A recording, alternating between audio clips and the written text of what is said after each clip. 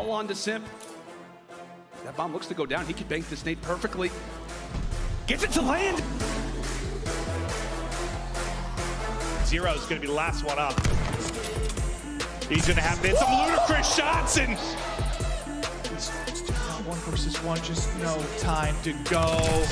No, okay, what in the hell? All on to Sky's a 1v2. Able to beat him to first, and he does see. He sees the shots. Bends to back up, and Smart, can he lay down this objective in time? Is he getting prepared? Using the sight, but it's Sky's clutching out. Pushing from Thieves has to come in, and has to come in quick. It's gonna be 3 kills that come their way. It's Scump to find 2. Can he break it open on his own? The key lives on, and it's all 4 for Scumpy. So Draza will find the kills. So for the Subliners, you've got the more preferred side if you do want to try and break this hill. But Thieves, the trenches are dug, and here comes the rest of the Subliners. The shots are in from Eggboy. My goodness me, how accurate with the MP40. Then they got it. It might be Nicky D. He's a sneaky man. He's making the flank happen, trying to break his way in. A second! Oh my God! They've broken in! And Seattle Surge have just done it! All on to Simp. That bomb looks to go down. He can bank this nade perfectly. Gets it to land and takes down Neptune. The bomb does not get planted. 20 seconds and he can catch Paul. He'll catch Paul! The great work out of the young god now brings it to a 1v1. Simp versus Krim, and he's got the clutch. Matt for Minnesota ROKKR. They just gotta get there. The crowd behind them, a nice lead. This man, I talked about it on the pre-show. He loves playing OpTic, and there you can see that 3-piece coming in. He's always lived for the moment, right? He's always lived for the moment, and he is rolling right now. Find something here, bring this back into a very, very close game, and he's sitting the shoulder and coming in. Takes out Octane as well, turns and burns, and it's Shotzi again! Oh! Shotzi with a 3-piece! 4 HP, and it's Awakening that's able to snap is to rack up the time. And he is just hitting right now. Hitting on Disguise's forehead is in range. The MP40 locking it down. Oh my gosh! Give him 6. Asim still towards the top, so Ultra not easy to stay alive in the point, not if you're sliding in front of him like that. Hello for number 2. I mean, technically Asim is slowed down, but still leading the lobby. Getting hype off that one. Screaming him, letting him know. Unbelievable 5 now from Asim as he just keeps on going.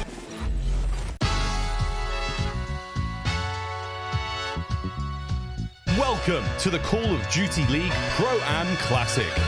It's pros versus amateurs. Simp versus Krim, and he's got the clutch. All 12 CDL teams are locked and loaded. Oh my God, inside! Ready to square off alongside the top 4 challengers squads. Okay, what in the hell?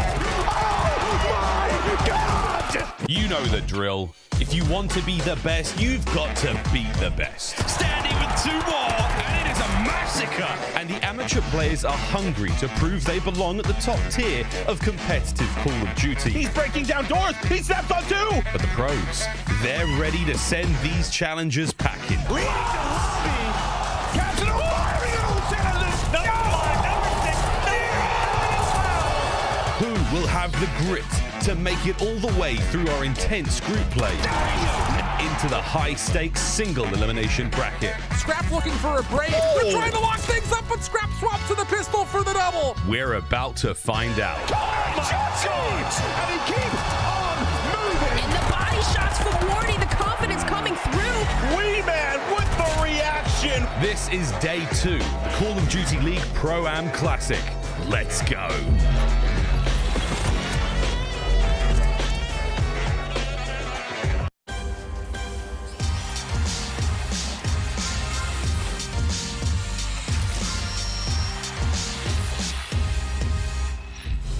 Oh, baby. Welcome to the Call of Duty League. And of course, this is the Pro-Am Classic. And what's on your screen right now is a beautiful Belong Gaming Arena out here in Columbus, Ohio. And what's going down right here? This is the last day of group stages. And as you see the players get ready and they're conversing about what's to come, this has been an incredible event so far. So we have the top 12 teams from the CDL facing off against 4 of the top amateur teams in Call of Duty. And people will usually think that on paper, the pro team should smash them, right? Nope. Us on this desk, we already know the deal. go. Toronto Ultra Academy had a big upset. We're also seeing some other professional teams climb up in the rankings, but still, at the end of the day, Atlanta Faze is looking better than ever, and no one knows how this event is going to turn out, and I can't wait, because right there on that floor, you guys already know what the Passion Pit is all about. And here on this desk, we're going to break it all down. I'm your host, Veli, of course. We got Ali, we got Nameless, amazing analysts, and Ali, today is the last day of group stages. We've seen 2 teams get eliminated yesterday, and today even more are going to be gone. It's the last chance for some of these teams to still make it out of pool play. Again, it is an 8-bracket single elimination, so this is just the battle before the war. You got that right. Nameless, man, do you think that we're going to get some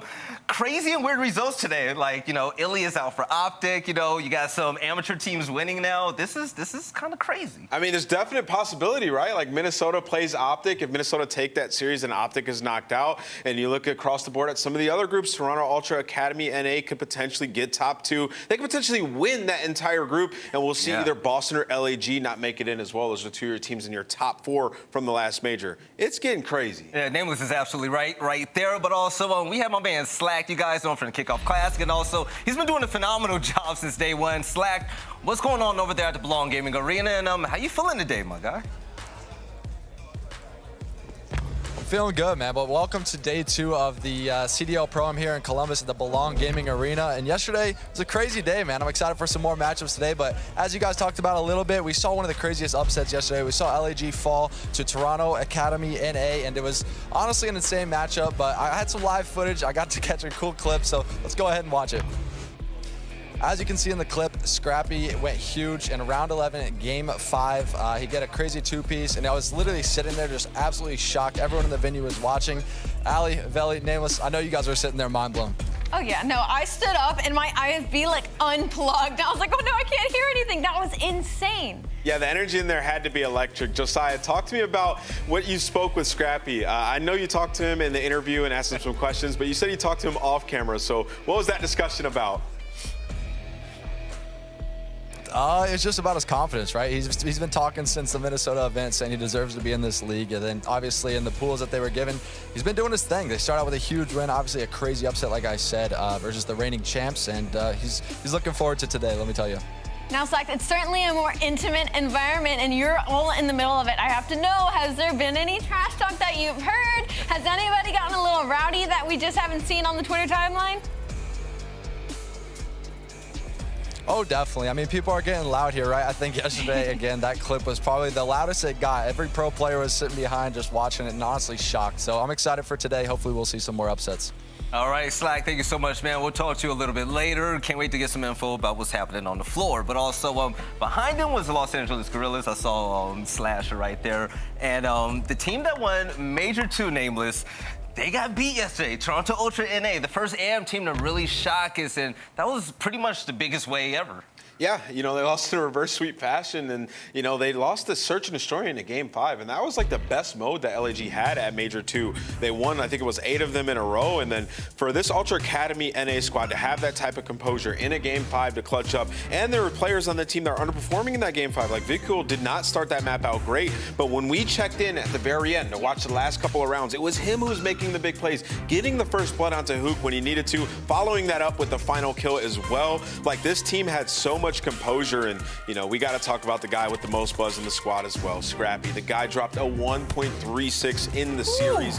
That is just a ridiculous stat line, and certainly something that'll put you on the map. The storyline has certainly been Hixie and Scrappy. I mean, we saw a little bit of Hixie when he had to sub in for Toronto Ultra, and still did incredibly well. And then the buzz around Scrappy, we've all seen the clips. And this guy isn't all bark either. He's bite as well. I mean, he dropped 41 and 21 in a Berlin control over LAG. I mean, that is your rating champ for Major 2. Right, and take a look at the stats right now. Ladies and gentlemen, this isn't just head-to-head. Scrappy is #1 with everybody in the mix when it comes to percentage of team kills and non-traded kills per life. So he gets a kill plus more and just doesn't die. That's incredible, right? So, Ali, seeing amateur teams really pop off like that, I mean, it's nice, and hopefully Toronto Toronto Ultra Academy NA goes even further. No, it's fire. I mean, we do have 4 teams here in the likes of Team War as well, pushing London Royal Ravens a little bit to the edge of their seats yesterday. And we did see a lot of the series were actually in 3-1 fashion, meaning that the challenger teams were actually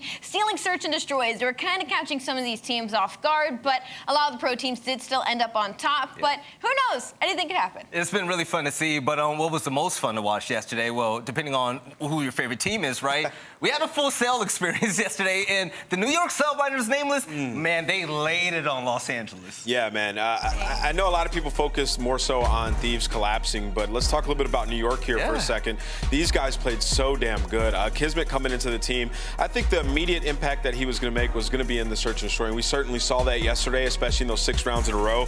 He was the initiator. He was the guy pushing up first. He caught a couple big 2-pieces, big first bloods, and that's exactly what you need. You know, in this last iteration of this roster with Neptune, while they had some decent moments in the last couple of weeks, they were lacking that search and destroy prowess. At times, Neptune would make 2 individual plays. He had a .8 in search and destroy, so there was a big change there. On the flip side of that, though, I mean, LA Thieves, it certainly was a breakdown. Like these guys in that round number 8, when they got the first blood, they should have been able to close it out. However, they weren't able to. They had a man advantage. They threw it away, let them plant the bomb, and that is tough if you're an LAT fan. I think my favorite bite was from Kismet, from the fact that in map 1, he didn't really do a whole lot. He got a lot of that hill time, though, and then when it came to the full sale, he said, you know, I wish comms were taken into account here, because he went from a 2-5 to a 10-8 by the end of that full sale in S&D, and you saw the in-game change, right? You saw the mid-decision making of like, you know what we're doing right now is not working. We need to make this change. And I'm looking at Kismet for being the one to say that. Again, he brought up how the comms were different, and they ended up taking the win in the series. So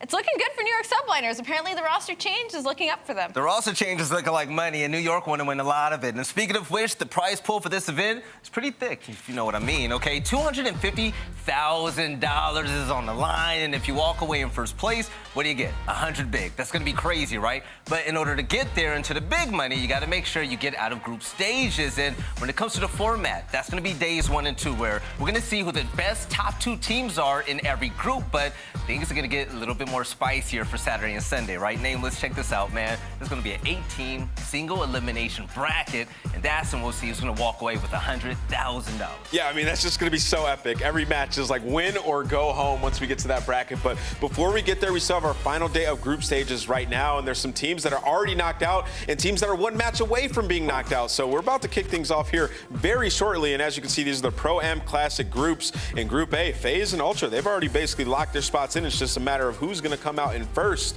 And then in Group B, you can see as well, Mutineers looking great, Val. Right, Toronto Ultra racking up 2 big wins, and we all know they needed that. But Group C, you got New York on top along with London. Group D is going to be the interesting one, right? We still don't know how this is going to play out. You have Boston and Ultra Academy NA in the lead, but at the end of the day, a lot of things can definitely change. Yeah, LAG can still make it out of that group as well, right? Like, they win their next 2 matches, they'll be in a good spot. And then also, LA Thieves, a team that a lot of people are writing off after that full sale, they just have to beat Ravens and Team War. They win both those matches, they're still top 2. Those are 2 extremely winnable games. So. Yeah. I mean, we really don't know how those last 2 groups are going to end up. Right. Now, I don't know about you guys, but I'm a big football fan, right? And if you guys know all about Red Zone, we're giving you that type of experience, but in the CDL way, right? We're remixing it just a bit. We don't have just 1 stream. We have 4, baby. If you're a COD fanatic, this is great for you right now. We got the Alpha stream, a.k.a. the main stream. Got Bravo, Charlie, and also Delta. So you can catch your favorite teams, favorite players, and also your favorite matchups. Allie, this is a smorgasbord of just, you know, big plays and streaks. It's literally never-ending action. I love this format because no matter what you're doing, there's always going to be a match on live right now, and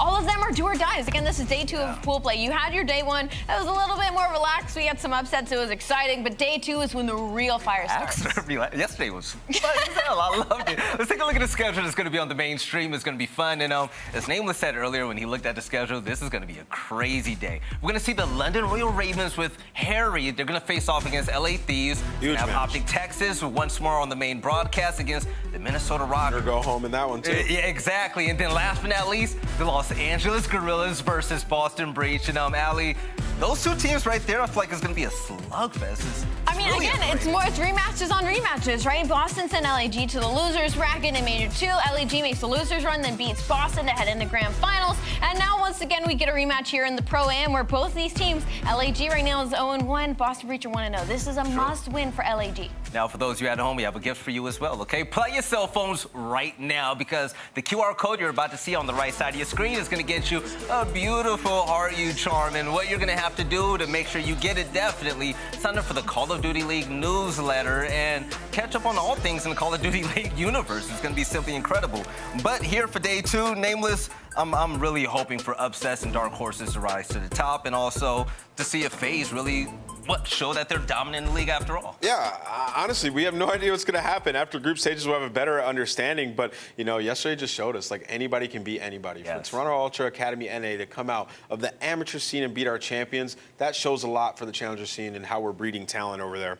It's going to be crazy. You got that right. All right, ladies and gentlemen, we're almost done with the pre-show, but we're going to go to a break right after that. We're going to talk about the results from yesterday and also what is left to come for today before we jump into the first game of the day. We'll catch you guys soon for some more Call of Duty action.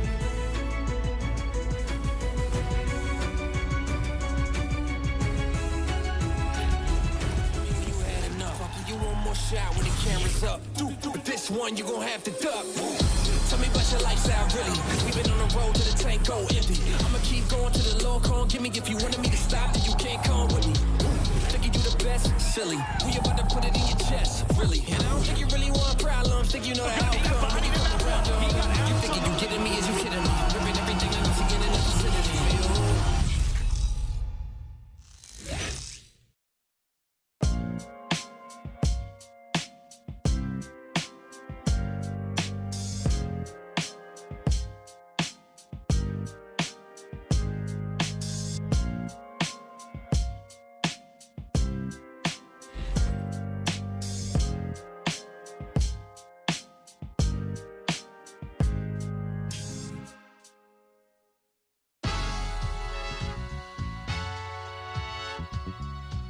Welcome to the Call of Duty League Pro-Am Classic. It's pros versus amateurs. Sim versus Krim, and he's got the clutch! All 12 CDL teams are locked and loaded. Oh my God, inside! Ready to square off alongside the top 4 challengers squads. Okay, what in the hell? Oh my God! You know the drill. If you want to be the best, you've got to beat the best. Standing with 2 more, and it is a massacre. And the amateur players are hungry to prove they belong at the top tier of competitive Call of Duty. He's breaking down doors. He snapped on 2. But the pros, they're ready to send these challengers packing. Leading the lobby! Captain Mario Dennis! Who will have the grit to make it all the way through our intense group play and into the high-stakes single elimination bracket? Scrap looking for a break. They're trying to lock things up, but Scrap swaps to the pistol for the double. We're about to find out. And he keeps on moving! And the body shots for Wardy, the confidence coming through. Wee Man with the reaction. This is day 2, the Call of Duty League Pro-Am Classic. Let's go.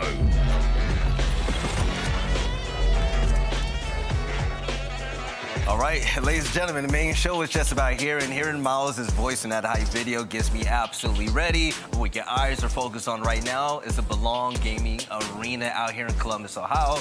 If you guys are in the area, you might want to check it out. It's a pretty beautiful land center, but what you see on your screen is going to be it. The London Royal Ravens are going to take on the Los Angeles Thieves. This is going to be a must-win game, especially for the Los Angeles Thieves, who had a pretty big L yesterday. And this team, they have a lot of demons that they're currently facing as they show that they're a real deal here in the CDL. And when it comes to this match right now, this is going to be our first time taking a look at London, especially after seeing Gizmo go away and seeing Harry come in. Yeah, I mean, I know they played yesterday. They weren't on the mainstream, so we didn't get a chance to really dive deep into their gameplay. But after looking at the statistics, it looked like Harry really fell into place right away. The guy had a 1.71 in the game 4, plus 15, absolutely taking over to close out that match. Now, granted, that was versus the Challengers team in their group, but for him to be comfortable like that is fantastic for this team. I mean, we know Gizmo's been going through some things, and at the last 2 majors, he did underperform individually. So I'm thinking having a guy like Harry who's been grinding and fully focused on Call of Duty is going to actually help them out tremendously. And going into a match versus the LA Thieves, who have been down bad,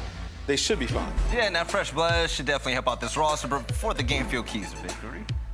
For the game fuel keys to victory, well, they got to continue to gel with the new roster. Harry, like Nameless said, has a 1.22 KD lead team and 3-1 win over Team War. Now, it was actually a fairly close series. I believe the first hard point was 250-241. Following S&D, they lost 6-5 to Team War, and there was a 3-2 Gavutu, but that game 4, it was lights out with Harry going 36-21. And find balance in your S&D situation. The London is first in first blood conversion, but they're last in 3v4 win percentage. So they're getting that first blood, but they're not taking advantage of it. And Afro winning his ones. He's second ranked KD, 1.24 in 1v1 SMG engagements. Again, we've talked about Afro and being probably one of the most comfortable SMGs in this game thus far. When he's popping off, London is in a very comfortable position. Or on the flip side, LA Thieves, they have been struggling even with their SMGs popping off. Right, and especially with that roster change that we saw happening, they're going to need to absolutely bring it against Afro. Afro's been tearing up this stage just this whole year with that SMG play. But when it comes to the Los Angeles Thieves, Ali,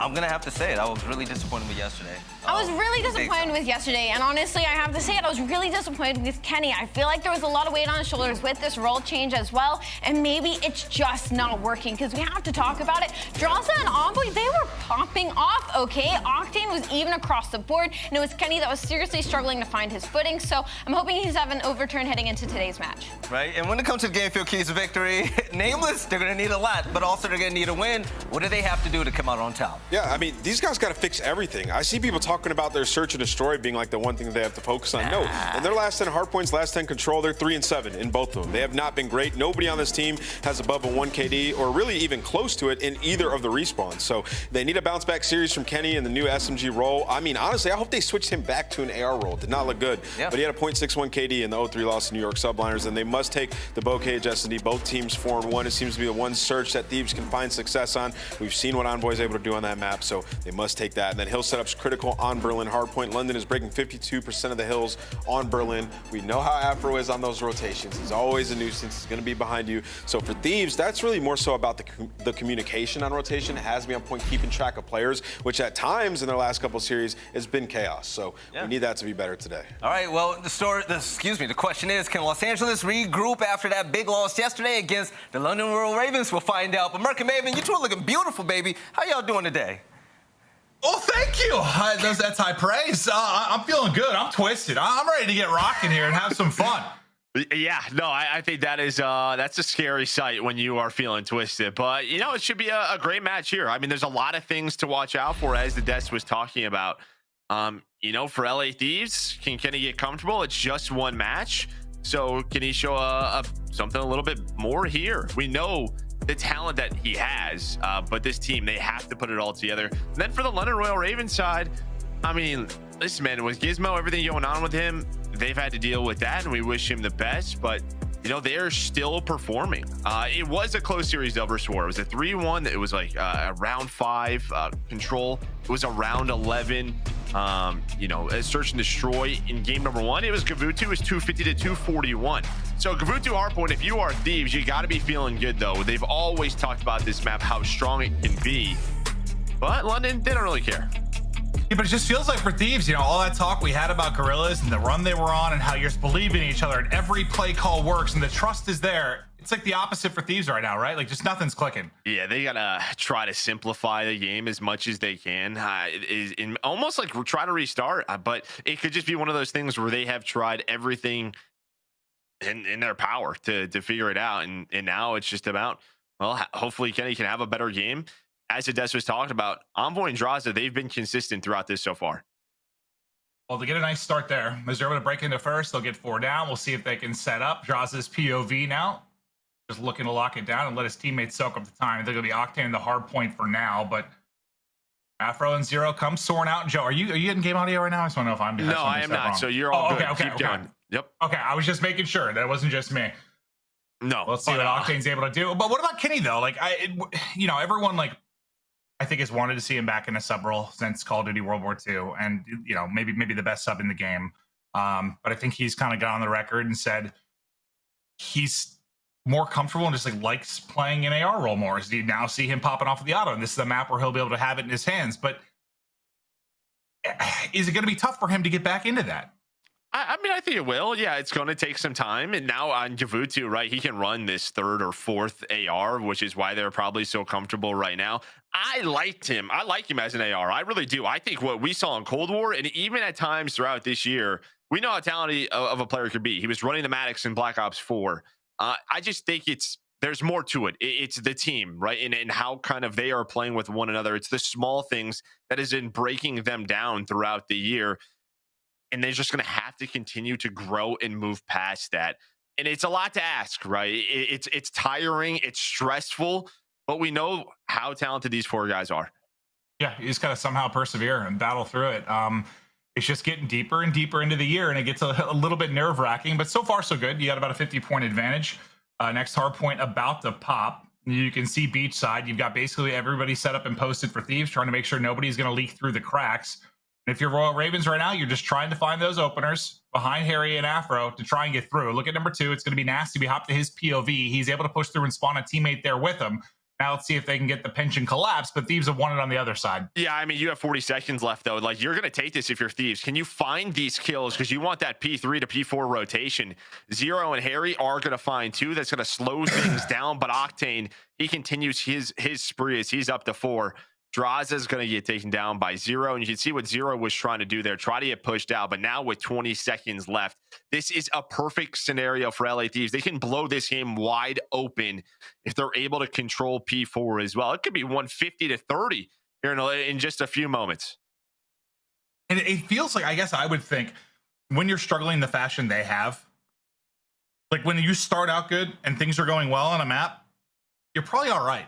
It's like when you get tested, though, and things start to go south, that you really start to struggle. No, 100%. Yeah, it's kind of just those second or 2 situations where if they go wrong, the game has changed. And I think that's where, yeah, they have had a ton of issues, right? And I assume it's going to be communication. Maybe someone trying to do a little bit too much on the map, trying to take it upon themselves of, all right, if I make this play, it may not be the right play, but if I make it, we might win the game. And maybe that's just it. But you see here, London Royal Ravens are able to break through Cliffside. Now they have them kind of in a spawn trap as we go 4 to P4 to P5. But Draza with a 2-piece trying to get them out. And this was a much needed break. You would love to get the rest of this time, just keep them pinned in the back. But yeah, maybe Draza's play able to get them out. But I think it was nasty on 4 in a row that kind of got that opening for him for a second. But it's just kind of scary hours right now. You're going to be down 100+ points. Not obviously in the best situation if you are London Royal Ravens trying to fire back into this, but if they're going to bring it back to you, if they're going to make a rally, where's it going to happen? Yeah, it's going to happen right here, P5 and P1, right? This is where you can kind of combine 2 hills together. And if you're LA Thieves, this is one of those situations where we're looking at, don't allow them back into the game. Either have a good break here at P5 or make sure you are rotating and kind of getting in a position to set up for P1, right? Just stop that bleeding. Don't allow them an opportunity to get back into it. So far, so good for Royal Ravens. You saw a terrific day Harry had yesterday. Struggling a little bit right now, but maybe if he rebounds, that could be the difference. But he just gets his head peeled. That's Kenny at long range. The melee tried to come through, but Octane's able to snap and deal with the fight. As now they're looking to build this lead up once again. You've got 2 people kind of on the rotation trying to take the fight as we get close to our second set of rotations, but it'll be Royal Ravens there first. Yeah, I mean, you'll take these 20 seconds if you are LA Thieves, but for London Royal Ravens, they have this P1 rotation. Draza, he's trying to set up the pinch now with that first kill. Harry, he's going to spawn on out. Where's the rest of the collapse? Here it comes right now. Envoy with the opener. Envoy finds 2. Draza's going to find the 3rd. Harry comes off a spawn, is able to take him down, but that's a break that LA Thieves needed. Well, needed if you want to put them away now and not give them a glimmer of hope to get back into this. Now you get Octane into a strong position with the auto in hand. It was 5 in a row before he dropped, but I mean, look across the board really for the team. I mean, it was a 4 streak for Envoy before he fell. Everyone kind of sitting in that 13 to 15 range. It's been a collective effort. Yeah, collective effort, but this is like the map that they talked about since day 1, right? Just don't play us on a Gavutu respawn. They have a couple of losses, but I think they're just very comfortable on it. Everybody kind of knows what they need to do, and it's a map where you're not running 2 SMGs, where they felt like that's kind of been a major issue for them. They can run 3 to 4 ARs. You have guys like Draza and Kenny who can do things like this. Yeah, they make it look like a sub at times. The Otto's kind of a wild gun. You can, other than the clip size, you can get away with some nutty stuff for sure. But it's Envoy, it's top ship. That was 3 kills through for Royal Ravens though, and they're just trying to hold on. So if you sit here at second, you've got pretty good position. Can you somehow chain this, maybe all the way through third and fourth, and make one of the crazier comebacks we've seen? But it's been all Thieves thus far. Yeah, it's just those leads we talk about in Vanguard, right? It's just a little too much. You know, with a hill like P2, you know, like Thieves break on through, at least control the middle of the map. Zero, he's starting to work on over towards that third hill, going to try and flip those spawns. And Thieves, they're investing here. They're going to try and fight for the scrap time just due to the lead that they have. And it's going to work right now. Octane and Kenny able to find some kills. For Zero, he is just set up on the beach, and he's going to give them their spawns. And Nasty's here disrupting this, but the final 10 will go over to LA Thieves. And they know if it was closer, yeah. If it was closer, that would have been a pretty good sequence. I mean, you made sure they didn't get all those 20 seconds. You got the spawns. I mean, it's a nice little sequence from Royal Ravens. You just are in such a big hole. Here comes Afro. And behind one, nice snap onto the second. There's the clearance. And Joe, I know we have not seen a lot of wild comebacks just due to the nature of the maps and the spawn system in this game, but you hold here, you're down what, like 30 or so. If there's been a map we've seen comebacks, it's this in like Berlin, right? Those are the two that have some more traditional kind of rotations where you can punish teams, and there's a chance here. 4 dead, 1 tight dead. Now they have to get pushed out though, right? You're gonna have to try to flip the map. They were able to break P4 on the first rotation through the map, but they continue to find kills. It was a team effort on one side. Now that has just flipped. As you can see, London Royal Ravens, everyone's starting to heat on up. Nice win. There's still another one out deep, though. That's going to be Draza is trying to watch that wide push through. One has leaked through. It's going to be Zero, and it's Draza again. So not only does he pick up one beach side to make sure that is clear, he's able to snap back and also deal with another. And that moment there might have saved this comeback, but we're not through it yet. Yeah, they were able to break through Cliffside last time. That's where to start. Nasty's going to find the first one. Afro with another, and here we go. But it's Draza, as you said. He's on 4 in a row and 4 huge kills to try to seal this map 1. But there's still a chance, an opportunity here for London. They're finding all of the slays on the map, and now they have them stuck back here. This is the chance to kind of pin them in the back from P4 to P5. But this is where I believe Draza came and picked up 2 last time. They kind of got them out of the point quickly. They can't allow it to happen again. They get cleared, though. Everybody's going to drop outside of Harry. And you can still win it. You just need about 5 points here if you are Los Angeles Thieves. And Draza has been an absolute monster in the closing moments. You've got to contest every second. Hold on. Just a few more, and you get another hard point. I think we're going to get another hard point here. I think we are. Another tick. There we go. We're going to see another one. Look at the map. Yeah, LA Thieves all the way out. Afro, he pulls out the MP40 there to get on the hill, and he finds 2 kills to give them a chance. Now they can win it here. They can win it here. You see where Los Angeles Thieves are spawning out. Draza was able to find one ringside. That's going to allow them to get boat control. Now the nades have to hit on the hill. Make this messy if you're Los Angeles Thieves. I'll see if they can break in. These are the moments where they get tested, where they've been collapsing as of late. Can they step up and go huge for the squad now? It's Octane and Kenny. Kenny actually with 2 in the feed. That's going to be huge to get them in. Somebody's got to contest and just able to get in and get the kill. With 2:49 on the board for Los Angeles Thieves. It's Nasty going huge. They're still in contest. They're still going to be inside. Afro this time able to pick it up, and they've got the close spawn. Oh, this is one of those situations we were talking about. They need 1 more second. Nasty and Zero are holding on. I do not think London can win here, though. So there's going to be a rotation on over LA Thieves. They're going to do it. Oh, my God. Oh, man, was that close. See, that is like almost literally what I asked you at the midway point. Like, you know, when things are going well, they've seemed fine. When they start to get tested within a map, who's going to step it up? And I think you could talk about Draza over towards Satellite, maybe Kenny's 2 kills, the one-on-one that you're able to win the point. Like, there are a couple of moments, but still, that's like, it shouldn't get that close. No, I mean, props to Royal Ravens. They made a run 100%, but like, it still feels like Thieves fell apart a little bit. Yeah, well, I mean, the way that they were kind of playing just with that lead kind of gave them that opportunity. There were some chances where they could have rotated, but they played for the scrap time, and that's what that turns into. But the lead hangs on. There's the stats you can see. I mean, when we first looked at it, it was just all Thieves who just, well, they were all positive. Everyone was kind of, stepping on up. They put it together a really good game.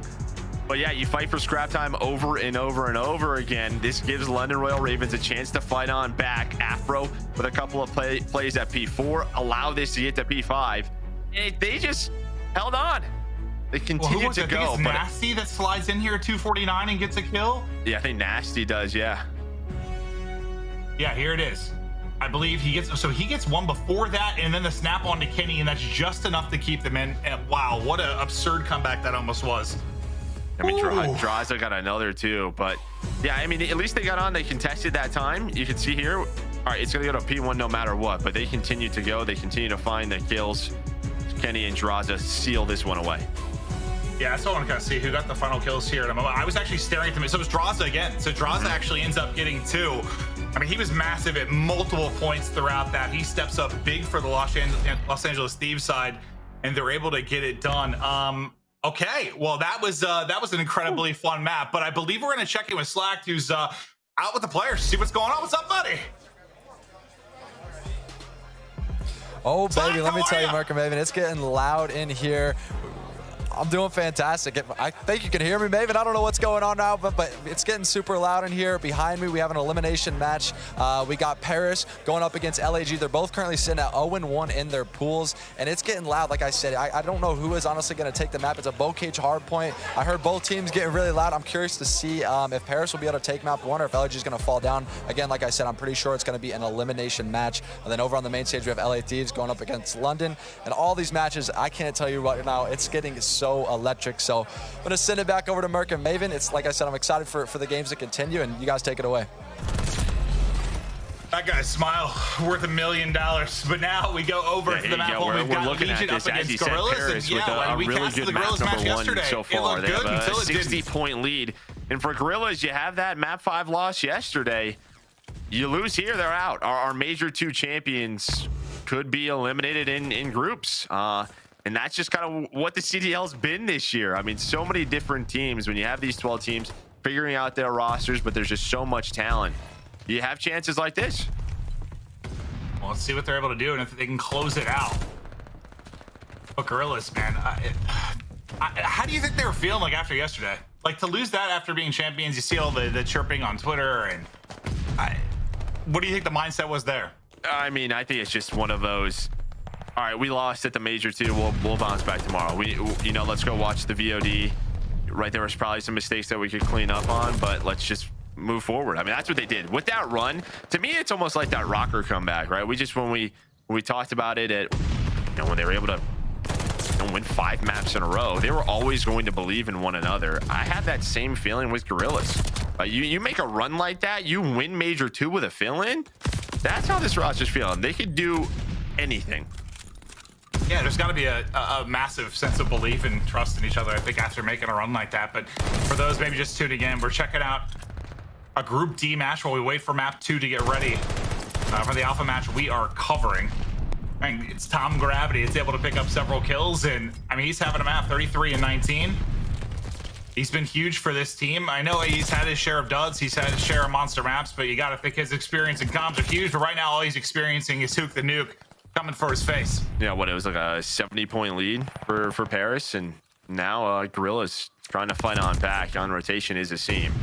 But I believe this is happening on Bravo. Remember, there is 4 streams, so you can check them all out. Alpha, Bravo, Charlie, Delta games going on all day long. Here's a look at that beautiful 4-box, where we're going to head right back into this alpha game. LA Thieves able to take that map 1. It got scary, but they sealed the deal. Yeah, it's just if you get that 5th round, let's go ahead and maybe get the 6th. Based on how yesterday went, but it's going to be 0. We've seen some of his plays he's been able to pull off on this map with the sniper in hand. We'll see what he's able to do, but it's a slow build up right now offensively for Thieves. The first chow's going to come in. The trade is there, but if you're Afro, at least you're able to take down 1, and it's a crucial position on the map. I mean, we saw some of that in our series yesterday, some of the crazy situations for Hook from that spot. There's a pick though. Yeah, 0 just watching the cross the bomb. Kenny just trying to slide and get some information. But he's he got information. Yeah, it's information. There's a sniper back there. Yeah, that was probably. So he sees the glint and then he's gone. But Draz is going to turn this into a 2 versus 2. As well, the London players, 0 and Harry, they're off. They're in the offensive spawn. They've kind of flipped the map. very decisive, right? And not for LA Thieves. You got to put this bomb down somewhere. Well, this is some of those scenarios where they probably struggled, right? Like that mid or late round 2v2 type situation where some of the calls haven't gone their way. Let's see if they can step it up in clutch. Yeah, I don't know if it's one of those situations where there's too many people talking or nobody's saying anything. Oh, Zero just misses. Octane's going to get away with it after he plants. That's one you probably need to hit, considering how good his sniper has been. Octane gets out of a situation probably no right doing, but now under 30 seconds to go. Just trying to find it, trying to give a haircut. Octane, though, able to take down Harry. Now Zero going to feel the pressure. He's got to go. Going to get tagged up, just trying to go vertical. And I thought for a second maybe get into the cheeky spot to be able to connect with the pistol, but he will fall. And Draza and Octane, they're able to take it. Yeah, I don't think Draza thought he was going to be in that position. You kind of saw it there from the camera view that we had. Draza is thinking he pushed forward, just going for that trade, but a nice 2 versus 2 win. I mean, really, it's a 2v3. Draza with a very quick trade, and then into the 2-on-2. It's really just down to the snipe for me. If Zero is able to connect on Octane, force Draza in the 1v2, they're probably going to win that round, but he misses it. He allows them then to get set up. They're watching each other's crosses. LA Thieves win round 1. Yeah, it's just a very different combo if he's able to hit the snipe. But now they come soaring in, and where Afro was able to get 1 kill from that position, Draws is just going to kind of get smoked. Then a flurry of trades back and forth. Kenny is hit down to 9 HP. Then he's going to drop, and a wall being through, going to take his head off. And Octane's like, pals, where'd everybody go? Was that Irish, Scottish? I don't know. It wasn't good. No. But now, yeah, Octane in a 1v3. You can see Zero kind of watching the crosses. He stops shooting on to Harry. And he's just ready for the next gunfight, right? Just kind of how this plays out. You saw it from Envoy's point of view. As soon as Draza drops, he goes for that trade. The numbers over to London. And here's a look. That map still going on Bravo. LAG, they have made the comeback happen. In Paris, though, they only need a couple of more points. 5 for LAG. What, 12 for Paris? Tom Gravity's on 42. Can Paris do it? Well, this has got about as deep as it can. You got 37 seconds on the play clock. 245, 245. They're picking up the kills. Temp going big. Gravity finding the kills. Paris. They will close out the map 1 despite the comeback from Guerrillas. I mean, I guess in a way, kind of similar to our first map. You kind of hold off the comeback and you're just able to sneak away with it. Yeah, now into this round, back on offense is LA Thieves. They've worked the middle of the map. Bombs actually planted at B. Draza just drops on down. Doesn't see anything, gets the plant. Now here comes the retake, but Envoy and Kenny gonna take down 2. You're left with Zero and Afro, and Envoy, you know, you're just gonna make some plays after you find a kill on Bokaj, and he's doing just that. Yeah, he's sometimes a player that'll sit still, but more often than not, it doesn't really matter what the number scenario is. He is gonna go hunting for that kill or trying to find an opening, and in this sequence, he's able to do it. His teammates pick up the final one, and they'll get the round win. As they just kind of talk through things.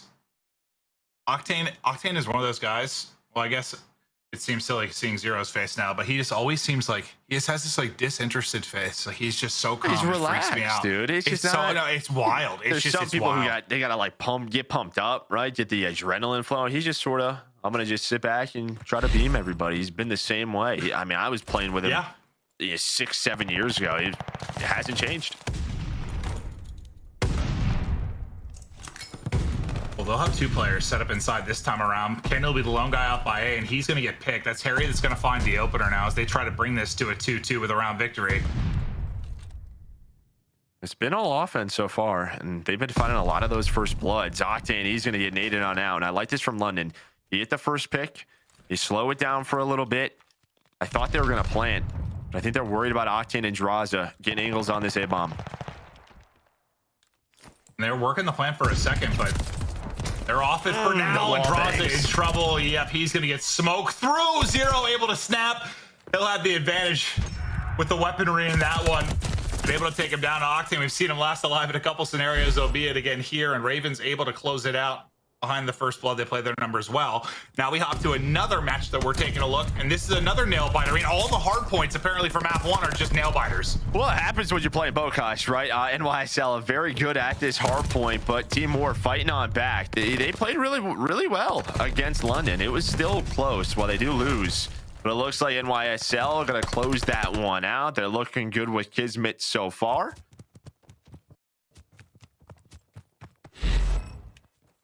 I mean, we had what, the 3 hard points we've seen, it's like a total of 20 or so points separating the squads. I mean, as you said, Bokaj, but even the Gavutu, they've been so close. But now back to our alpha match. Thieves, Ravens, all tied up.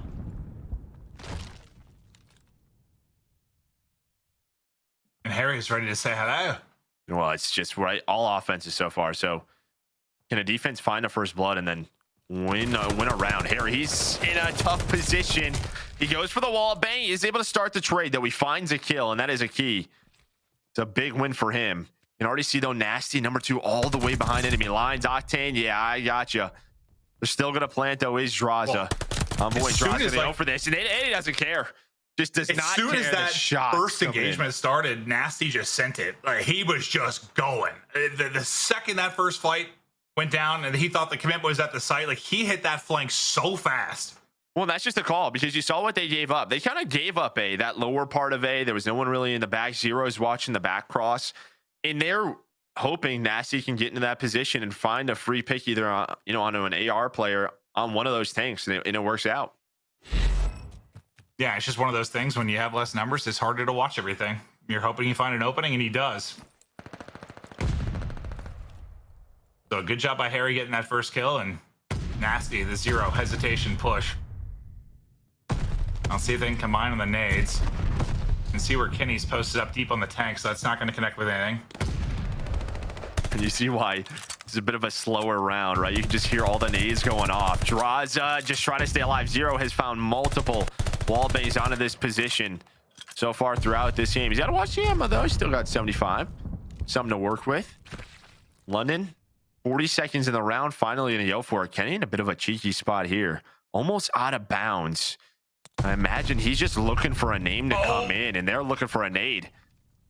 He does get hit. Hello, Harry. I'll see you later. But it was Nasty who found the first blood. That'll put us to a 3-3. 30 seconds to go, and they're going to wrap this out. This is Octane, who's tucked away.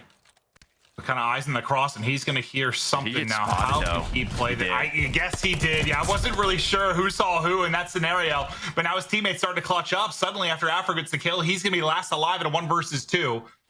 15 seconds to go. Just trying to get bomb back, and he'll try to get this down. But the peak's going to come in. They're able to take him out. And after Octane got picked, I thought they might be in trouble, but the squad steps up. Yeah, I mean, you saw Afro on the cross, right? He's hitting those stairs. I think, it was Kenny who gets that information. That one player does cross over towards that B bomb. But, then the numbers play out. They have the 1 versus 2. They hear the bomb being picked up. All right, they know. 6 or 7 seconds left. He's got to put the bomb down to find the final kill. Now both teams respond with an offense of their own after making a couple of adjustments. We're checking out one of our other matches. Looks like Boston Breach was able to take the map 1. We're now 4-4 in the game 2 search and destroy. And Scrappy's out of it, though. This is the guy we saw drop 12 or 14 here yesterday, I believe. He had a hell of a map. Yeah, and he wants to. He thinks TJ's horrible. So we heard that in the post-game interview. So he's trying to take it to him in this game. But Boston was able to take the first map, so they're up 1-0 in this series. Over on Alpha, we're into a 1 versus 2 for Draza. They get a 1 versus 1. He hears the second little bit of fun. Yes, the push comes in, but he's still just able to snap. Looks like he obliterates his kneecap. I thought the movement got a little awkward and he was going to get caught, but I don't know if that's some missed shots or just a nice snap from him, but he's able to win the 1-on-1. Yeah, it's a bit of a regain because you are right. It looks like he's going for a slide here. He wants to hit the slide right towards his position, but I think he saw him, he sees him, and then just immediately snaps that shoulder. That shoulder comes in. Headshot. See ya. Yeah, that's almost where like he gets caught with like a bot movement almost, but it's just like, all right, I hit my shots, and he wins it. So the edge back now to Thieves. 3 in a row for Draza. Kenny just hammering through one of the 60 walls and windows. I mean, what a match Draza's having, right? When you talk about clutch kills, he's got pretty much all of them for Los Angeles Thieves. Envoy, he's going for a notorious Envoy flank. Zero's going to take him down as that bomb is planted. London trying to tie this one up 4-4. Draza reads that peek from Zero, but not able to find the kill. I mean, he's seeing everybody. They're all there, but he cannot finish him off. Oh, he like checks it and then just like kind of gives it up. It gets awkward and he falls. Now you have the 2 versus 3. Now Octane last alive again in this situation several times. Not able to come through with it. Ravens, they'll tie it up again. Yeah, and that's just with that fast plan. I mean, that fast plan comes in again. London just so quick with their decisions, how they want to make that play.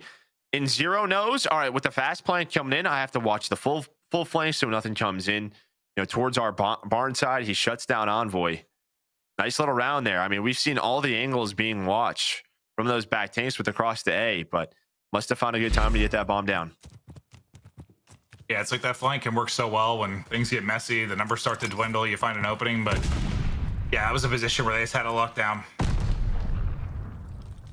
The 4-4 we go. And you've got a pretty heavy presence, I was to say, before Aries started to wrap out. They were pretty B heavy. Still are. Yeah, right now they're just kind of watching the crosses, right? That's what Afro's doing, watching the cross over towards A. Same with Harry in the back tank over towards the bomb. And now Afro, he's gonna go. He's getting isolated though. Trying to play his life. He does. Here comes the trades from Nasty right through the front door. He's gonna take down Kenny and Envoy, and that's just can be Bocage. I mean, right? Nobody's watching a specific angle, and after the first blood, it is all London. Yeah, it's just like all those gunfights like go down to get that first kill. I mean, honestly, Afro just living that little extra bit, like the little scramble he did to survive there, kind of left them out in the open long enough, I think, for Nasty to come in and get the kills. And that's the thing, they're not even gunfights, right? Nasty just comes out and as you did, because he buys enough time, it's 2 free kills. And by enough time, I mean, it's probably a half second. But it's the difference between them being in barn, right? And not having that angle wide open, or at least maybe be in a position to trade. But yeah, that little sort of staring at the ground scramble he does. Buys the time. Now they're a round away from tying this up at 1-1, but it's going to be Octane this time with the first blood. Gives them numbers on defense. Now, can they close it out? This time it's clean, and Octane is a beam, and he finds his second, commanding 4-2 advantage. Well, and I think they just got sick of Zero and Harry wallbanging them, so they go for those angles, and they take those fights right from the get-go. If you're going to play a little bit slower on offense, fine. We'll take those long-range fights, and that's what Octane does. He takes over the map, trying to send us to a round 11. Still a chance, though. Still a lot of time, and Afro's going to find that first pick. And he hears him. He's ready for it, but he just gets smoked.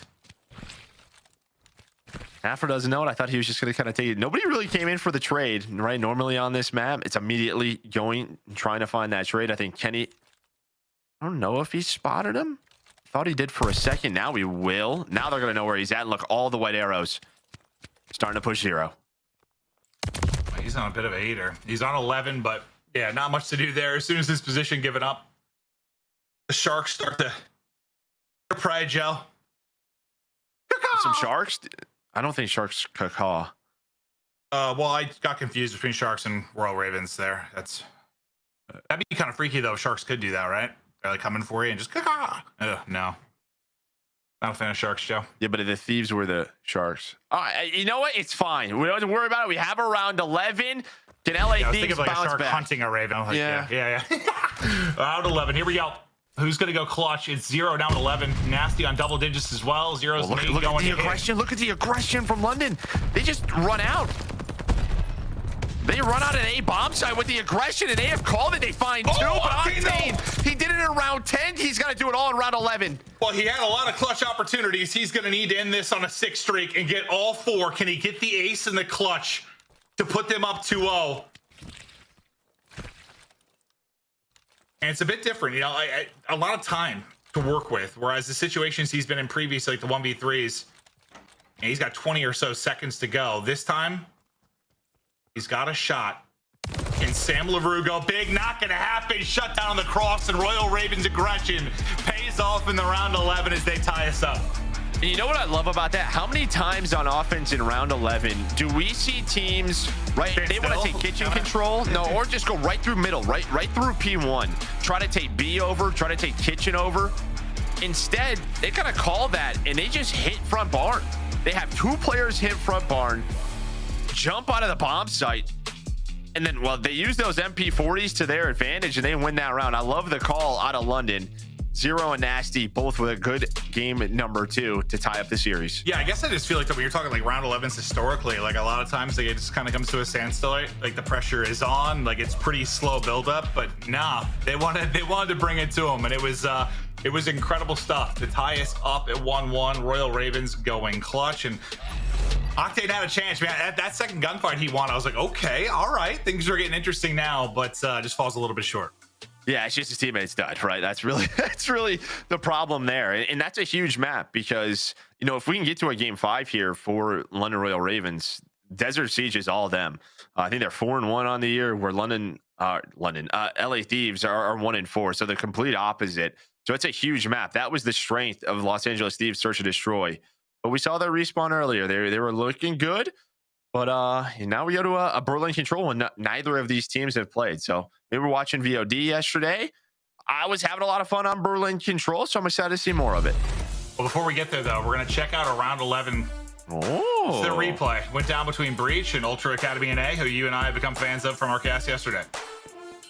Well, look at this. Nero's on 13, Cap on 9. It's a pretty slow offense here.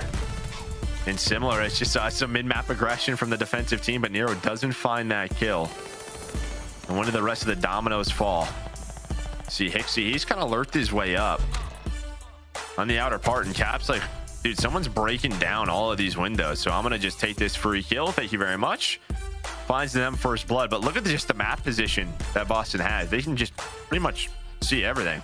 Exactly, yeah. They've got like every cross and bit of information they could get. You're gonna have to win some nutty gunfights, I think, if you're Ultra Academy and A to take this. Oh, they'll just take a free one. Yeah, okay, all right. We'll take the freebie to get to a 3-3. 35 seconds to go. The wall bang on for Nero, though. And now it looks like they're gonna try and wrap this out and plan it.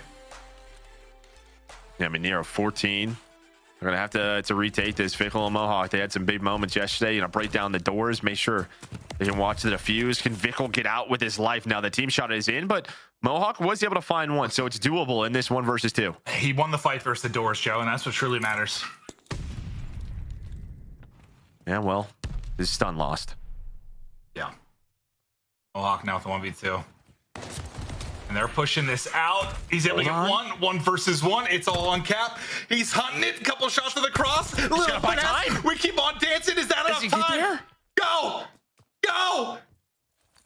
Oh my God, he just got it. 1 more second, and Mohawk clutches the 1v3 for the map 2 win.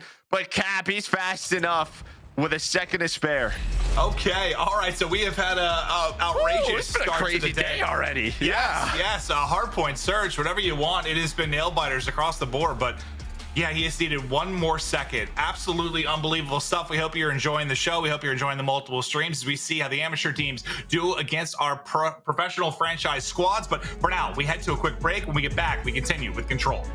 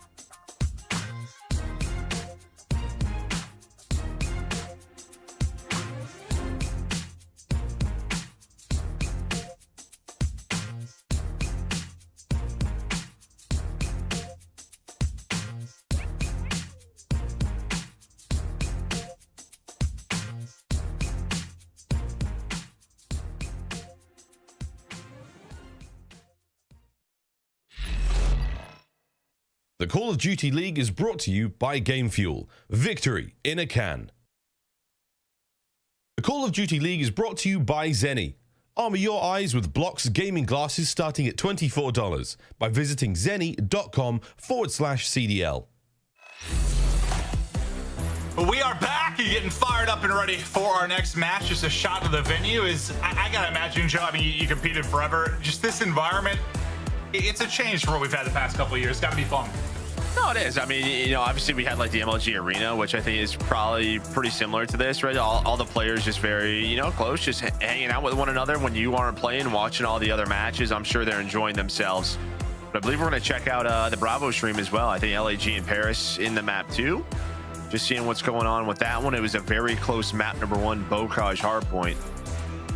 Or maybe we won't. Maybe we're going to see Berlin control. My light almost fell on my head, Joe, but I want you to know that I'm okay. Your light almost fell on your head. Yeah, I have a sandbag holding it. I'm not really sure what happened, but I just want you to know that I'm okay.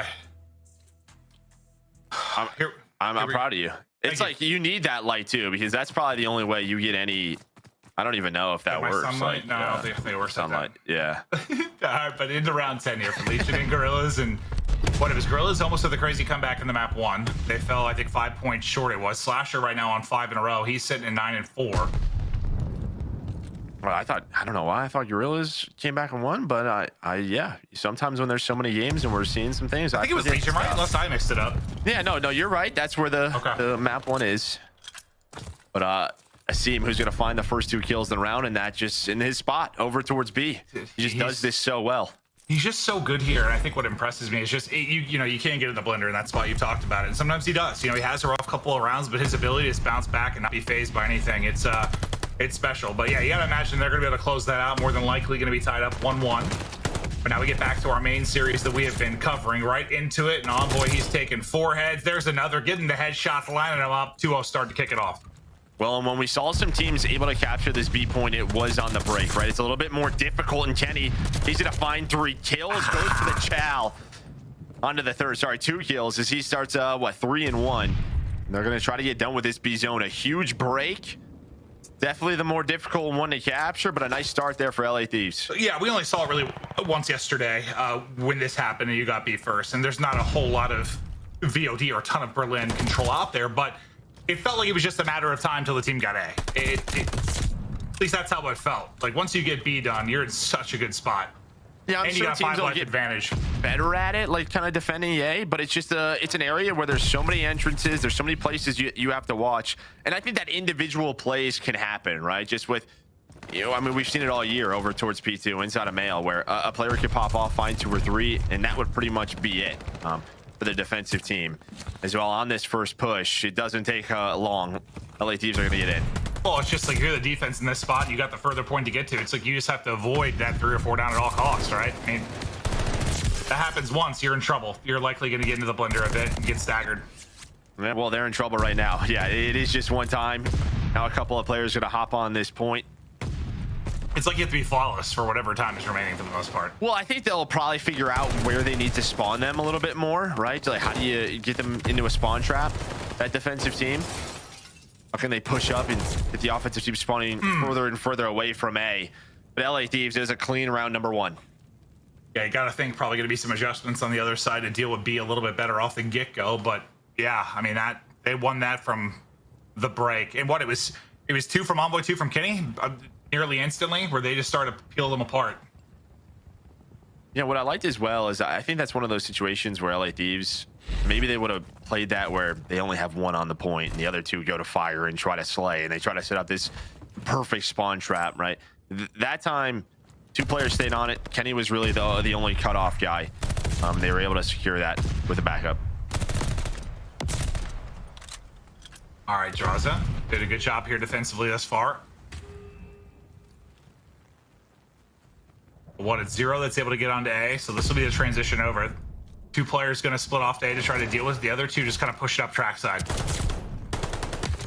Octane with the MP40, they try to jump on in, maybe make a play. Envoy on the flank. Needs to be the last one caught. For London right now, I think they're just going to keep 1 player on this, maybe just try to find some more kills, maybe set up try to get some map positioning so the rotation over to B is a little bit easier. But Octane, the nade connects, so that's going to be 2 dead. And because there's only 1 player on it, Thieves are thinking, all right, let's go. Let's try to stop this as early as we can. Afro was weak, but so was Kenny, and Afro's going to come out on top. This whole time, look at that number 7. Droz is just hanging out, dude. Yeah. He really likes trains. He's just inspecting the trains and the build, the engineering. He respects it. Well, it's a big spot once you're trying to deal with the pressure towards B. Let's see if he can win this 1. He's able to do that. So Droz will get the kill, but there's 2 players from Royal Ravens trying to push all the way through kind of fireside and wrap around the flank to set up this pinch. And Nasty are, right? And that kind of run from dockside all the way to B, it puts you in a tough position of where you want to go. Boy, I think they double nade Droz. Deal with him. Oh, God, little bit of dance. Little shoulder to try and get the information. Push is coming. Back and forth we go. Shot from Droz. Teammates on spawn, and they were going to be there to help regardless. As the 1v1 continued on for what seemed forever. Well, while that happened, Envoy was in the spawn, and he actually won a 1 versus 2. So for what London was hoping is that that player over towards B is able to find that kill, and then the reinforcements get pushed up into B. But Envoy does not allow that to happen. He says, nope, you're going to go back to spawn. So he won it on one side of the map. His teammates won it on the other. A good job for LA Thieves to stop that push, and now they're playing for this map position again. The pistol, we know it's so strong. They needed 1 more bullet, but Afro is going to take him down. Oh, maybe this is their chance. They got 2, maybe 3 down. Octane's really the only one that found kills, but he's finding all of them. I mean, that's not going to be 3 for him. Draws to them back up spawn, able to take down 1. It's 6 in a row now for Octane. 1 more to get the glide. Just trying to maybe look for a freebie. I think Nasty was trying to jump spot him, or actually it looks like he was taking a gunfight against Draza. Yeah, it'd be pretty pumped up if you're a Thieves fan to see this, right? Oh. Just to see Octane kind of individually. We've seen him in the past take over maps. You haven't seen it much this year, but 16 and 7. See if he can keep it up. Well, yeah, I mean, from an AR position for most of his career, one of the more prolific with your Claysters, your Formals, whatever, with the ability to just take over and drop bombs. 100%. That's been who he is. Now sitting at 17 and 7, yeah, it's kind of some vintage Octane. But now we're seeing Nasty getting nasty with it on the point. This is where he could do it. His 2 so big as he's now on a 4 streak. Line him up with the auto, try to get ready. 4v4. This is a round of S&D right here. LA Thieves are going to come up, trying to hit the nades. None are going to connect. Kenny, he's going to get caught. Afro with the beat. Now it's into a 3v3. Envoy goes for the flank, and he gets caught out. Now it's on Octane. What do you know? Talking if he can take over. Can he win another clutch situation in a 1 versus 2? He's had so many. It doesn't seem to matter the game mode, but he's got 1 on either side just trying to find the angle. Not going to happen. Man. And Royal Ravens, they're able to take that one in the final moments. That's one of those rounds, right? I mean, you have just a couple of lives, you have map positioning, and then the MP40s from London get them inside of B to win them that round. Well, and I think the big thing for me is just usually when that's the situation, right, and you're trying to push B for that long, typically there ends up being a little live disparity, like, I don't know, 4 to 6, somewhere in that ballpark, where you have the advantage if you're Thieves. Ravens just never let it get there. Definitely. I thought it was, and then I saw it was 4 versus 4. I was like, oh, okay. No, they kept it tight. They kept it even basically the whole time, and I think that was the difference for me. Now, we saw how well Thieves were able to break through B the first time around. This time, Afro says, no, sir, not on my watch. Oh, my God, he's getting dirty. He's a dirty boy. But Nasty's looking for number 7, trying to find that glide bomb. As, yeah, they deal with the B push. I mean, LA Thieves are thinking, yeah, let's hit it again. I want to set around pretty easily. But they have not found a kill now in this round. No, literally getting slaughtered. Kenny will be the first kill. They were down 6 lives. What felt like instantly. Harry coming through, 0, melting. And now you got some people on the point, though, here. Stop the clock for a bit. Try to get some progress. And Nasty's still just looking for this. And maybe they don't expect this. Afro, we know he loves the different routes on Berlin. He finds one in control. He just goes all the way dockside, wraps around where the bomb site normally is, and he finds 2 kills as they try to jump in A. I mean, Afro in this round's been massive. I mean, he's the one that really kind of stopped the push there at B. Incredible job to just delay any progress on A, and so far it is clean. You don't have a single point of progress. Afro looking to be the disruption again. Can he find a multi-kill yet again? A little double chow there from Thieves. And Nasty, after all that time, I don't think he found the glide. So he didn't do much this round, but his teammates did. I mean, I guess he didn't cost too many lives, so you always have that when you're playing control. Man, I feel like this is Oh, wait, no, he did get the glide. He got the glide. Okay, he has the glide. Oh, okay. So he's still, All right. he's got it. Well, that might be huge in the coming rounds, but you're in a very tough spot for your Thieves, and this is usually, I mean, even more than maybe normal, but you're down It said 1. It showed me 1. All right, no, he doesn't have it. He did die. I was right the first time. Or I'm just dumb. Well, might be a combination of both, Joe. Yeah. I mean, you've been spending a lot of time with me for years now. There's no way your IQ isn't shot down a bit. Right, it's just caught up. It's just caught up. Sooner or later, it was bound to happen. Yep. Thieves now trying to get to the spot. They're trying to just get to B, right? You know, with the tick change, they're just thinking 1 push. Octane, he's been outside of connector stairs for, I mean, at 20, 30 seconds. He's finally going to get caught, waiting for his teammates to rotate on over. Envoy is now the last man alive on this side of the map.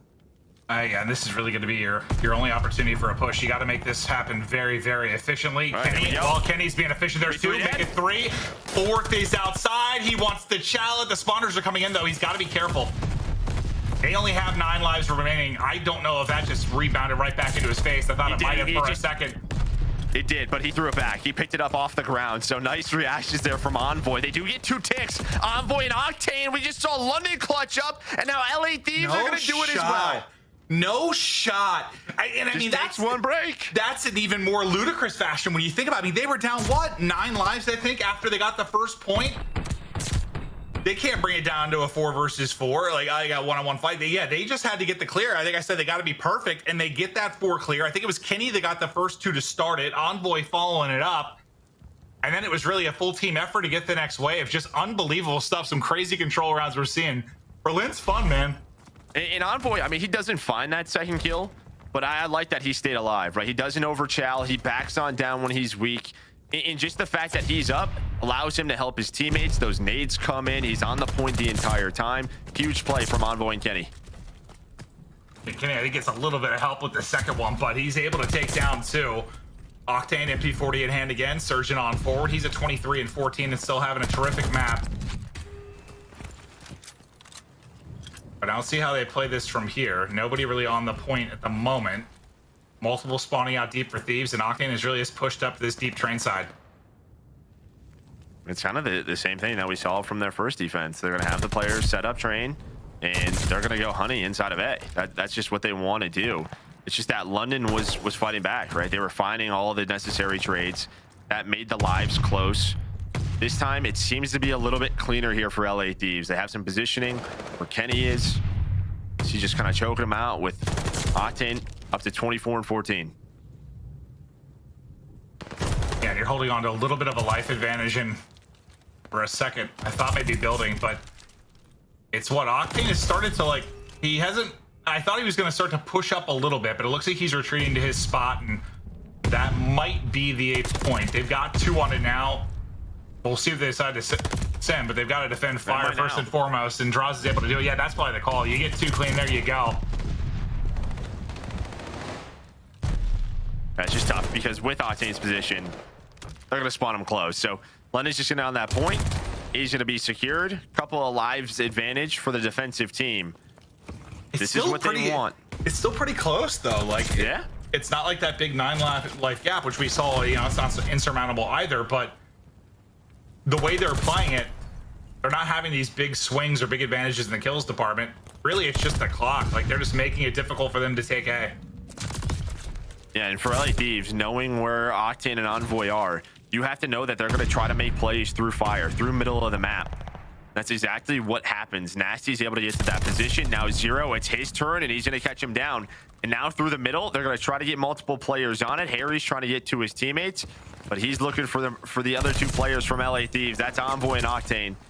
Octane now, he's able to find 6 in a row. Can he get the glide? Is Nasty's the last player at B? That's probably the first time he's been involved in a solid minute of gameplay. He was just hanging out. No, he was just he was in the proper position, but for so long, he was gonna have to warm up again.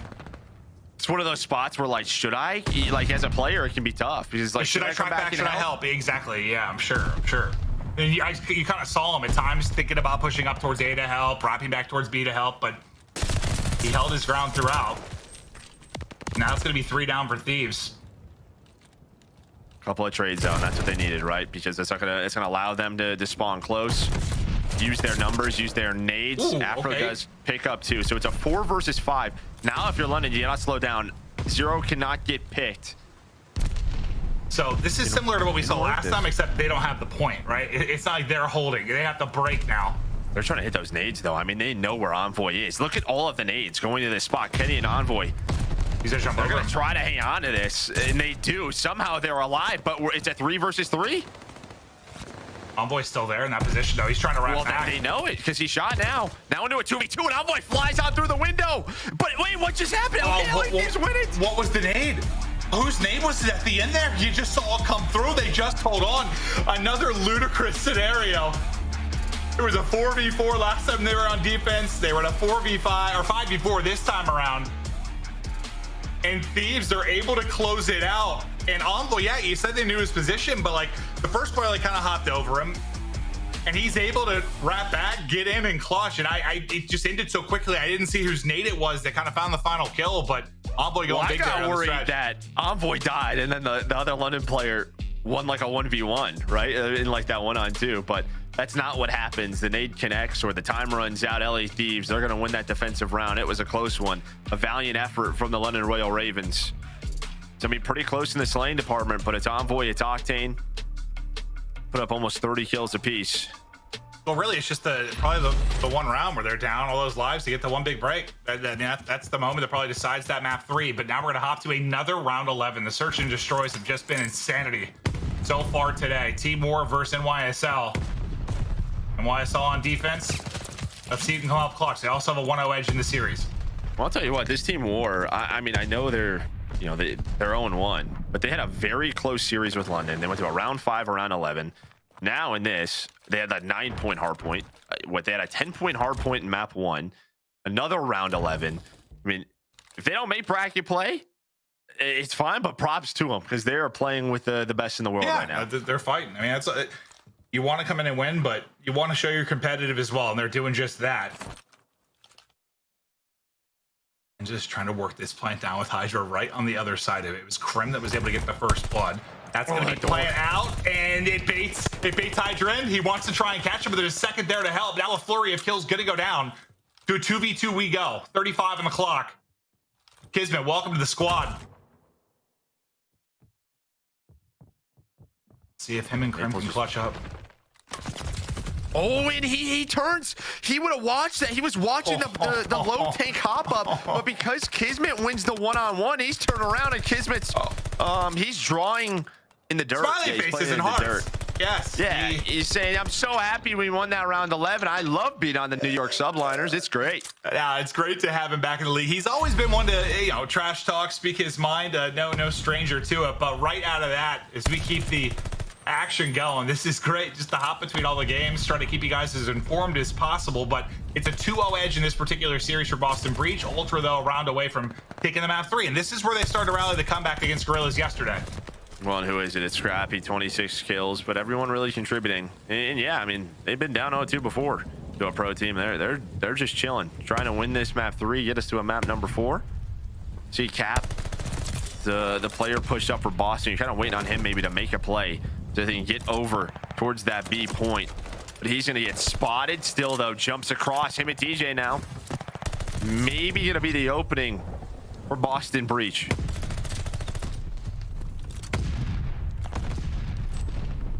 And you can see kind of the opening on the map, but they're just kind of holding for now, maybe trying to get another wave of kills before they get on it. But the fact is, you've only got 15 seconds. You've got to go. Wins the 1-on-1. Now they're pinched. They are screwed. Look at the arrows. Everything just turns. Screwed. Everything just turns. Yeah. You got to deal with Hixie, and Hixie with the play there on the flank to seal that. And it looks like we're going to get to a game 4. Let's see if they can make the run again. Ultra Academy and A. Do they have the ice to do it again? Just bring it back in that type of fashion. Just rip off 3 straight, reverse sweep another team. I just wouldn't be shocked because we saw yesterday, like there was just, it felt like different gears for them. Like once they felt it and got in a groove, they were frying. Now can they hit that gear again and make the comeback? Yeah, I think just you need everyone to contribute for that team. That was the key. It just took like Vickle and Hixie a couple of maps to get going. That could happen, right? I mean, we've seen it from all of our teams. I will say, mate, that blue shirt on you looks great. I think that's your color right there. You think blue's my color? Well, look, like look at that like shade look of at it. the bottom bar too. It like kind of. Whoa, looking good, man. Thank looking you. Real good. I'm getting younger by the day, Joe. I drink lots of water. You aging like a fine wine. Thank you. That's so nice. Yeah, I'm having some fun today. I'm feeling good. It's gonna be a good That's one, like Joe. your thing, huh? You just like making that noise. It gets me fired up, Joe. That's how I get gassed. It's Okay. like I'm part bald, part horse or something. I'm not really sure what's going on there. But we're getting ready to hop back into alpha. What's that mythical creature? What is that? A unicorn? No. The half horse, half centaur. A centaur? Yes. Yeah, you think I'm like a centaur? Yeah, I could be. I could see that. Yeah. A bald centaur. Unbelievable. Maybe like for Halloween one year, you should be a centaur. Yeah, you'll be the back half of the horse for me. Double cheat though, baby. You know me. Oh, that would be perfect. Now we get back into our alpha match. Thank you for those watching at home. Hope you're having a fantastic time. Royal Ravens Thieves. We are back to Berlin. This time it'll be hard point. The Thieves enjoy a 2-1 advantage. I'll look to close it out. But now in games 4 and 5, you're kind of getting a London land. They are a very strong Berlin hardpoint team. They are a very strong Desert Siege squad. So they still have a lot of advantages in the map records. Berlin hardpoint, not a bad one for LADs. I think they're right around 50%. In the way some of their players are shooting today, you never know what's going to happen. Well, so far so good for Royal Ravens. So 20 seconds left on it. You've been able to pick up some time. They just keep trying to get to this window to get him out of the point. Envoy, it just looks like everything was blowing up in front of him, but he at least took down one before he dropped. Now, as far as the rotation over to second, you can see 2 players posted up deep for Royal Ravens, and they're able to get the closest man in Thieves. That was Octane. Yeah, as soon as Harry, after his first death, he just started rotating lower dockside. He gets on top of that roof. Octane is going to take him down, and that's going to be 2 dead. Now can they execute onto the hardpoint? Afro trying to do what he can, trying to make a play. But he's going to get cut down as Kenny draws a fly on through. Might see a lead change in a matter of seconds here. Yeah, Thieves able to go in front as they bounce back here in hardpoint 2. Get through there. Stay out of my way, Wood. Oh, just is he like a black belt? Just training at Kung Fu. I know a thing or two about Taekwondo. Taekwondo, I just said. Taekwondo. I like that. Lord God, help me. He's always on my mind. The man is beautiful. Yeah, we are in trouble today. You guys need to deal with us twice. Good luck. Oh, nasty, though. He gets taken down. Yeah, well, he's popping off in the point for a second, but just needed another follow-up kill there to maybe get the time. But now we'll rotate out towards lobby. You can see the deep alley. You've got Zero and Harry just trying to line that up, but most of the brunt of the force is going to come right inside. And Harry and Afro, they're up to the task. The last guy there going to be Envoy, and he's just kind of dancing for now, seeing if Octane can win his one. Not going to happen, though. Harry's able to put him down. And this is one of the cleaner starts to a P3 that we've seen in a while. I feel like teams have gotten very good at breaking in. That was a caster curse. I apologize. The first 20 seconds going to go their way. But after that, it is a clean 3 dead. You didn't even finish the sentence and they got all 4. Yeah. That's tough. I mean, we talked about how like P3 was just like this great money hill, and it still is. But teams have gotten really good at getting into those deep pockets, right? Just finessing, taking their time. And while you're doing that, that buys time for your teammates to get in. But right there, LA Thieves, they just, they found all the kills. We're watching Kenny now because he was the first in the rotation and kind of gets deep into the warehouse here, and Nasty's hunting for him. Nasty's going to find him. Unfortunately, he's going to find his MP40 in his face as well. It's 4 in a row now for Kenny. He knows where he's tucked away. He's just going to chow it, clear it out of the point. He drops right after, but it stops the objective time right now for Ravens. Oh, nice bunny hop movement from Nasty to find that second kill. I mean, props to Kenny so far from what we've seen. I mean, yeah, struggled yesterday. Much cleaner performance throughout these first 3 maps. And back to his YYing submachine gun ways, which we all love to watch that point of view. Yeah, it's just been a while. Kind of see him in this spot, but we know he's capable of it. Just has to find the rhythm yet again. Now after the teammate falls, Octane's able to slide out and get the help, but most of the time going the way of Royal Ravens. They're still within 20. So, I mean, unlike a lot of the hard points we saw yesterday, which were rather lopsided, today kind of been staying tight across the board. And Afro doing what Afro does. He tries to go on the long flank, but Draza picks that up. But that's was talking about that. I mean, this was a map where London, they were so good at breaking hills. They were great at flipping spawns where the communication for LA Thieves had to be on point. So I like just seeing that for a brief moment as Draza was able to pick that up. Well, Zero is trying to pick up the kills.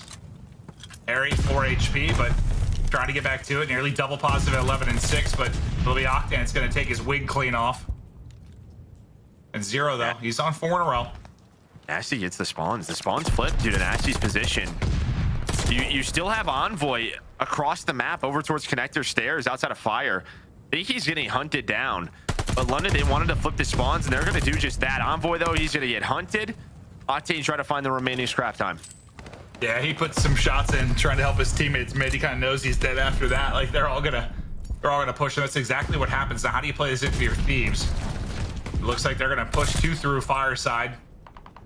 Well, this could work. Trying to get picks around the point. Oh, they're gonna spawn fire, so they gotta go. Okay, that was a much closer spawn than what I expected. As Nasty's just gonna spawn up fire, but it's very clean again. Another break. London, they've been known for their breaks, but LA Thieves is showing them something.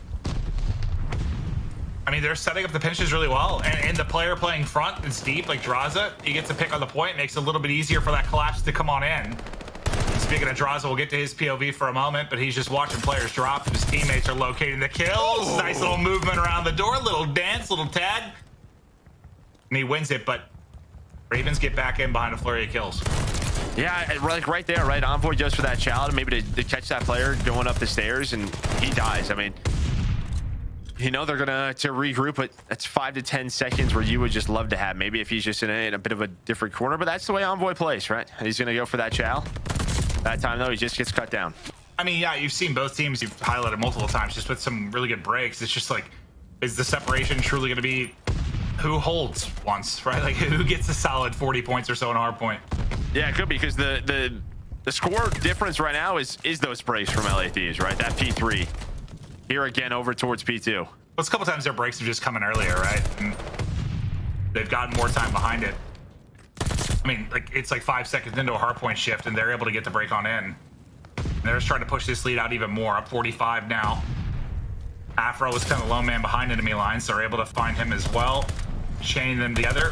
Zero trying to be the difference maker, and there's going to be 2 for him. His teammates rallying off spawn, trying to get up and push now, where they might have numbers for a moment. They're going to try to not let this scrap time go. I was going to say, LA Thieves, they'll just take the 20 seconds. Draza almost comes on in and says, nah, the rest of this time is mine. Now another chance here for London to hold P3, but Kenny's going to be here a little bit earlier, wins that first gunfight. Trying to wait for his teammates. Now they are there. Envoy, he's going to fly on through. Here comes Draza and Octane, but London holding on much cleaner on that first push. Yeah, and this is, I mean, you just still get that safe spawn. You're able to pop up and be back into the gunfight almost instantly. Now this might be that hold. This is the one they need. Already better than last time around, but if you get all this time, you're barely out of it. Watch number 6. Kenny took a long route, similar to like what we see from a player like Afro. Could this be the difference maker? That's going to be 3 dead. And well, all right, that is just huge from LA. By the time he gets there, everybody's done. Like, you're appreciating the round. He would have made the play, and he's blocking the spawns, right? He's blocking those spawns. 100%. It's the little things, but I love seeing Kenny take that route. It's just funny because, like, on his POV, he's trying to snap the spots as people are just getting blown up. Kenny make this great play as his team gets all the kills. And that break happened, what, around 20 or so seconds? So, yeah, 25? Yeah, where you would have had nearly a tie game, it's like that same lead almost gets pushed out. I mean, effectively, that's like a 40-point swing. Draws it with a nice pick. See, when you get to P4, it's tough to accumulate time. We'll see what London's able to do. Maybe with Afro clearing out the front, you're just waiting for the nades to hit. When are they going to take down Nasty? So far, so good. The first 20 seconds have been clean.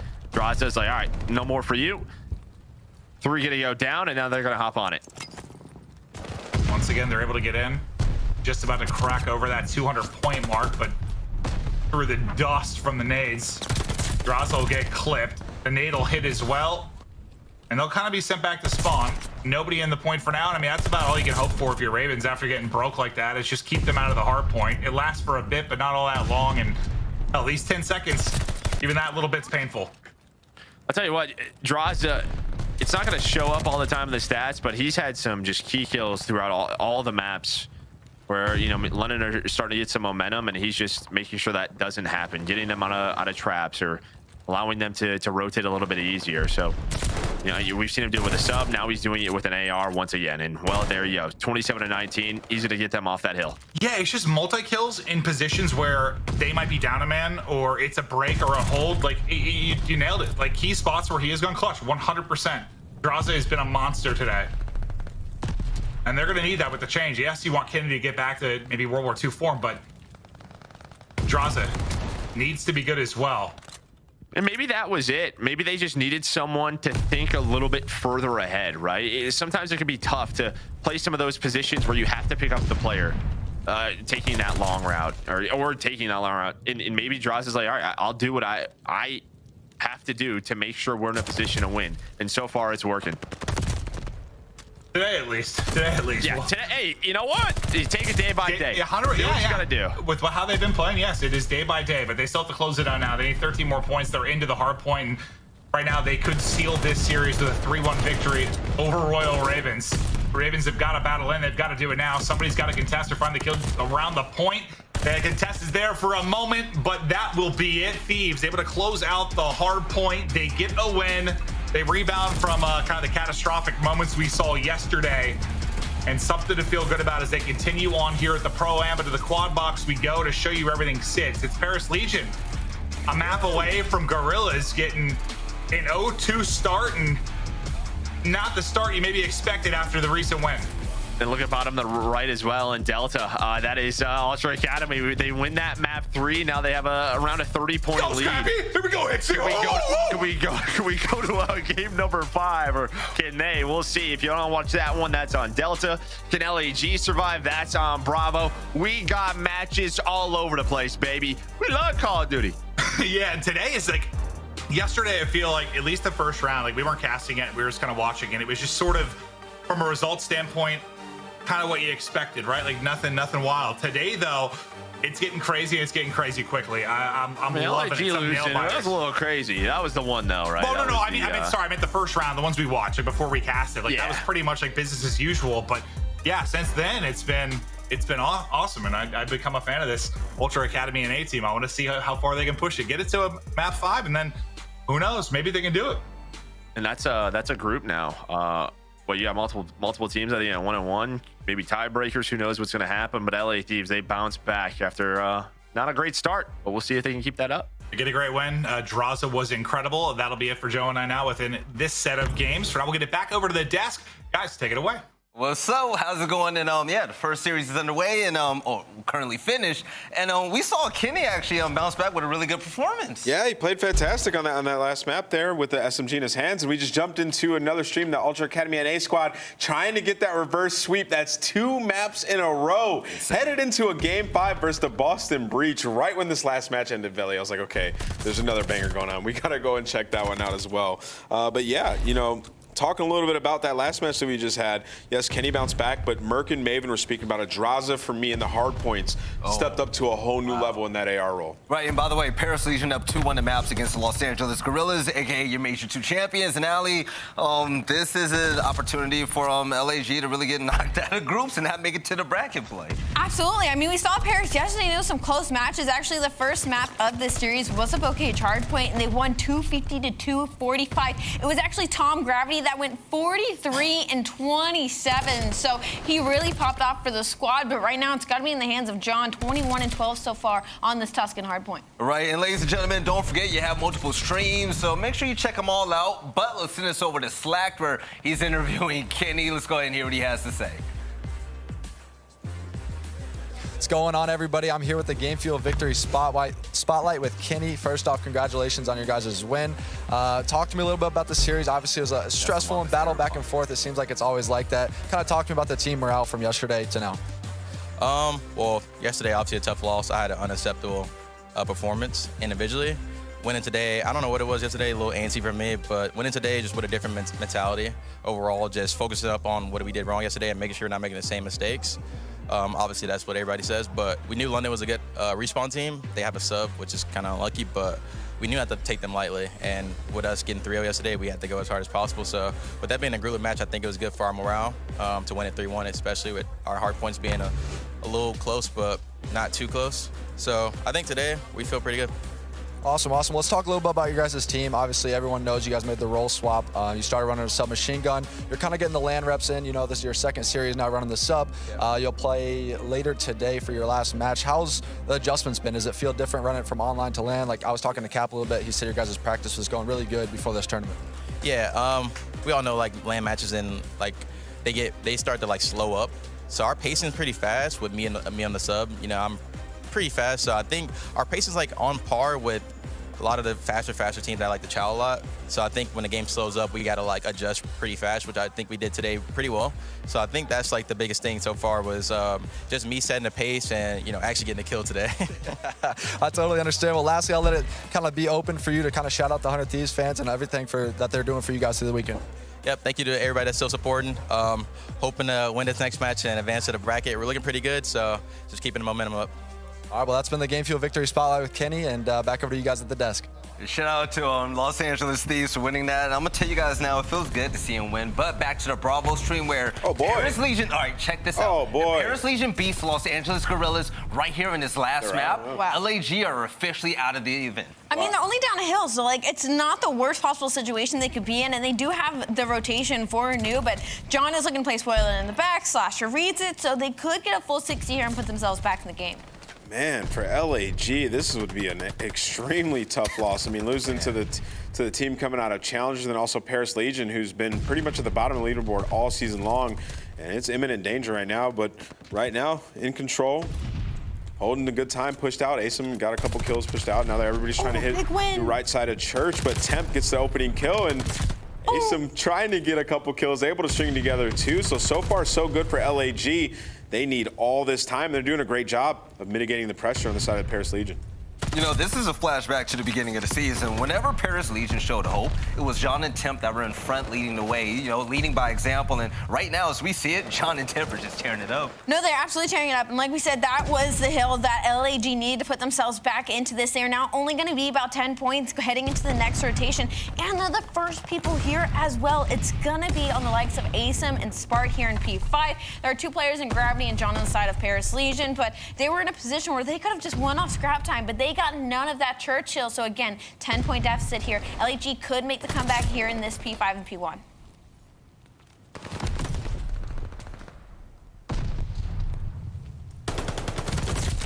All right, a few kills getting picked up by Paris Legion as LAG are looking to tie things up. But with the lead right now, if Paris are able to hold this down, it's not just going to be a big shock to LAG, but the fact that Paris is showing a little spice, and that's going to make things a little bit more dicey in Group D. Yeah, Group D is getting scary, man. Like, and the reverse sweeps coming in for Boston. Honestly, like, if LAG lose this, I want to say they're officially out, but we don't really know for sure yet because they can still win their last match, which will put them in a spot. Maybe there's some sort of tiebreaker, but they're coming back here in this game right now, and, you know, they need this one, man, because you don't want to be in that situation when you're relying on a tiebreaker to make it through. Well, this is where things are going to get harder, right, though? So they won an event with a sub. There's a lot of questions about if they can get it, and, yeah, just getting close. They can win this map. This P1 is everything right now. LAG were able to steal away the lead with that final P5, which, again, Paris Legion just got about no time on. They have this setup, but the problem right now is that there are splits. There are players on both sides of this map. I don't know if they know Spark's here. It looks like Temp read it, but he loses the gunfight. Spark will get traded out. It's a little bit of a TV-toe. Jimbo makes the route to back to Church, though. Yeah, Jimbo made a massive play. He was mid-map, and John's able to get the kill on the guy mid. Jimbo gets away with his life, gets through Church, finds one on the pinch, and he's just being a nuisance and pushed up right now. And I'm going to get taken out, but with 29 seconds left on this hill, LAG cannot win here. They're still going to have to hit a rotation. Paris trying to think about what their next move should be. You can see number 3, it's going to be Temp. He's on that rotation, trying to flip those spawns. And if he gets this kill on rotations, put them in a great spot. Temp wins the big one and gets a nade across the map. He threw a Kobe over top mid, over towards P1, finds one, gets 2, and finds the third on rotation. A man on a mission. Temp trying to seal the deal for Paris. How has nobody made it to the other side of the map for him, though? He has no help whatsoever. Number 2, though, John did make it by. He could get a big kill here. He has to get it. He gets it. Can Can he get the 2? Just play your life. Just play your life in the back. Wait for the help. Here comes the rest of the Paris Legion. They should break right in. Jimbo accidentally takes down John, but it should be just enough. 237 to 245. No, he's alone. Jimbo's alone right now. It's going to be a fight through church. They're going to have to win. Jimbo's got a finesse. Jimbo finds one. The rest of the Paris players kind of stacked inside church. LAG going to run away with it. I thought they were going to be able to do it when Gravity hit that pinch, but he's only able to get away with one, and unfortunately the spawn's just too strong. LAG not going out today without a fight. That was getting really scary. Tim was behind enemy lines after being in the hill for a moment, and the question was, I was waiting for the help to get there, and Tim did all he could until he was shot in the back, but unfortunately just wasn't enough, and now we're going to one more map. That was insane, actually. Unfortunately, Jimbo takes down John there, so he hurts any help that he possibly could have had. But there's also Slasher in the back fighting too, just clearing them off the point. So that was really close, though. But the fact that LAG made an over 60-point comeback and we got to witness it in the final 3 hills, that was crazy. Come on now. All right, so just a reminder, you guys don't have to just watch this stream. We have 4 total streams to check out all of your favorite Call of Duty matches, teams, or even individual players that I'm nameless so far.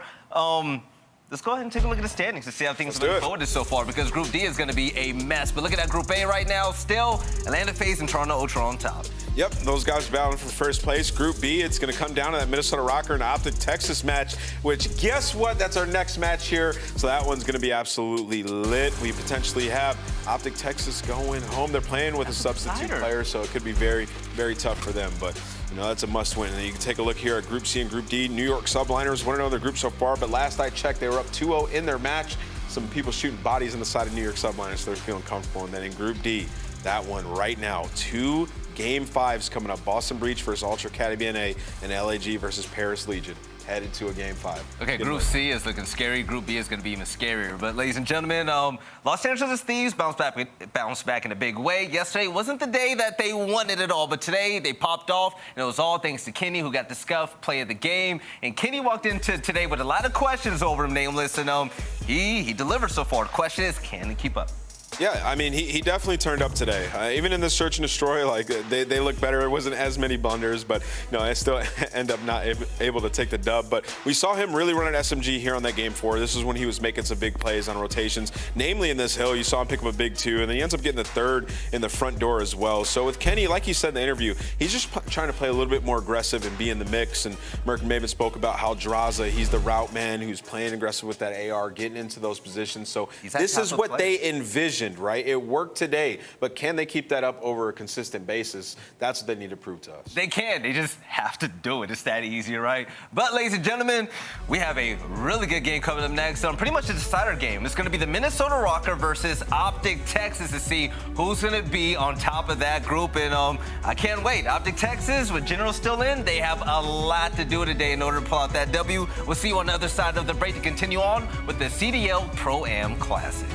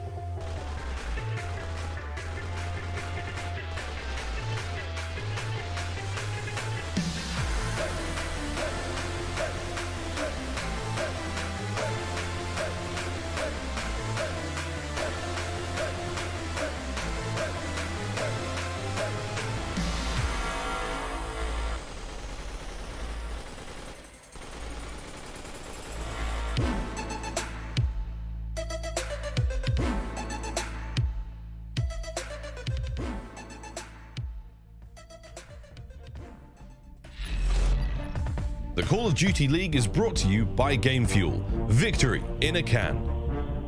The CDL Pro Classic is brought to you by Belong Gaming Arenas. With high-end PCs, consoles, and community events daily, Belong is the place to go for gamers of all levels. Belong has arenas in Chicago, Columbus, Dallas, Houston, and Nashville, with more locations coming to a city near you. All right, ladies and gentlemen, what you have your eyes on right now is the Belong Gaming Arena, and what you guys need to know right now is that we have other streams, and if you really want to catch some good action, check out that Boston versus Toronto Ultra Academy NA stream. These teams are going the distance. Yeah, I got it up right now. I mean, I'm looking down. I got it on my phone. I can see right now it's 3-1 Ultra Academy NA here in Game 5. And, man, it's just some crazy rounds. Boss keeps giving up that first blood. blood. It could be the reverse sweep. Yeah, it could be the reverse sweep back-to-back. So make sure you check out all those other streams. As Veli said, we got lit COD action going on all across the venue and all across YouTube. It's not just that, but we're going to put it on the screen right now. We're Ultra Academy NA, and these guys popping off. I love it. Yeah, dude, in that last round, it was a pretty late round. Scrappy had the sniper there on the outside of B, and, you know, Capsule was able to get that kill on the bomb site, but then Hixie out of nowhere pops a massive two-piece. I'm sold. Yeah, he just gives them the advantage in the round. So you can see right now already, within those couple of seconds, 3 players from Breach fall, and once again, Ultra Academy NA in a position to go up 4-1 in this game. I'm gonna tell you now, I don't want to cast a curse, but Ultra Academy NA is definitely proven to their entire group right now that they're the team to beat, and I absolutely love it. I'm right there with you. This was the team heading into this that they won the Open, and they were the team that really watch out for when it came to the 4 that came up. Team Warrior has also been doing some surprising things as well on the side of that series versus NYSL. They 3-0'd them in Tuscan Control, so that's heading into a Game 4 right now. But again, Ultra Academy NA looking here to do another reverse sweep. Yeah, quick stat check across games 3 and 4. Scrappy again taking over 27 and 22 in the Gavutu Control. They're able to run away with that one in 3-1 fashion. Then going into the Tuscan Hardpoint, 250 to 190. Scrappy once again 32 and 26. So he continues to impress, living up to the buzz that he's built in challengers over the last couple of months. This is the year of the rookies, baby. I love it. Hixie 7-3, popping off, going crazy. Big Cap, come on, man. Let's go. Do so. 1-4. Boston, I know you guys are better than this. At least make it kind of close. I'm loving this right now. Which is crazy to me because Nero and Cap are actually doing incredibly well in the beginning half of this series. Cap dropped 26 and 15 in the Gavutu Hardpoint. Nero with 27 and 22. And then in the Berlin SD, Cap went 11 and 5. Oh, my God. That timing was ridiculous. What did I just blink Twice now. Oh, Michael. Yeah, that was some pretty ridiculous timing. You can see Boston getting a little bit aggressive. They needed a quick round, but Scrappy finds one on the outside. Can he get the 2? Nope, Nero's there for the trade, and should be a Boston Breach round unless we see an absolute miracle on the side of Mohawk. That's exactly what you need. You need quick rounds and playing aggressive through mid. That was a good adjustment from the last defense that they had where they let Scrappy sort of just take control of the outside and tried to work up towards the bomb site. They got 2-piece this round. Different strat, push up through mid, play together, play that trade, and worked out wonderfully. Out there in the arena, Ultra Academy NA walks into this event, one of 4 Pro-Am teams, and they're the most impressive ones so far, beating Major 2 champs and currently trying to close out against Boston Breach. Here we are, round number 7. I'm looking to make its way towards Palace. Palace control here in Desert Siege is so important, but you can just see these players are literally on the other sides of walls from each other. I have no idea how close that engagement really could be. This is a big round. 4-2. Ultra Academy NA is up. That's a big opener from Nero, though. You can see the respect they have of the sniper, not really trying to overflow that side of the map, but Nero peeks and gets the kill on the Scrappy, and you get that kill, it's going to make the players on the side of Ultra Academy NA start to reposition. Method's able to find one as well. Capsule with the 3rd, and is what has been a perfect round. No! Not today. That was pretty ballsy. I'm not gonna lie, that was a little ballsy. I thought he was gonna go for the execution. I was like, oh, this is great. But then he tries and goes for the defuse. We know he would have heard some screams all the way over here 20 minutes from the event if that was pulled off. These guys have been battling in Search and Destroy. They had Berlin as game number 2, and Nero was 14 and 9, absolutely frying on that map. But it was 6-5, so having some battles. And Cap was 11 and 5 too, so you know it was just them 2 on the map.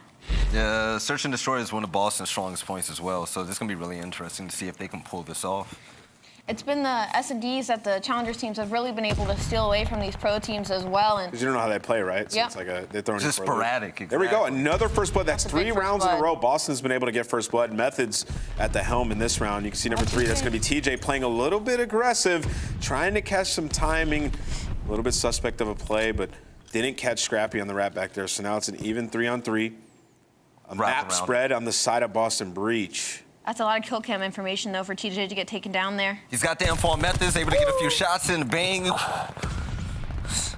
Both players managed to stay alive. Nero, though, makes a big wrap through Desert and finds a kill, but Vickle with the money nade over on the A site. But again, both these players know exactly where the bomb is. They're going to look to take another deep wrap towards the B site, but they don't know the Nero's just sitting. This could work out wonderfully. They still think that they're trapped behind that train. Nah, Nero's read this. That timing. Oh, Nero, what you got, baby? Yeah, smartly going to back up and get to his teammate, play the buddy system, reposition. I like this play out of Nero. Not trying to get caught out by himself. Also, by the way, while this bomb is going down, shout out to Scrappy. No ego chows in the last 2 gunfights. Big kill right there on Nero. And the fact that he's taking his time using communication and Cap tries to make it work in a 1v2. It's just tough for Boston right there. They thought they had them trapped earlier, and then Nero has to back up because he doesn't want to get caught by himself. I don't know if he had a sound cue or his communication or a call from Capsule, but they really didn't have a plan there. He just sort of backed up, played the corner next to Cap. Scrappy, smart enough, wraps all the way out to Sand, gets a good angle, and he's able to take him out. So here we go, another round to stop the 3-round streak from Boston. Even a heads-up play where he knew he was in that 1v1 against Methods, and that was going to be a swing round type of kill, right? You know, Methods gets that. That's huge, taking out Scrappy. But the fact is, no ego chow called it out. The nade got the kill. Yeah, that nade was fire. I mean, They that's a defensive man advantage situation that TJ just kind of threw away. That's what that round comes down to. But here we go, first blood. Vickle going to find Cap. Oh, And here comes the aggression, running straight through train. Scrappy finds another, and this is getting scary for Boston. Run 1 round away. Oh, that's big, Teach. And he has the info on Vickle on bomb. That should be a trade. TJ and Nero trying to pull off the 2v4. 2v1 now. Mohawk gets caught. Nero with a big one. Wow, that's a 2v4 from Boston to try and stay alive. This is just wild. These teams are really going at each other. I thought that was a great play out of Ultra Academy NA, sort of like resetting the pace as to how aggressive Boston's been, hitting trains, getting those first 2 kills, but just got picked apart after. Got to know when to reset, when to back off. This is the beauty of this event, right? I mean, take a look at this. Even in the bag, you got Coach Marky B from Toronto. Got Looney watching over. Everybody's watching this game right now. This is live. Yeah, he's got like 4 or 5 different coaches back there just ready. they're trying to get their research in, right? Like, people don't really know how these guys play just yet. You're still learning. Here comes an aggressive mid-push out of Ultra Academy NA. They had to have heard that sound cue. Boston. Both these teams are in each other's spawns right now. Hixie is all the way at Temple already. Scrappy, what you got? Scrappy's in such a prime position. This is it. We got Hixie trying to make a play here. Going to find Nero. There comes the but trade. Tufal. TJ on the other side. Methods is aware, though, but he's not going to be able to find Scrappy in time. Scrappy can't be able to get one more He got kill. caught, I think. He got caught. There you go. Hixie, sorry. 1v3 Mohawk, 4-9 right now currently. Oh, that was a pretty sus play out of Ultra Academy, actually. I mean, it was wild out of both of them. 3 players of Boston Breach just hop up top in mid palace. That was a heads-up call out of them because it accidentally full countered the aggressive push from Ultra Academy NA to go bottom palace. You know, I've been in those situations before. Like Okay. when you just want to close out the game. Wait. This is Mohawk. Mohawk could Let pop him know. 3 here. He isolated both gunfights 20 seconds, so he's got to lay bomb. Cap's on the A site. He might not read this. Cap has no Mohawk idea is not going what's for the going plant. on. Mohawk is not going for the plant.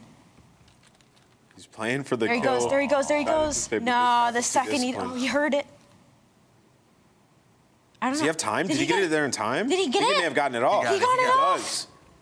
Oh, they're gonna meet. Cap read this. Oh my God! For the 1v3 game winner, Mohawk. Smack him on the face, baby. 2 individual gunfights where he just absolutely incinerates Boston. Easy read every single The other side player. of the pillow. The fact that he was able to be just calm on that, acted right, left Cap guessing for the kill. Hey, Ultra Academy NA. Let's go. They're gonna get #1 in their group. Rightfully so. Those are the plays that get you going, that get you ready for the next level of Call of Duty. And Mohawk right there, man. I mean, that's one for the history books right there. He's going to be looking at in his reel going forward. Can we expand the CDL? The easy reads in that play, like he instantly snapped on every single player. Like he heard the break up top, he was like, oh, Cap's dropping, but I don't have time. Lays the bomb, and then instant chows stairs like that. Nuts. All right, so Group D looking crazy. Let's go ahead and take a look at a replay right there. Mohawk, the man with the plan, man at an hour, taking out Cap in that 1v1 to close out the series. That man is ice cold. And man, he was thinking so deeply throughout that clutch. Like if you saw when he jumped out towards sand, he peeped the right side to see if Cap would be coming through right side of Palace, goes towards bomb. It was like, hey, maybe I shouldn't plan it on this side in case he jumps down from top. Plants it on the backside, and then knows exactly there's only one other place he could be coming from. Goes to the stairs and picks up the last kill. And it's all smiles on the side of Ultra Academy NA. Second reverse sweep. They reverse sweep LEG, your Major 2 champions, and now they reverse sweep Boston. And by the way, Boston's placements last two events, what was it? Top 4? Top 6. Top 6 and third. Yeah, that's absolutely insane. So, yeah, an AM team making noise, knocking out a top 4 team, and also Major champ. That's wonderful. Yeah. That is absolutely that wonderful. Is insane. That's They're the best likely going to end up one. number 1 in their group, give them a pretty good seed going into the single in bracket. How far can these guys go? We'll find out. Maybe if they actually start a series winning one of the first 2 maps, they'll be in an even way better spot. So that'll help them out in the single in bracket. Right, and as we move on with this tournament, we got my mans Bryce and Tim, my boys from overseas. How y'all feeling today? It's good to see you on the mainstream. Thank you. I'm all right. Thank you. It's been a pretty good tournament so far, and it's only going to keep getting better. We are starting to close out the group's turn, and our next game's a big one. It is a very big one. It's an important one. One of these teams will be going home at the end of this series. It's going to be OpTic taking on Minnesota. And excited for this one. I think, when we would have looked at it from the offset at the beginning of the week, if Illy had been playing, I think a lot of people would have looked at this series and thought to themselves that this should be clean cut for OpTic. They looked relatively decent going up against Ultra Academy EU, but yesterday they swapped in general, and they did not look good against Florida, and we are flying straight in. Look, these guys were waiting on us, Pricey. We had to watch the challenges get the job done once again, but we are straight into this one. It's Prakash to kick things off. I'm excited to see how this one goes down. It is not a great start for OpTic. 2 deaths to nades, one from their own team as well. But, of course, it is Bakaj, so it is going to be a little bit mixy straight off the rip. But, yeah, just kind of reiterating here, the winner of this goes straight into our bracket, so lots to play for. Yeah, a lot to play for both of these 2 teams. But, I mean, look, where's the expectation? We'll talk about it a little bit more with the series for OpTic here with General in there. What kind of job can he do for this squad? Realistically, though, we haven't seen enough out of Dashi. We haven't seen enough out of guys like him and Shotzi. A 0.74 for Shotzi against Florida. Dashi a 0.86. We need to see more numbers than that here up against Minnesota. Yeah, obviously not putting that kind of business against Florida, but they didn't do it in the major, and this is the real challenge now. Can they adapt and overcome and general plug those gaps that OpTic really need to propel them forward in this tournament? At the moment, as P1 winds down and we go into P2, you can see that OpTic do have control, but they're looking for this first wave of kills.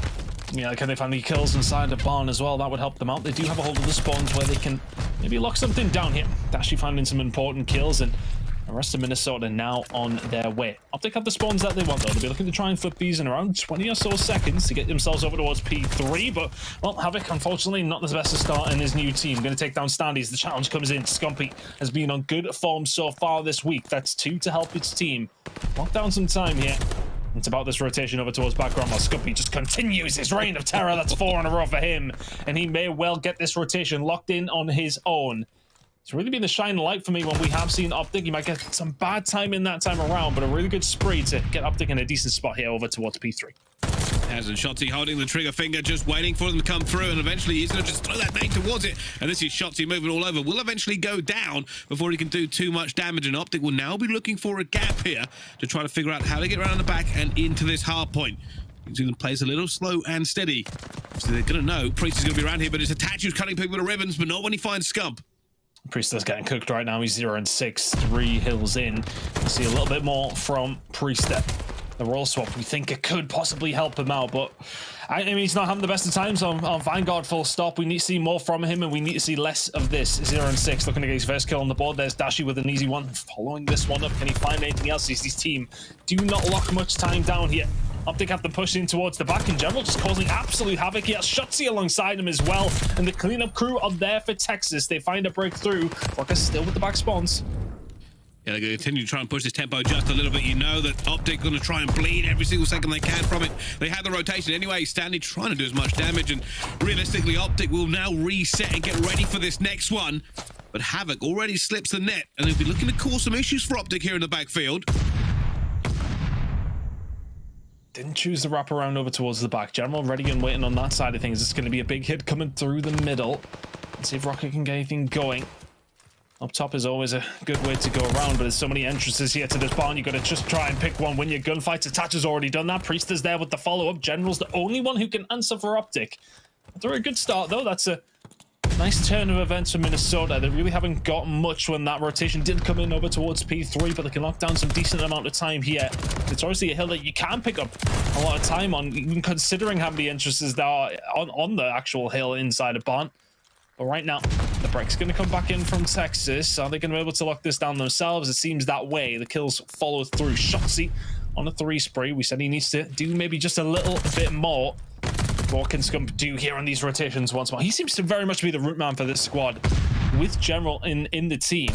He seems to be that guy that is making those rotations. And you would always presume it's kind of Shotzi who's going to be the first one there, but Scump's taking up that role, taking the mantle up. Doing a good job so far. OpTic Texas locking another respawn. See, Shotzi just waiting. He knows the pressure's going to come towards him at some point. Somebody will challenge him eventually, but no, just going to sit there, let him go free, and Shotzi just dives out the window. Not eventually going to get that kill, but Scum will get a trade coming through, and looking for this player with a pre-fire all alone. Has to dip back in a tunnel to play his life. At the moment, OpTic trying to regain and get through here, as somehow Scump's still alive, playing the tunnel for his team. Making big, important kills. There's Scumpy. Yeah, well, be behind 3 of them here. There's the shot's going to go into Standy. Does he have any support from the rest of his team? He doesn't need it. My goodness. It's only eventually Shotzi who can take him down. But still for Minnesota here, they didn't really win the rotation. It was kind of 50-50. Now the team has picked up many points, which is quite normal when it does come down towards P5 on Bakaj. It's going to be about this rotation over towards the barn side where OpTic are locking things down. They're thinking about the rotation over towards P2. As that first hill is going to come in once more as we head into that second rotation. It's going to be around a 40-point lead for the side of OpTic. To be more than happy with that.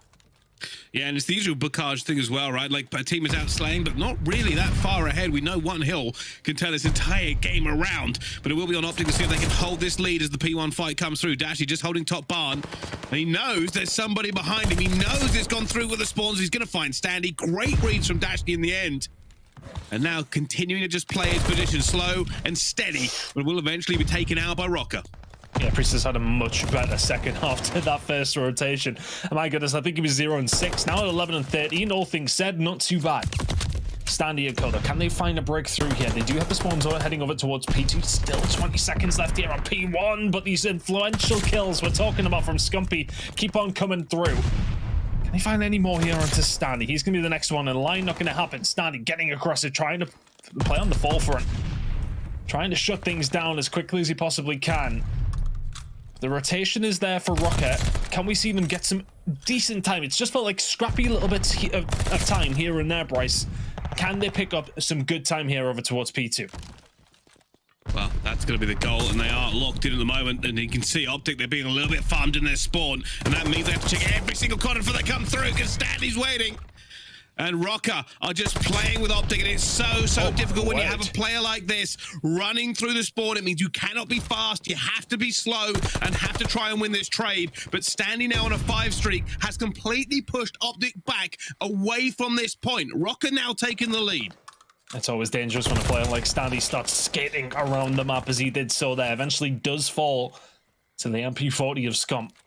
The Minnesota ROKKR will take the lead. That is a flawless hold over towards P2. Now, what I love about it is just the fact that they do force their way out. They do push into grannies, and because players like Standy can cause that havoc in and around the rooms inside of Grandma's, it makes it so difficult for OpTic to try and make that push, because if they do push past and they leave him, he's shooting them in the back. So, really good play coming out from Standy.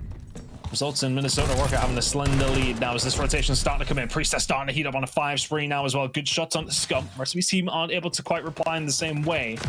A little bit of purchase inside of Grandma's. Shotzi now he gets turned up, and here come the rest of Minnesota. Find 2. It's only Scumpy left to do much about it, and what can he do about it? Finds 2 himself. It's an absolute, just a brawl at the moment, Bryce. It's just blow for blow. Neither team really concentrating on locking anything down. They're just flying at each other. They are, and at the moment it's ROKKR coming out on top. They seem to be winning this. They had the rotation, and eventually it will be OpTic that now break in and try to get some points back onto the board. Attached firing through that window to try to keep them away as far as possible. But as we head over into this next rotation, it's still ROKKR in the lead. And you can see leading into this big fun gunfight, General's going to win it. That will hold OpTic ready for this.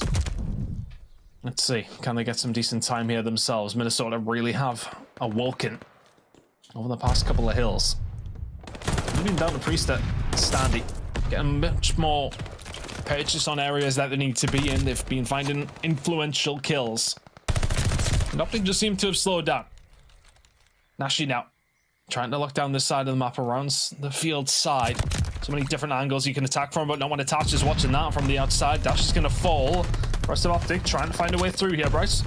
Yeah, OpTic look a little bit discombobulated, but they have managed to grab control in the end. Scrap time could go towards them. A little bit more fight. Shotzi's going to try and stay alive here, waiting for the reinforcements to come through before they try and make any sort of push out. Eventually, it will be Shotzi for the first player to get out there, and now he's going to be looking for the next spawns. This could be a very big move for OpTic. Dashy opening up killing as well has left ROKKR floundering. They thought they might have control of this. They now do not. They are looking for the players they know are coming from OpTic round the back. Yeah, ROKKR will get a small amount of scrap time, but realistically, it means nothing when OpTic have these spawns locked in. Can they make sure they get strict control here so OpTic can actually get on the point? That's going to be the moment for them to try and do something here. Attached towards the back, though. It's going to be able to find one, and that's going to just slow down the progress of OpTic here. It's really difficult to get many points on the board when it does come down towards the Riverside point. Going to get themselves inside now, though, after clearing out the side of ROKKR. Can they continue to lock this down? You can see they pushed out both sides. Shotzi playing Havoc and River. ROKKR trying to find a way through, and they can't. The green wall is standing strong at the moment, and they just will not buckle. Here comes the next set of engagements, though. ROKKR trying to go for this one, but General shutting them down with Shotzi. And it's all left alone to Attach, who has to just back up because there is nowhere for him to go, as OpTic Texas will now be leading us as we move into our next hill. Just trailing blow for blow. Whatever hill we go to at this moment in time, one team seems to be picking up a good chunk of time on every single hill. And that lead just keeps on changing. Good shots from Scumpy. Not quite enough to finish off his dinner there, but Attach, is he going to be the next one in the line? Not quite. Havoc and Co, though, honestly, when it's come down to inside of Grandma's, they really have been controlling this very, very well ever since after that first rotation where they did go behind. Since then, they've been locking down these close quarter fights. They are battles being here or there. But Minnesota have made a game of this heading into P1. They're the ones getting the time. They're on the ones on the right side of the spawns. Can they continue this good form? And can they find a map number one?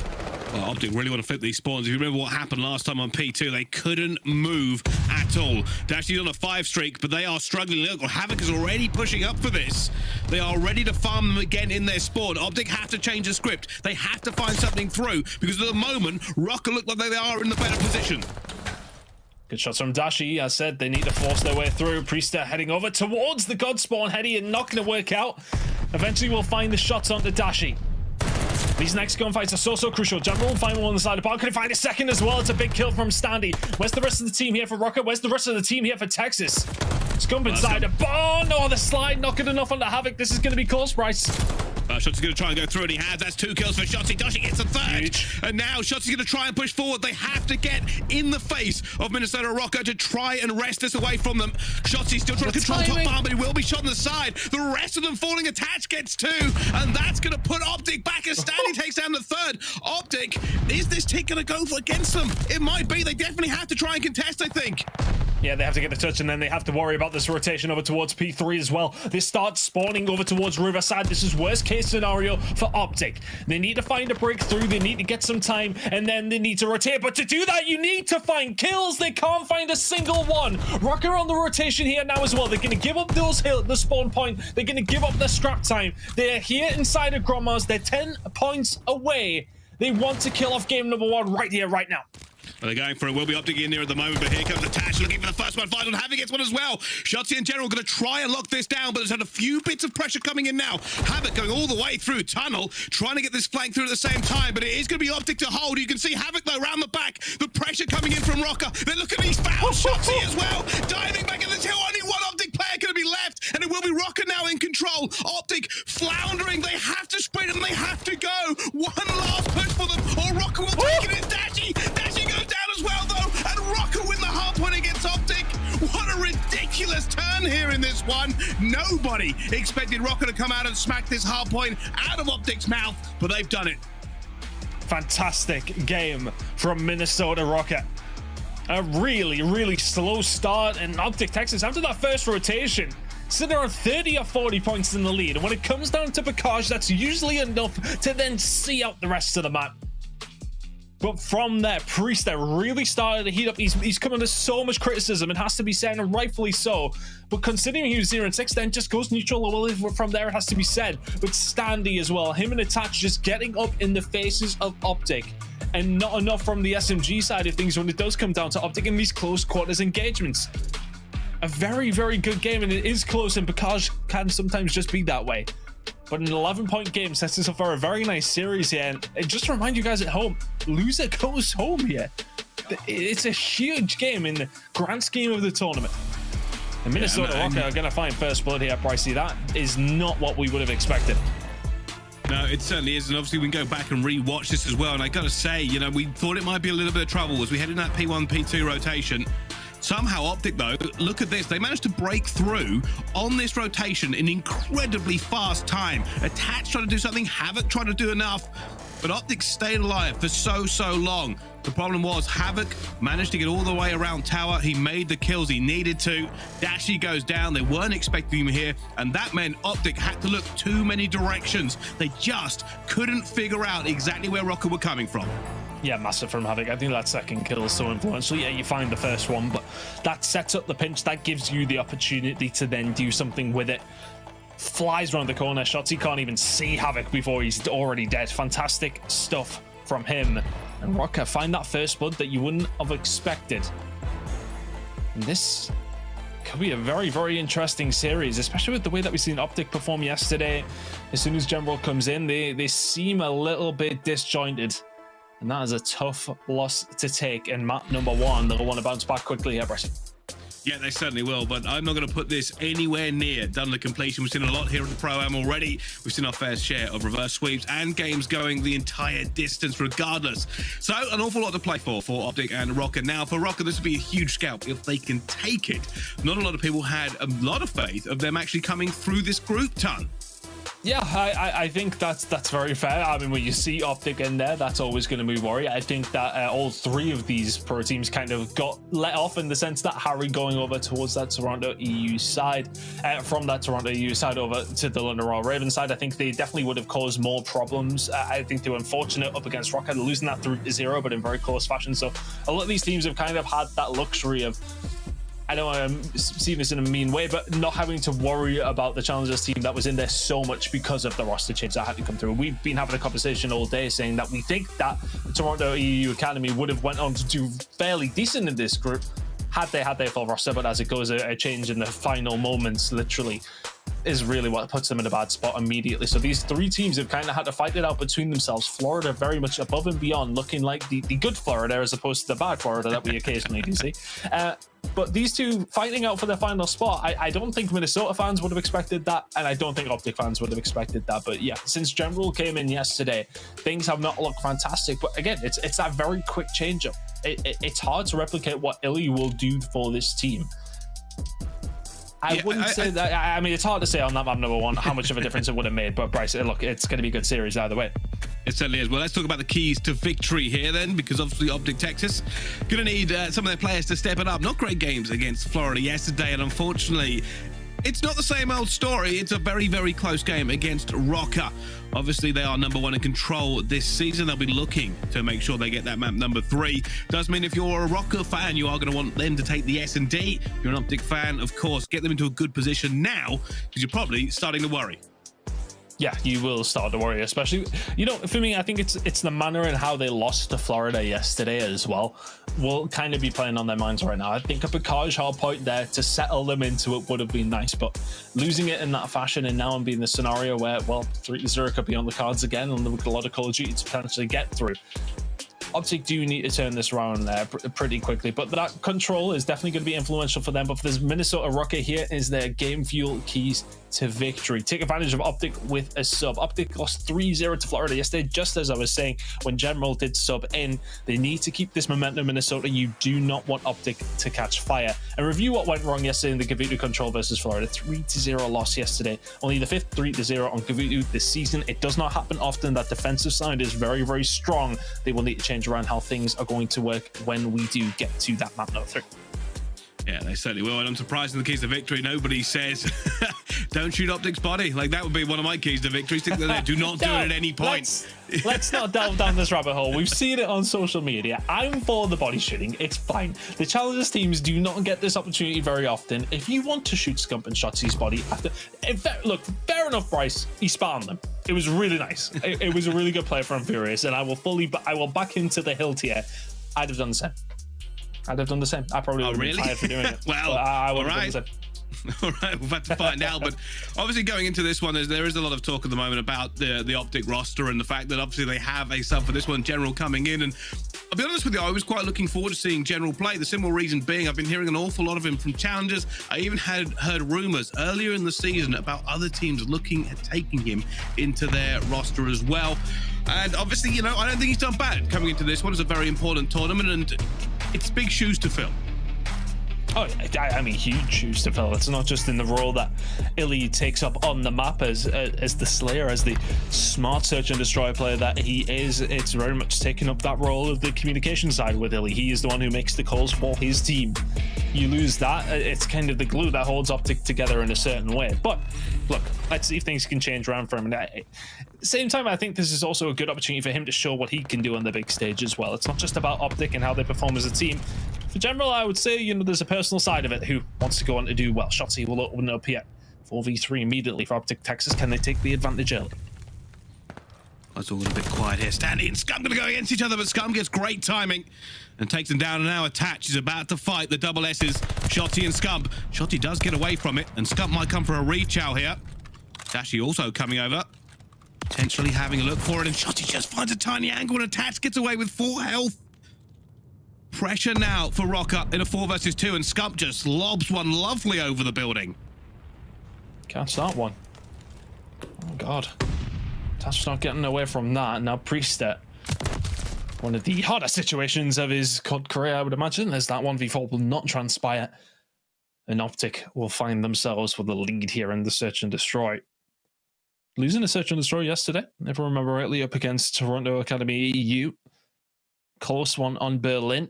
I don't think that'll make... Well, actually, I would say that would mean that they haven't won a Search and Destroy yet this week. So, can they get themselves started here? 1-0 lead's a good way to kick things off. Well, I'll tell you something, this is where they can regain. We jump on board with them now. You can see on the defense, straight on board with Dashi, looking for Priester, and almost catches him off the rip. And now Scump is going to be the player trying to hold this P5 door. It's all gone a little bit quiet again here on this map as the teams look for each other. Scump's just locked in. I don't think he's moved even slightly since we jumped on board with him. There's no need. Absolute laser focus. Yeah, it's a big angle to hold off. It's a full side of the map. Just one moment of engagement that can come on through. Surely he's going to get challenged. Ooh. Yes, he is. And they find the trade there. But I wonder what Stanley is just slowly opening the door there to try and then challenge it. Just telegraphing exactly what's going to happen. So Scump is able to trade one out. 3 versus 3. General around the back. He knows somebody should be around here. Goes towards the back tank. I don't think he's going to see Havoc. But he hasn't moved yet. Eventually, though, does check the corner, and General picks him up. Attached to take down Shotzi, though. Dashi coming in, flying. And now Priester left in a 1 versus 2. Trying to figure out exactly what he can do here. He knows where the players might be. And he's trying to check out the back for General. General has seen him. Dipped away. Dashi going to be on the flank at the same time. OpTic work in concert to take him down and go up 2-0. Very, very nicely done from OpTic. Just good call-outs, good communication. You can see it across the board. This time around, at least, anyway. Shots are there. It's that opening kill. And to be fair to Scump in that scenario as well, finding himself a trade before he does fall makes that a lot easier for his team to try and retake that at even odds. OpTic Texas, a good start in this Search and Destroy here. I'm loving the venue, by the way. It's giving me like old school LAN vibes, except more fancy. Oh my god, Dashy's head's gone. Oh my goodness. Those generals, my word. What is Attach doing? Attach gets 2 straight out of it. Now Scump and Shotzi gonna try and figure something out. Shotzi already gets 1 back though, but reinforcements are here for ROKKR. They are putting the pressure on the Scump, but Shotzi gets a second. They're just baiting them in. They've brought this back to a 2 versus 2. Priest eventually gets Shotzi. Scump somehow gets away from that sniper. And the King himself, can he find some magic here? Does have the bomb. Fortunately, at this point, he doesn't really know where ROKKR have got to. I don't think ROKKR have got a single clue as to where Scumpy is either, though. I mean, his rotation over towards B's went all the way through church, all the way around the back. So I don't think ROKKR will have a good idea as to how this has gone on, how he's found his way over towards B. I think Scump is under the influence of the fact that he has a completely free bomb site. That bomb will go down. Is he going to choose the right direction? It's going to be a 50-50 fight here for Scump. Is he going to get the time in? He is absolutely not. Priest will find the shots in the back. Nice, easy kill for him. Nice, easy enough round for the ROKKR. Thanks to Attach opening it up with 2 kills with the sniper. Huge plays out of him. Yeah, he had to pick a direction, and I'm not going to lie to you, that was probably the right direction to pick without the benefit of hindsight. If you think about it, there could have been a player up there because it's easy to try to kind of go back and forth to check A and B. So Scump was assuming someone would be around top church. He'd already been around the entire map. Obviously, ROKKR were trying to figure out where he was as well, so end up doing the same loop, but as a 2 pair. So realistically, Scump had to pick an angle. It wasn't a bad angle to pick, but unfortunately, they were behind him. Wasn't able to get the 1 versus 2. ROKKR do find that one, and I'll tell you something. They did a very good job of trying to throw it away by running into Shotzi. Yeah, they've been trying their hardest. I think Attach was very much ego challenge, the fact that he found 2 nice early kills. Looking for one here as well. Has to be careful not to take his teammate with him, but accurate from Attach. Dashy falls. General's able to answer back shots. He should be in trouble here as well. Standy goes with the challenge. Attach will find another. And all of a sudden, it's a 1 versus 3 for Scump. Be left alone quite a lot here, Bryce. Well, wasn't able to get the clutch last time. Can he find something this time? It's even more difficult with this bomb down at 8. He'll check every single corner before he even goes over there. He's assuming somebody's here, and most of the time they would be, but at the moment you see they've backed off. Scump's still having to check every single corner, and eventually just going to be an easy kill for him.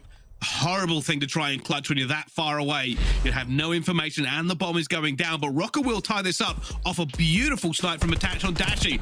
Just throws himself out for the grenade, and down he goes. Almost caught his teammate. It's one of those close moments, isn't it? You really don't want to have to collateral through your teammate's thigh, do you? Not ideal. Either way. Anyway, you can see General trying to chat to his teammates, trying to figure out what's going on here in the search and destroy. Back and forth between these 2 teams. Minnesota, off the back of the snipes from Attach, found themselves back into this round. Or this map, I should say. Dashy not tempting fate twice here. Aggressive push from ROKKR. They've gone all the way up the map. They've got full A control. Nobody has any eyes at the moment. Will be Attach will be the first player to call this out when he sees it. That sniper, can it come into play again? Looks up top, almost catches him in the teeth, but not quite. Attach getting out of there, making the call. The nade is now going to go down as well, and he drops it on the Scump's head. And Standy and Shotzi about to come into conflict here. They are basically standing shoulder to shoulder. The bomb will eventually go down. Shotzi should be able to catch Standy here, and he will. Finds the first one. Is he going to find the second coming out of it? No, they actually had to go through the door, and Shotzi eventually gets it, looking for the third. Not going to get it quite. Down to a 2 versus 2. It's like Casper the Friendly goes through that door, haven't there? Either way, 2 versus 2. It's not easy now for ROKKR. No, it's really not. It's a harder site to retake. Texas have a great position, and General just drops straight onto his head. Checks the bomb as well. Priester has to find 2 of them and get the defuse, and I just don't think he's going to be able to do it as General guns him down as well. But Texas, what a great play there from Shotzi. He brought that round back. Let's see this again. No, I think it was a transition or something. Looked a bit weird. It looked very weird. Hey, all's well that ends well. Yeah, well for Shotzi. Okay. Either way, I mean, look, he played the angle ball well. I like where he set himself up originally. He's the one that creates the moment for his team, and all of a sudden now ROKKR and themselves behind again. Dashy finds that first blood. We haven't seen a whole load from OpTic, and there's Shotzi finding the kill on the attach as well, and then all of a sudden this could be a massacre around the outside of the map. But Havoc found himself in a nice little spot. Standy finding that kill onto General might open things up here for Havoc. Not gonna happen. Should surely get hunted down, and does so. Texas, a very quick round. Those are the ones that, if you find them when you're extending your lead with rounds like that, they just make you feel that little bit more confident. They do. Just feel a great position to be in when you're up by this. And OpTic look a little bit more locked in there without losing that first blood. They just seem to be able to carry the rounds down and win the majority of the 50-50 gunfights. I was a little bit worried when Havoc had Dashy in his sights, but Dashy stayed alive, got out, and that was basically the round just all wrapped up in a pretty little bow. Up to Texas, a couple more rounds to take this back to a 1-1. Set down the middle from Dashy. Have to be careful. Where's Havoc? He's down low. Does he know that Attach is up top? Well, Attach isn't going to have a chance to answer back. Dashy with the snipes on Havoc. Oh, Attach isn't up high. He's down on the left, and now he's out. Doesn't have a head. Brilliant shots from Dashy. I got stuck in between brilliant and Bricey. You know, I can get those mixed up very easily.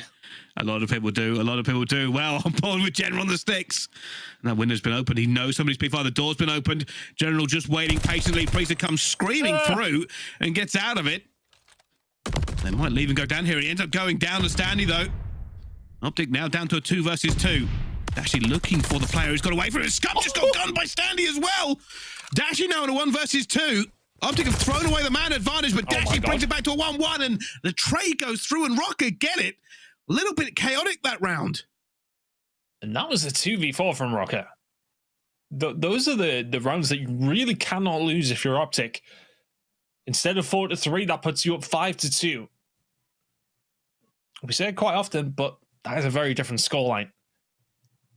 ROKKR now with that little bit of hope, whereas OpTic would have been, well, almost home and dry had they managed to come up with that 4v2 situation. Here we go then. ROKKR continue on the comeback. Dashy down the middle again with the sniper. Don't check it. At the moment, nobody really peeking him here. It might be Priest who comes up under a little bit of pressure. Havoc's got through mid-map. They're looking for these players now. Nobody really engaging. There's still going to be Priest sitting right at the back. I don't know if OpTic are going to try for the long flank, but Havoc's now going to go through. He's seen Dashy. I think he's going to see Scump as well, and Havoc has managed to get him. And he's looking for Dashy. Almost takes that gunfight and win. Going to be backed up by it, and Dashy has to get out of here. There are ROKKR players everywhere.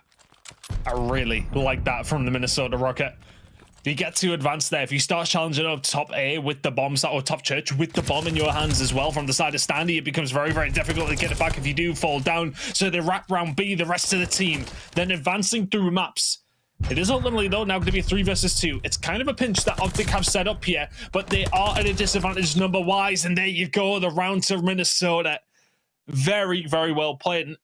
When it was happening, when they started to find themselves in the church, with that one player who had the bomb and his bodyguard, if you like, they could have chose to wrap around the outside over towards A. But I said, if you lose the bomb in that position, it can be very, very detrimental to your attack. If you then start wrapping over towards the back of B, that's typically a little bit more safer. They usually defend it from the kind of the poach side, Archer's way. They find their wraparound there. The rest of the team then wrap through maps, perfectly executed from ROKKR. They tie it up. They're doing a lot of fire coming through, and I'll tell you something, that pre-fire doesn't work when you get taken down. First blood and second blood for OpTic. Havoc now having to backpedal. All his teammates gone down, and it looks like that bomb may join it. Trying to get this nade right. Dashy takes down Standy. Havoc left in a 1 versus 4. The clean round from OpTic. All starting with Priester being ripped out of this map.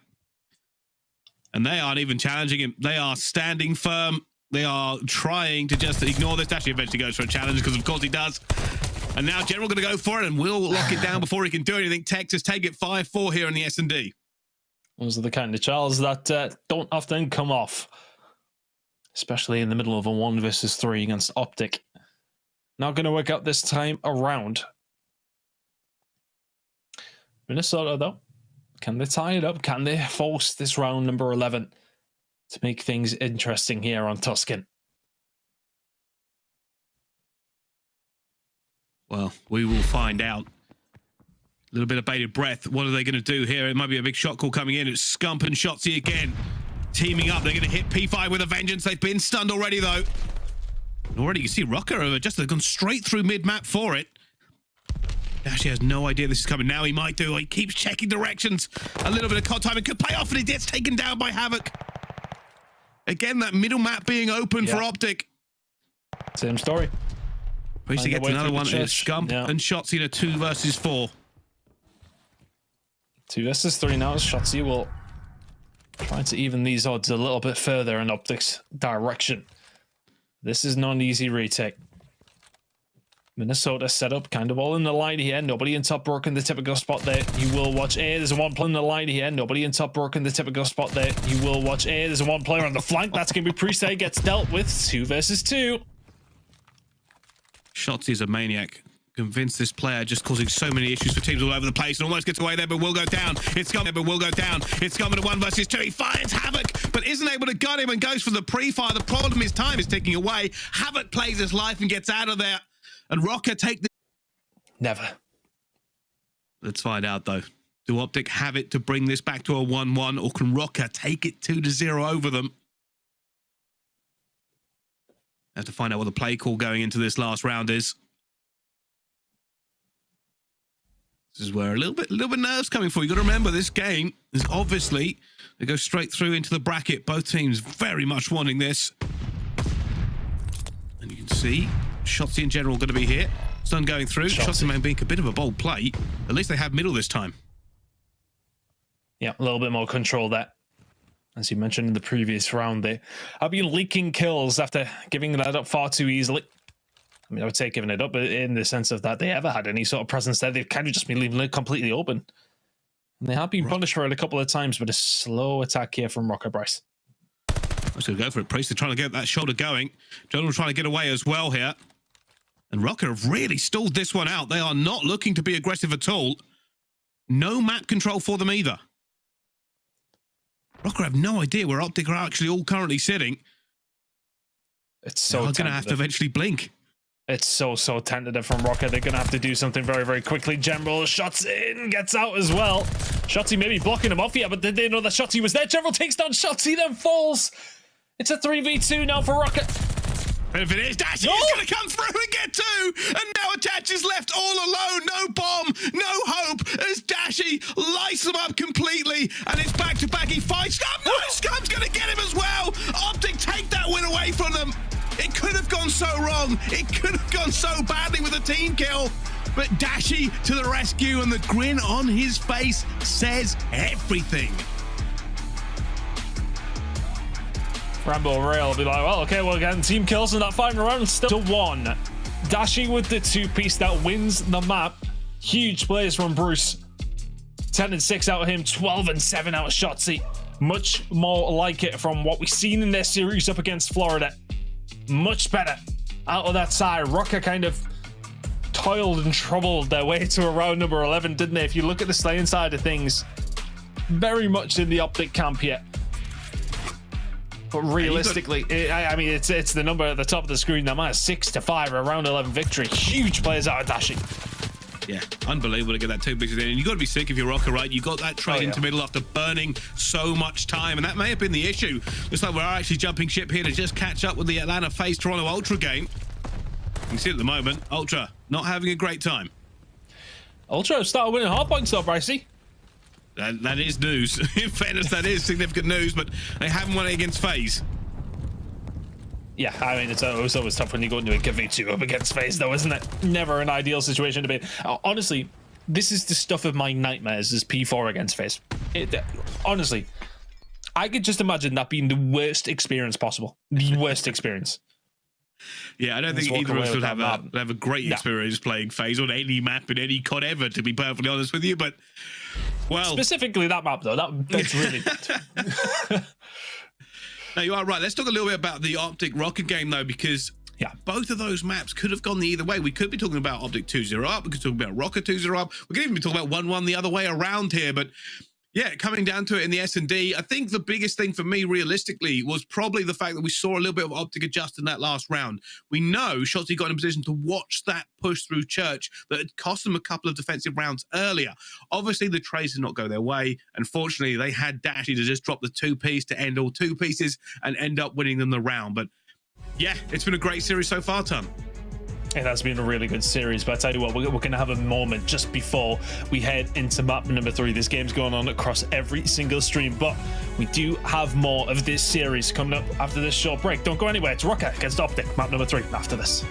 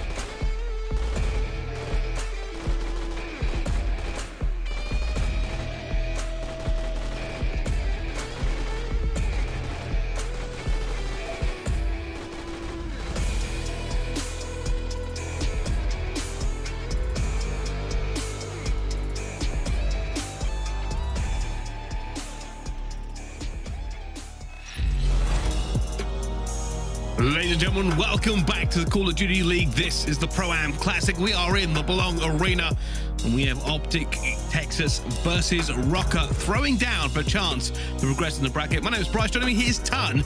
We'll take a wonderful look around the venue. Good old Columbus. We haven't been there in a while, have we? I felt like I was never out of Columbus for quite some time. Are we not? We haven't been there for years. And just having a look around this venue and seeing some of these teams playing, it does give you those vibes, doesn't it? Of the old school events. Very much a small affair, of course, but nice to see all the teams up and close and personal. That's what I like to see, the ability for the trash talk, etc., especially on that main stage that we have. The potential is there. I'm looking forward to seeing if we're going to get the Toronto NA boys over on that side of things as well. They have qualified for bracket play after that 1v3 from Mohawk to close it out against Boston. But here now, two very much solidified CDL teams going up against each other. The score is 1 apiece between Minnesota and OpTic Texas. And it's been pretty close, has to be said. It's what, a 10-point game I saw when it comes over to Package. It's around 11 in the Search and Destroy. OpTic now heading into Control as well. How are they going to be effective without Illy in this one? General in tow. Can he be the one to maybe help the team along the line in the game mode that has been their favorite? Yeah, and here's the kind of thing, like, you're talking about these two teams and benchmarking. It's something I can harp on about over and over again when we look at these teams. OpTic Texas coming out of Major 2, going into Major 2 before we even get that far, looked phenomenal, right? Champions of Major 1, they get through qualifiers. They look like an unbelievable team. Just couldn't lose, could not lose. Disappointing Major 2. Coming into this event, we were expecting that maybe that was just a blip on the radar and they can do better. Then the news about Illy comes in. It's unfortunate. I will say at this point, I do think maybe General isn't fitting into their format as well as they would like. They're having a few issues. The other issue on the other side of it is ROKKR do look a little bit better than they have done previously. I know a lot of people put them lower down the power rankings, but obviously they've had a lot of time to adjust and try to fix their issues as well. They won't have been happy with their own performance in Major 2 either. So it's almost like a meeting here. OpTic have kind of come down a little bit, ROKKR have come up a little bit, but who's currently better and who can move forward? Well, that's what we'll find out after, well, a minimum of another 2 maps, I suppose. But I think it's hard to say, you know, with OpTic, with having General in there, General's a good player. With all due respect, he's not Illy though. And Illy, what else he brings to that team, as we've talked about through the rest of the series, is so important as well. Again, no slight to General. He's a very solid player. And as I mentioned, some teams were considering him for one of their roster spots. I don't think he's playing particularly badly at all, really. No. But Illy, it's a different beast. It's a different kind of player who, as I said, brings more than just that in-game presence. He brings everything else that is alongside him that makes him that good player, that leadership, that game strategy. Yes, General does have that as well, but honestly, Illy is one of the best players in the game. It is obviously always going to be a detriment to any team if they were to lose. Yeah, I kind of agree with that. And the thing about this we're looking at, obviously, a lot of OpTic fans right now are wondering, you know, is this team going to be enough to win like this event at all, or is General going to start clicking with them? And you got to remember, it is difficult when you have to sub out a player that is pretty integral to the way that you play around, the chemistry built around it, and everything you do. And I already saw some comments talking about that team kill towards the end. Then Shotzi and General obviously playing very tight, and they try to go for the bait and switch, and unfortunately just didn't work out on the trade. But that's what ROKKR were playing for, right? That's why they applied the pressure at that specific point, and they tried to get those kills going down either way. And yeah, sometimes it doesn't work out. I will say, I think ROKKR in that last round of the S&D, they played the old strategy of just burning time, essentially looking for a pick, and then they had to rush it, and that's why Dashy was able to line 2 up. Yeah, it's one of those scenarios when you run out of time, you can maybe run into those situations. But we head over to a control now. The one that we personally seen yesterday with OpTic on this map, which was quite a crazy end to how things did work out against Toronto Academy EU. But for Dashy so far in this game, 1.5, a very good showing from Bruce. Can they continue it here for the squad? They hadn't necessarily looked themselves, of course, since General came in. Dashy and Shotzi had been struggling, but that has not been the case so far. We'll be jumping into Berlin control very quickly, but I enjoyed the map yesterday, the first time casting it for us as well, and I think obviously the way that it ended definitely did help my opinion of the map. But at the same time, I think it is one of those that we were having a discussion about in the green room. When it comes down to all these control maps, you've got Gavutu, which is very much heavily defensive sided. We do occasionally see those attacking rounds go through, but more often than not, the defensive side's winning it. Tuscan, a little bit more towards the attacking side than it is on Gavutu, but mostly a defensive sided map. Whereas Berlin, I'm yet to decide what's the better side, to be honest with you, which makes it entertaining and makes it unpredictable. You don't know which way it's going to go, and it's very much about performing all the way through. You cannot have that momentary lapse, as we've seen yesterday in that round number 3 and in that round number 4 and in that round number 5. OpTic were in the driving seat, and if you didn't see it, you could go back on the broadcast yesterday from Bravo and have a little look. Complete driving seat, no respawns for Ultra Academy EU. They find 4 dead, they win the round, they force the round number 5, then walk forward in their defensive side of things, drop 4 dead at the exact same spot that they've just killed OpTic in to capture the point, and then OpTic do the exact same thing back to them. So it's very much a control map that it is not over until the fat lady is singing. So you need to make sure that you are locked in all the way through the round, Brycey. Yeah, I kind of agree. It's essentially Berlin, I think, is going to grow on people over time. One of the things that people seem to have very short memories over is that essentially Gaviru and Tuscan kind of play different now than what they used to, even with all the spawn changes that have come in various places. But like, the maps develop over time, and you have to really look at it and say, hey, the players are going to get better at figuring out how to manipulate this map. They're going to better at figuring out how to break it and to hold it as well. So by the time we get to Major 4, it won't even look like the same. No, absolutely not. But I do believe we actually have Slacked in the venue right now, ready to talk to one of the players. Slack, take it on, my man. He's there with Zero. What is going on, guys? I'm here live inside the Belong Gaming Arena in Columbus with one of your fan favorites, Trey Zero. How you doing, bro? I'm good. How are you? Doing fantastic, Trey. It's a cool event. I wanted to get your kind of thoughts on, like, it's back to pool play, right? We have a tight environment here with a lot of players, a lot of different teams kind of going at it. Some of these amateur teams are doing well, making some upsets. How's it feel to play multiple games in one day and kind of get back into the old school ways of COD? The old school ways are always better, you know. Being here, you know, it's not like how the CDL is, you know, majors walk up on main, you know, it's a whole different environment here. And, you know, it takes us back to when, you know, we used to play, like back in the day, CWO and stuff like that. You know, group plays are always fun because there's always a lot of things where, you know, LAG right now are 0-2 and they can still make out of pools. Pool plays are great, and, you know, hopefully we get back to it one day because, you know, I love group play. Definitely. And talk to all the fans back home. I know you guys just obviously made a role swap here, or not a role swap, a roster change with Harry coming in. How has the adjustments been? These are the first matches on land and probably under practice, I would say, going into this event. Yeah, we brought Harry in like 2 days before we flew out here. You know, practice is, you know, 2 days practice. You don't know what's going on the map. So, you know, we're just making the best of it. We're glad it happened at this event, just so there's nothing like majorly important on the line, just money. But, you know, it's just good practice for us. And then, you know, we'll see where we're at after the event. You know, I like Harry a lot. He's a great addition, and, you know, all he wants to do is work hard, and that's all I can ask from someone. Absolutely. And lastly, to all the TreyZero fans out there, your brand's starting to grow this year. It's starting to get a little bigger name. What do you want to say to all those guys and the people supporting you guys at London?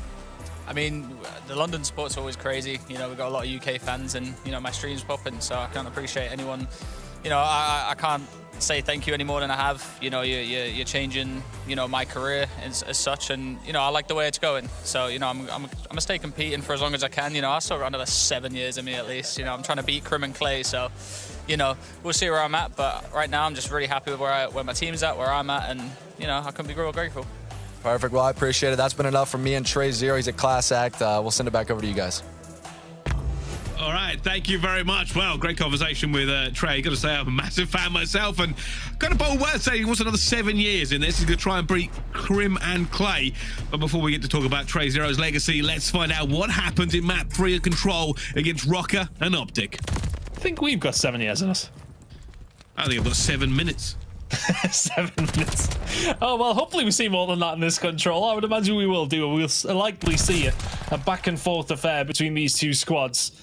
The OpTic Gaming on the attacking side of things in Dashi, starting off where he left in the search and destroy. Is this push now heading in over towards B?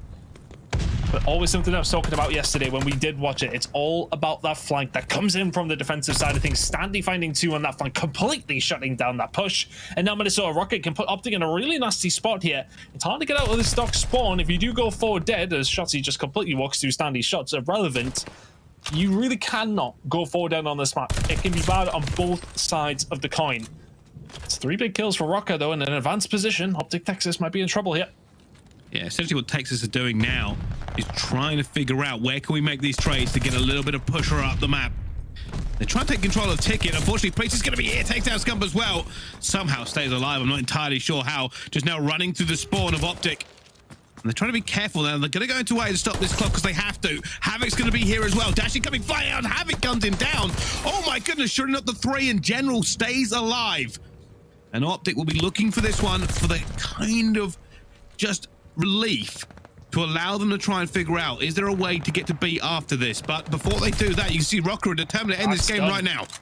That is done. That is not going to be a single point over towards OpTic. My goodness, there's going to be 1 6-0. Bear that in mind when it does come down to round number 5, but OpTic not able to get anything there. Minnesota ROKKR lesson in how to play defense when it does come down to building control. You find those kills, you push forward, you find another wave, you make it very difficult for the attacking team to even get out of their spawn. Very well played from ROKKR, and yeah, for OpTic, welcome to the Berlin Blender. I feel like we've been a little bit spoiled with the game we watched yesterday, and if you didn't catch it, obviously we got to see OpTic themselves take on the Toronto Academy team, and it just always felt like, oh, it's always on the cards here because you can just stack and get B in a matter of seconds. Obviously, that's probably just a little bit outside the norm for these teams, and it's going back to a little bit more normal for them. ROKKR going straight for that A here, determined to get the time, and it will be OpTic to put pressure up on the map. Ooh. A gunfight win from General. Can they get that pressure?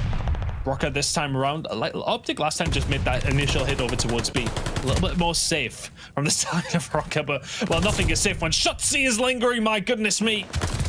Skating around, and if he'd killed Priester, I think I would have flipped my setup, but either way, ROKKR do get a little bit of progress over towards A and very much concentrating on the so-called easier point to attack.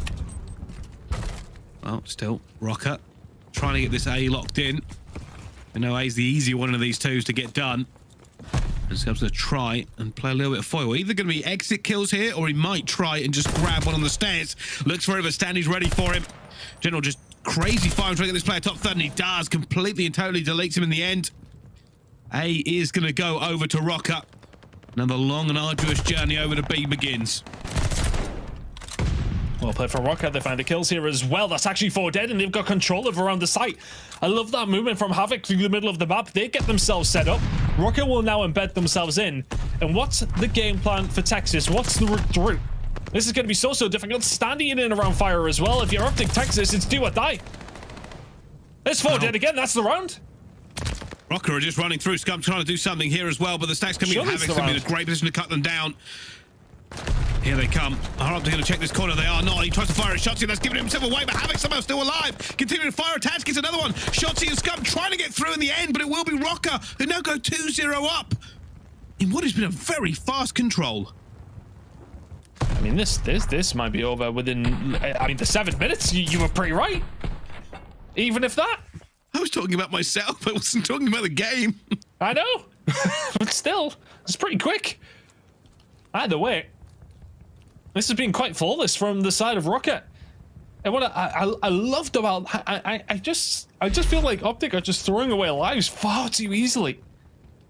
So many different times where if a couple of you go down, you need to stay alive. Just throwing away their lives. If you look at the kill, the score on the top right corner, that just does not look good. However, OpTic did this before. We've seen them be very, very aggressive towards B and very, very successful. If they can break this, if they can get ROKKR on the back foot, they might have an opportunity. They have managed to get into it. Stanley, though, going to be on the flank, and ROKKR have wiped them. ROKKR have now put them back in their spawn again here. And the question is, can OpTic adapt to this? Honestly, I absolutely love what Standy's doing right now. He pushes up mid-map, he gets to the point just outside of A on the broken side, and then as soon as the pressure comes in over towards B, he flanks from behind. But this time around, it's not going to be able to happen because OpTic have presence in mid-map and fire. They're getting ticks over towards A, keeping the finger on the button over towards B. Attach will deal with that, somewhat I should say. But A progress still coming in here for the side of OpTic. It's so far so good. A little bit of a better round than the previous attack. Yeah, much better controlled for them. She's just trying to take control of this P5 area, not letting anybody flank his teammates as that second tick comes in the way. Shotzi exchanging shots with Standy. Flies out of the window. Does see him as well. Standy does the same thing. Eventually they go against each other. That was a bit of a crazy gunfight. Both of them jumping for the aerobatics. And now Scump will eventually get A ton, and it's over towards B. Do OpTic have a miracle in them? Well, right now they do have a kill. Well, that's your teammate. they do have a kill lead. Guy was wearing purple shoes. That was the problem. Yeah, okay. Either way, look at this wrap coming in here from OpTic. Where are the spawns going to be for those defensive side players when those kills do actually come through? Shotzi finds Standy, attach. They should spawn behind them and fire. They have done. Now OpTic can make this force through. I like this from ROKKR though. The two players that were linking around train station while they were staying alive. Havoc's then going to fall. Attach was able to find one, but Priester attached then fall themselves. Standing needs to go huge. He cannot. And then all of a sudden OpTic Texas have control. That second tick's going in very, very rapidly. ROKKR do not have a lot of time to try and break this as well. General with a pre-fire. You can see as well. Scum going to get one. General going to get another. Scum gets a third. And only Stanley's going to be left to contest. That is so close margin forward. And General clean it up. And that will go through. And OpTic Texas hold on here and grab their attack on the B. And that's the issue. I've got to tell you something. I have got to love that tactic there coming in from OpTic. They put every single player all the way through fire, making sure they weren't going to get pinched out. Once they got those kills down, they got in and they closed down the flankers coming through ticket. It's basically the way you've got to break it. And you just can't break it back. ROKKR were just floundering. They didn't have the time to do anything. And all OpTic have got to do now is find this defense. I do often say, well, like when we have been watching Berlin, I find it very, very similar to Tuscan in a way, but the difference is, the big difference is that it is not easy to get your utility in there straight away from the spawn on the defensive side. If everybody goes down on the defense over towards B on Tuscan, you can spawn grenade. Usually you'll get them off the point. You cannot do that when it comes down to Berlin, but Shotzi from behind. That's good defensive work from the side of OpTic Texas. Priest may well be the next lamb to the slaughter, but OpTic flexing their muscles now, moving forward. And ROKKR are going to find their way out of their spawn one way or another. 8 streak for General. That's where it will end. Eventually goes down on the 8th streak himself, but now you can see Scum trying to take control here as well. It's just a fight through the door, and he eventually gets it. And again for Scumman, just the time. You can see he was about to turn away. Priester, though, fighting towards the middle here as well. And now ROKKR will jump onto A. As Priester goes for this control around P5. I wonder if OpTic will take the bait, though. They have the opportunity to try get in a pinch, but it will take them a few seconds to set it up. It's not taking as fast as you maybe would have expected if you're on either side. General Code now starting to make the push. Priester's got a big job to do here at stairs. Finds one. The trade's good enough. General will then fall to attach. That should be A. Gone. Can OpTic set up well for this one? You can already see that Dashi making his way all the way around towards the trains and the dock side so that he can flank. Immediately, it just completely cuts so much off. It forces ROKKR to spawn over dock side. So then OpTic know exactly where they're coming from. Wonderful setup from the green wall so far. Look at them. Just every single way that ROKKR want to go, there is a member of OpTic ready for them. Comes down the player and tries to back off, and ROKKR are trying to figure out a way through this one. They've got to get some trades going their way, but Scum isn't letting them. Not the greatest start from him. He was 3 and 11 earlier on. And now they have control. ROKKR just cannot win these gunfights eventually. General does go down towards the back. But still, Dashi is causing so many issues. Look how far he's spawning them away. And the thing is there, especially in that position, although as 2 teammates go down, this is maybe not ideal for OpTic. Good kill from Scum. But the thing is that if they don't get rid of Dashi, even if ROKKR find kills, he's going to be on the flank. He's going to be there to be setting up a pinch with the rest of his team. It's a spot that ROKKR really need to try and clear out. Dashi has been here for what has seemed like a very, very long time. Eventually they'll get rid of him, but 30 seconds to find a breakthrough. They need to go very, very fast, though. OpTic are going to answer back for 2 rounds in a row of their own. That day something when they needed him the most. Yep, Scum has appeared, a 6th streak for him now. Looking for even more. Attached gets 1. This could come down to something crazy, but Scum's here and he gets taken down, but Shotzi's going to trade as well. Shotzi with 2, shutting down ROKKR. It should now be OpTic on the defense. He surely cannot falter at this point as Shotzi gets a 3rd, and that last player, Havoc, trying to go for the flank, just runs into OpTic.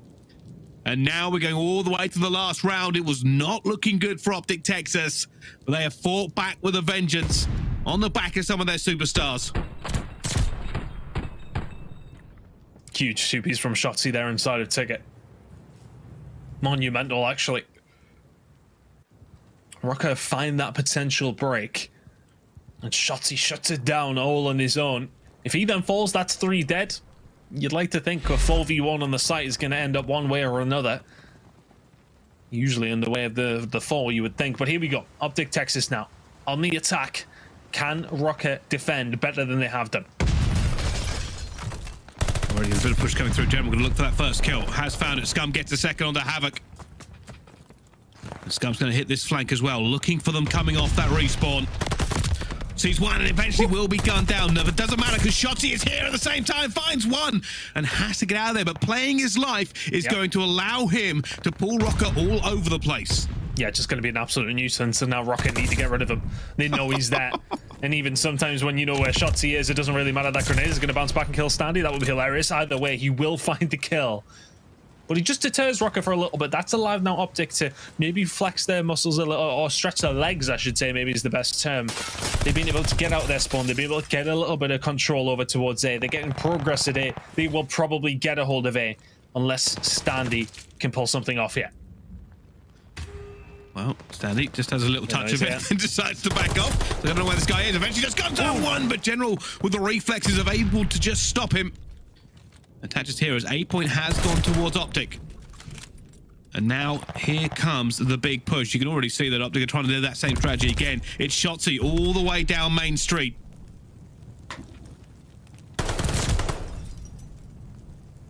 Touch doing well though. The difference is here though for ROKKR is that they have the flank themselves. So even though that OpTic are in a good position to push on through various flanks, having those nuisance players, and that's why I do kind of say it's similar to the side of Tuscan. When you have that rat run through Church when you're on the defensive side as well, you can constantly be a nuisance. You can be a thorn in the literal rear end of your attacking team. As Standy starts to find more, and that's a few dead now. If Priester can find a couple here, this could be absolutely massive for ROKKR. Just staying alive will be huge, but Attach is there to help him out. And now Tex is spawning all the way to Doug's side. A minute and 10 seconds to go here. OpTic in a bad spot. They are generally calling this in. Now give them the idea of where all these players are and where they can push. Not able to get anything from it, but Shotzi and Scum have managed to get some kills. This could turn on its head in just a few seconds as Shotzi comes through in guns. Huge. And now OpTic have found the point. They have the opportunity to get more bodies in here as Scump and General add to the kill feed. And they are opening up as Shotzi has made magic happen here on this control. Continuing with the movement, they cannot get anything onto him. Priest is having to drop his glide bomb now.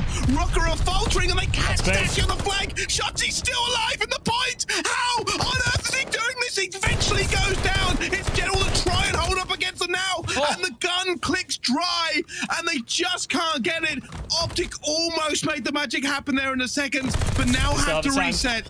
They still have the time, but they really don't have too many lives. Attach is going to try and find a second there. It will all what have we just seen? We'll maybe try and break it down in a second because it has to slow down for both teams here. OpTic have a decent spot. They got control of fire. Look, that spawn that comes in for Attach though. It's right in the middle of fire. It's not in a safe spot whatsoever. He's going to get taken down from behind. OpTic are just starting to close their grip. This is happening again. Somehow OpTic have found their way through. Priest are going in for the hero play. It's not going to be enough. And OpTic have done it again. They have found their way through against ROKKR. And you can see him standing up and saying, what on earth was that? Every single one of them gunned in the end. And OpTic, the first 2 rounds in control were not good, but the next 3 were great. Oh, ROKKR. Not like this. Not like this. Dashi's letting them know. And that's the different environment when you're on the main stage across from each other. Oh, dude's just loving it. He's having a good time, isn't he? That is... I love seeing the trash talk between these two teams. When you see these moments like that, a huge game out of OpTic, and Dashi lets them know. Composure, absolute composure, by the way. Bearing in mind that Shotzi with that first play into that hill, I thought he may have made a miracle happen. Stayed alive for so long, and then they all got wiped. They spawned halfway across the planet, but they weren't done. They won the gunfights, they got into it, and that is ice in the veins. OpTic Texas now up 2-1 in this control. Dash did not have a good game, by the way. He's 9 and 21. A good portion of that, by the way, was spawn manipulation. We saw him sitting all the way down into train yard. Yeah. But still, they win it. Shotzi is obviously a god amongst men the majority of the time. I've said it time and time again. I think he's the most talented player in the CDL right now, and he proved it. But that's an easy call. I think that was huge as well, obviously, to send it to that round number 4. But then getting inside the point here. I think a lot of players who play Vanguard will appreciate how hard that jump was. And just in between the desk and getting through that little window. So Priester does well here, actually. By the way. Yeah, I thought that was it when they get to this point. Then Shotzi, like, still finding those kills. Eventually does get wiped out. But what I really like from OpTic here is you can see the spawn from Dash who comes in the dock side. He immediately just runs forward because he knows that they can cause some sort of chaos by getting some sort of fire control. I'm not gonna lie, when Attach finds his first, I mean, he doesn't really have much of a, well, no, he does have much of an option. Staying alive there would be quite good. I'm not too sure about the eagle shot from Attach, I'll be honest. Scum, General, and Shots, he just found every kill they needed to. Priester had to try and make a hero play, and it's a hope and a prayer for them there. They just lost everything, a 12 versus 7. They went down to what, a 12 versus 6 in the end, but yeah, ridiculous. OpTic with the ice in their veins. And this has been a very close series. I know we thought it might be 250, 239, 6-5 on the S&D, 3-2 on the Berlin Control. What on earth does the next Berlin have in store? Well, probably a very close game based on what we've seen over the last 3. We are really going down to the wire in a lot of these series. Bruce is still laughing. He's like, yeah, 9 to 21 and we still won, haha. That's exactly what he just said, I think. It's like, I barely even played 5 rounds. I got 9 kills. What on earth is going on? But while we're waiting for this next one to go on, I believe the Toronto-Atlanta game is going down. This is a replay, by the way. Ultra versus Atlanta Faze. The old 2-3-5 from Ultra. Is that the tactic here against Faze? It might be. As we catch up with it, we can see Sim 9-7 doing very, very well. Arseny's picking up that kill at the same time. And now it does come down to a 3 versus 3.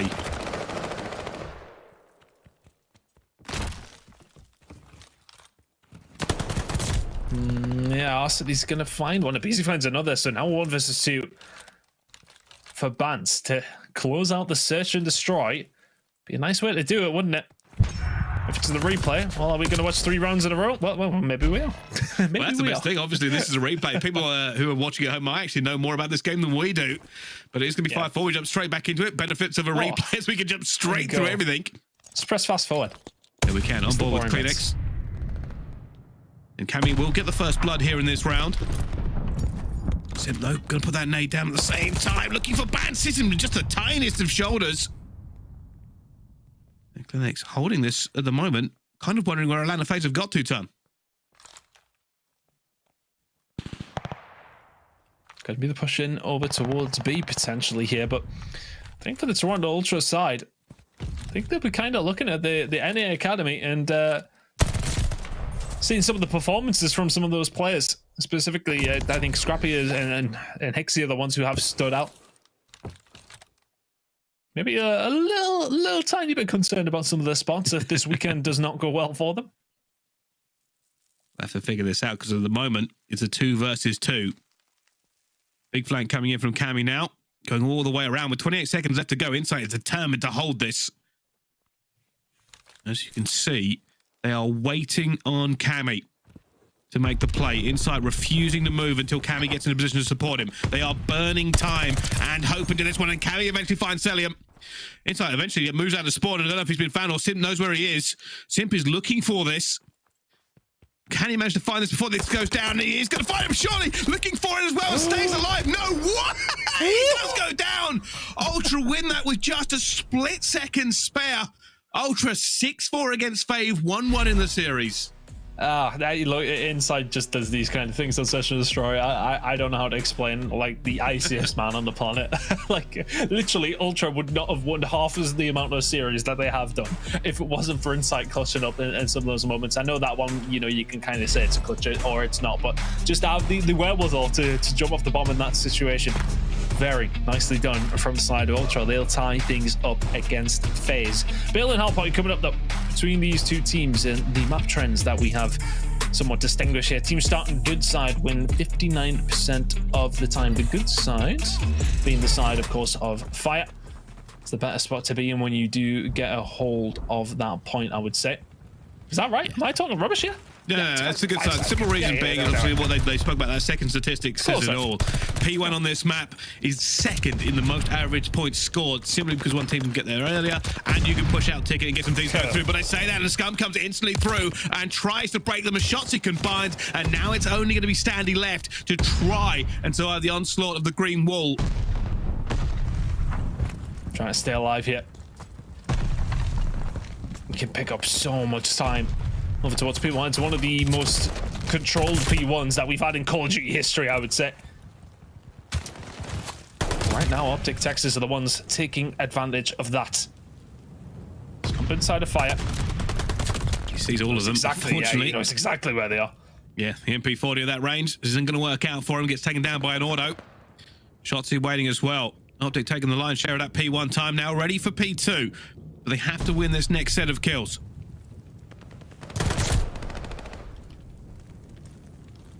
Scum and Cop making their way over. This has been quite the brilliant start for them in map number 4. After what was a good time around on Berlin, and map number 3, they're continuing it off here on Hardpoint. Dashi 4-0, already nearly halfway to his score that he managed to pick up on map number 3. Well, it doesn't matter because Scum is going berserk. He's currently 7-3 himself. General gets his first kill into this map. Dashi's a flawless player as well. And maybe, just maybe, the momentum swing coming in from OpTic has set them on fire. You can see Shotzi will eventually go down. But ROKKR finally will get back into this for the scrap time. Not looking good for them though, is it? OpTic have the side of the spawns that they want. Dashi will eventually fall after number 5. Flawless start somewhat to this hard point. Now this rotation comes in from OpTic, looking good for them. Can they lock this down? Have they actually slipped the net here though? General's going to be in trouble. All of a sudden, they just ran through the middle of the road and he has no help. Dashi is there to maybe clean up, but standing in the back, well, can do absolutely nothing. It's a lower dock spawn for Minnesota ROKKR there, and I presume that's just because General pushed it all the way out. So this push is going to start coming on through. I don't think OpTic were ready for that. It looks like Minnesota ROKKR have found a way through. Well, super confident they're going to be holding it from this side, and they probably can do it as well. Scarp going to just keep playing as well. Stanley trying to find him. Eventually will be attached, who picks up 2. As ROKKR finally managed to get into this one. Dash is trying to do everything he can. Will be traded out as they no longer have this good spawn. And now with the scrap over, you're going to see OpTic try to reposition, ready for train. They're going to get themselves in a good spot to do so well. Now if Havoc has something to say about it. Dashi is set up over here. Now has a little bit of help as well. Minnesota quite a way away from getting any sort of control to make a decent enough push on this one. Havoc pushes through. Shotzi will find that first kill. It's all about this dock's control. Standy's found a route through. And again, it's just OpTic. It's all OpTic all of the time. They are filling the kill feed. They are rebuffing the pressure. ROKKR not really able to find anything in this one. They just can't get even close. I don't know if they can see the hard point at this point. As gunned again, Scum shuts it down. And this is a lot of time to get on the train. General's going to be trying to hold top 3. And he's going to be alive. Surely he doesn't win that gunfight. He doesn't. Priester attach eventually getting something back here for ROKKR. But it's scrap time again, and that's what they are going to have to just deal with. They are not really in control of this hard point. Really being forced back here, Bryce, but the gunfights are going to fall their way. OpTic Texas still with a very, very healthy lead, but they have to be careful here. Heading over towards P5, you can get locked in very, very easily. These gunfights are important though, and well, if you were to put it down to anybody to find these gunfights, to find a way out for OpTic, it would indeed be Shotzi. 8 and 8 out of him, but that's a crucial one to get his team out. Standing will surely deal with him here. The push is going to come in down broken side once more, but OpTic Texas found their way out quickly there, which is crucial. They're trying to make sure they get this flip ready. They know exactly what they're doing. Can be a little bit mixed here on P5 if you don't have full control, which neither team does. And as I say that, the guns of OpTic are telling. ROKKR are just not keeping up in the slaying game, and it is causing them issues all over the map. They're now trying to do the same thing here, trying to see if they can get this flip ready for P1. There was time coming through. Dashi managed to stay alive somehow, not entirely sure. 2 people were shooting at him, but Dashi and Shotzi getting a few more kills. P1 is ready for OpTic. And as we said at the start, at the beginning, the amount of time you can pick up here, monumental. Dashi finds the first kill onto Havoc. 15 and 5 out of him. Oh, well, I mean, that's outrageous from Standy to find that second kill. General will fall, Shotzi will follow. And all of a sudden, a bit of control here for Minnesota. And the problem is here for Texas, when you find 4 down, it's the same story you've got when you're on the defensive side, 4 Bill, and you fall 4 down over towards that B point. You've got to find a way through these long sites where Minnesota ROKKR can just set themselves up and beam down with the auto. It's a hard retake. Yeah, this is exactly what ROKKR need to try and come back into it as well. Attack's ready, waiting for anybody to come through as Havoc just cleans up completely. And now OpTic have decided to abandon it. They know they've got to rotate. They know they've got to get into a better position. They were looking like the completely dominant team so far onto this one. But it is a very close game after this P1. Oh, and Sats with the shots, not able to find it, but a really good break originally from ROKKR has put them in a better spot. It was quite an ugly scoreline if you're a Minnesota fan after that first rotation. But OpTic Texas, as we have headed into the second, have really found very, very little. They got control over towards the second up. P2 is theirs momentarily, but Havoc and Cut on their way over, trying to stop that. And they're trying to have a big comeback here as well. Priest is trying to just fire through, attach, staying alive at the same time.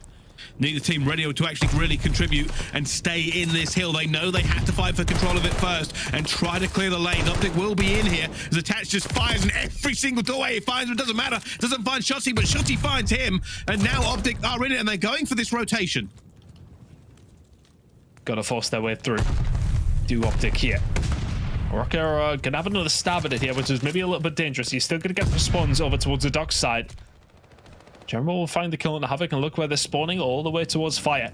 So the rest of ROKKR now push up, just make it a little bit more difficult for OpTic Texas to find a route through. But there's a chink in the armor, there is a gap. Scump has potentially found it here, pushing through trains. We can see, obviously, ROKKR have decided this is where we must stand. If they get a big hold here, they come screaming back into this game in the lead. Scump is going to try and find his way through fire. Already calls it, reads it perfectly. Now the stun goes in. Can he just play enough for his team? There's nobody going to be there for him, though. They are just not close enough, and Scump's nade that he tried to throw has just cost General his life. That's what I would like to call a double-edged sword, Bricey. Down with the grenade now and you kills your teammates is not necessarily ideal. Either way, Scump's gonna have another stab at it here. They got control of fire. Now comes the push. General will be the only one who can find a kill here. Havoc having a game.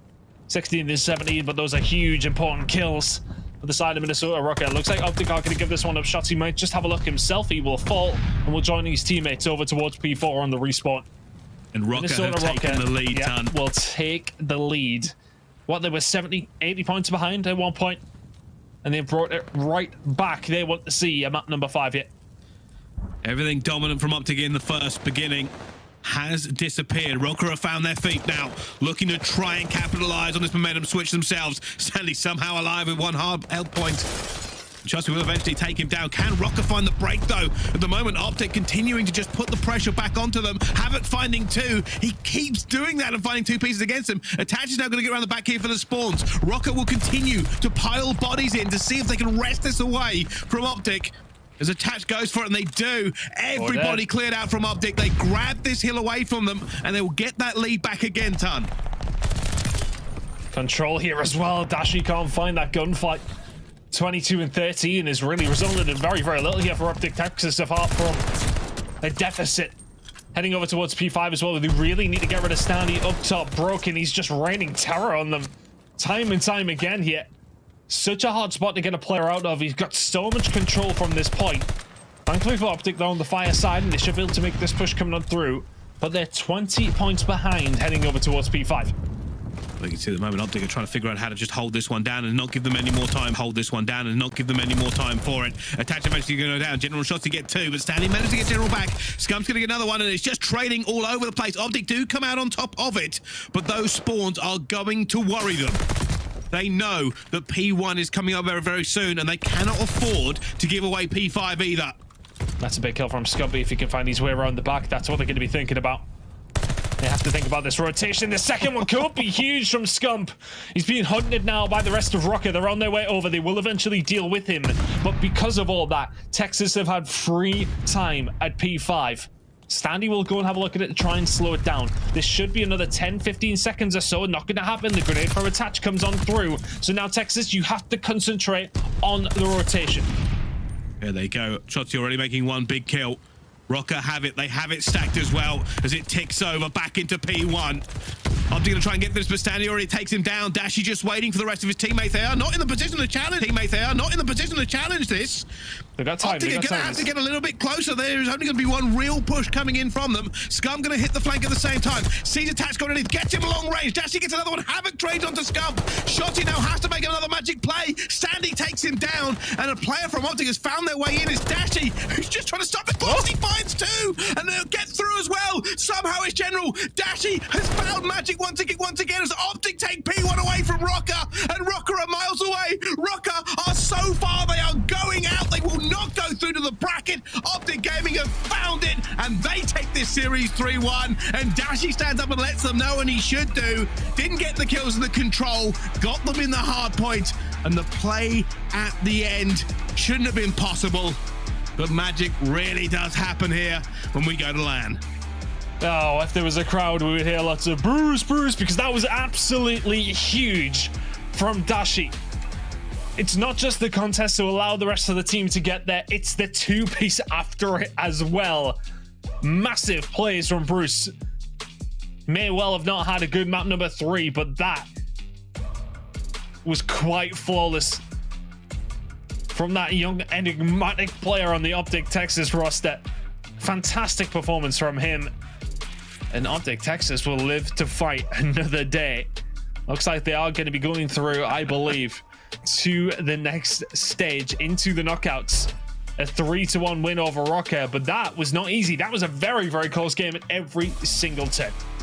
Honestly, once I started seeing those other players going down, I just didn't think they were going to get it. They waited so patiently to make that push, and the fact that Dashi got back in, and I have been told we can rewatch the last minute of this, and I will be keeping an eye on Dashi on that mini-map, because I didn't see it. This is where OpTic had to make the magic happen, Ton.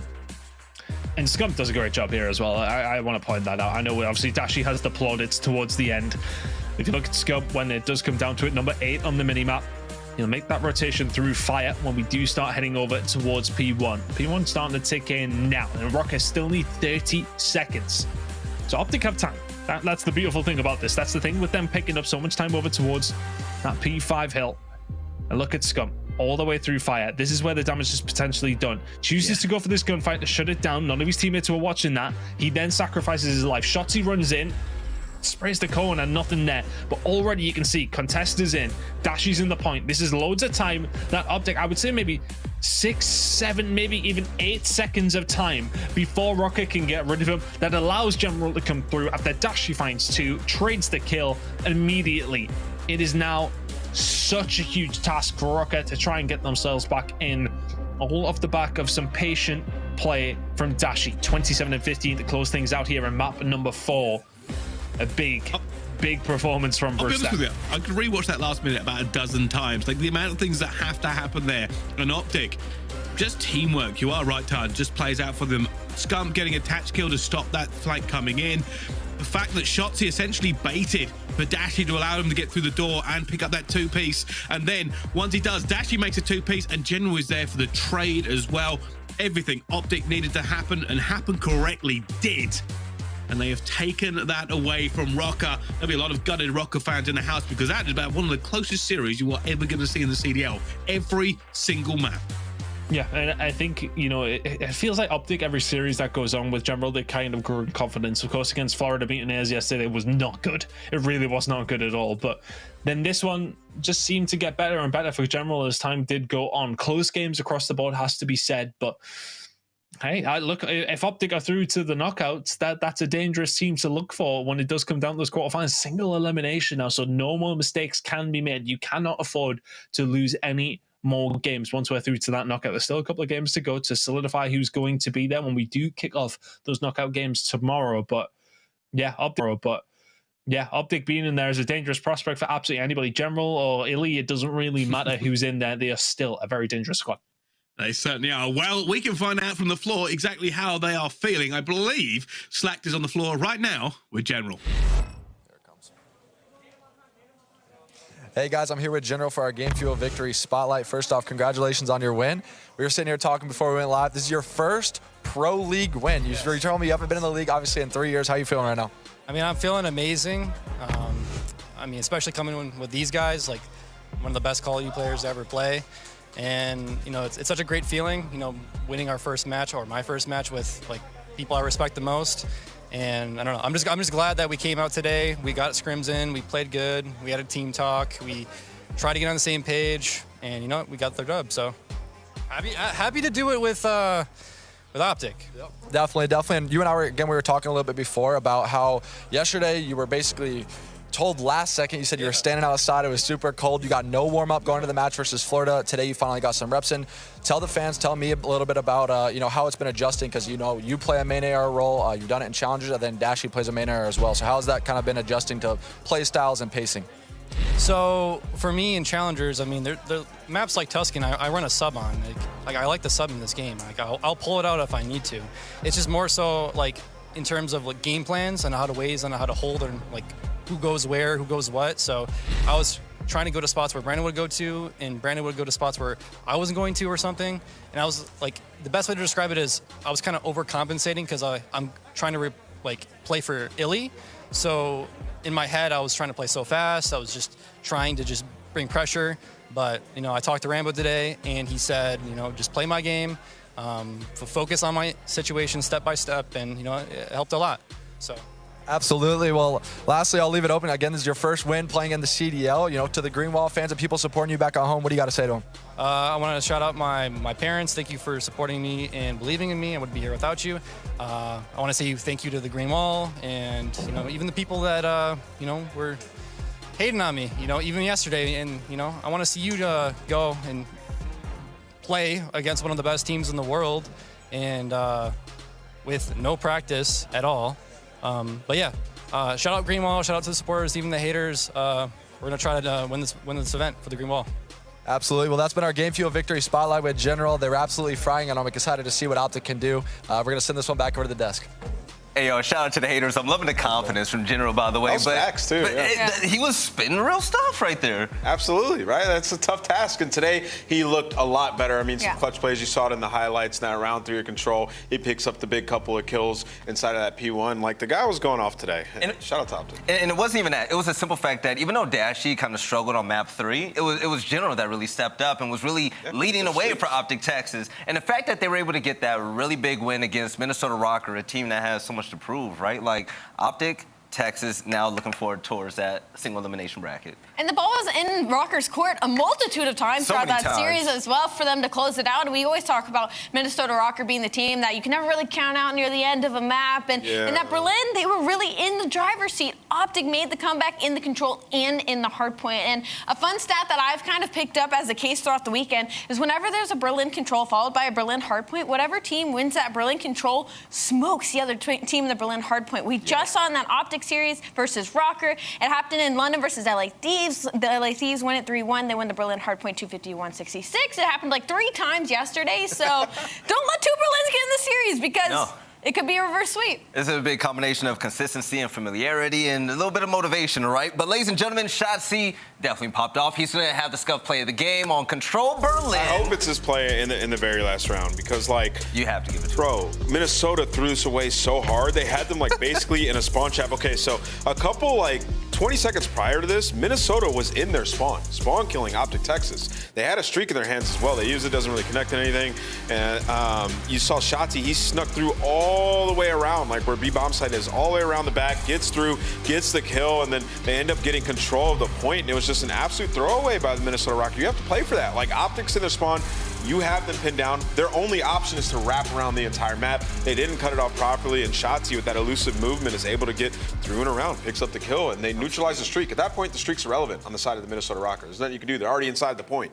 So, I mean, I just think it's a miscalculation on ROKKR's side, not communicating well in the very end and picking up the right lanes. And they're going to pay for it. And there's a big reason why. Let's go ahead and take a look at the group standings so far to see how things have unfolded here in day 2. Take a look at Group A. You know, it's the obvious, right? We got Faze, we got Ultra. Group B, Florida Mutineers, first place, 3-0. But OpTic Texas 2-1 right now. That was Minnesota's ROKKR to pretty much leapfrog OpTic and have that chance, especially with Illy sitting out. Seattle Surge is 0-3. Seattle Siege is 0-3. They lost to Strike X, Fire 40, and Alexis Silly, and Ramby and Gunzy. Yeah. Wow. I tell you what, when I checked in on that series, I have to say it, man, it was accuracy that was still struggling. But to go 0-3, I'm tired of this team. I'm tired of this team. Seattle's buns, man. They got so much potential. They haven't been able to clutch up in a lot of these series, right? Like, yeah, we keep talking about so much potential, but I mean, it's time for them to get over the hump. Yeah, the conversation gets sold, but NYSL, shout to you guys. 2-0 leading the way. I'm loving the way that this team just found a resurgence so far halfway through the season. And Group D, this is a story that we all need to know. This is why we're even having this event. Number 1, 2-0. Yeah, and apparently LAG could still make it through, like in some tiebreaker situation, if they're able to, you know, come through and get that win. I think it's Boston that they still have to play. We could have a 3-way tie. True. Imagine, I don't even want to know how to get who gets top 2 at that point. Well, we're going to see LAG play next against the Boston Breach, but before that, we're going to have a very small break, and that's going to be our last series. This has been so exciting so far. Let's see if LAG can fight back to have a chance to make it towards the big single elimination bracket and find their way in the money. We'll see you guys soon for some more CDL Pro-Am Classic action.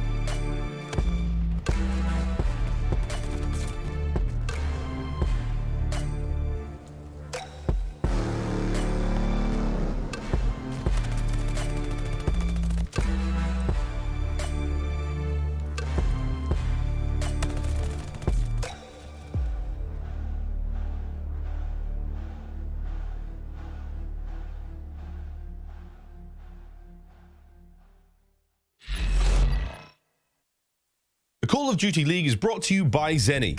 Armor your eyes with Block's gaming glasses starting at $24 by visiting zenni.com/CDL.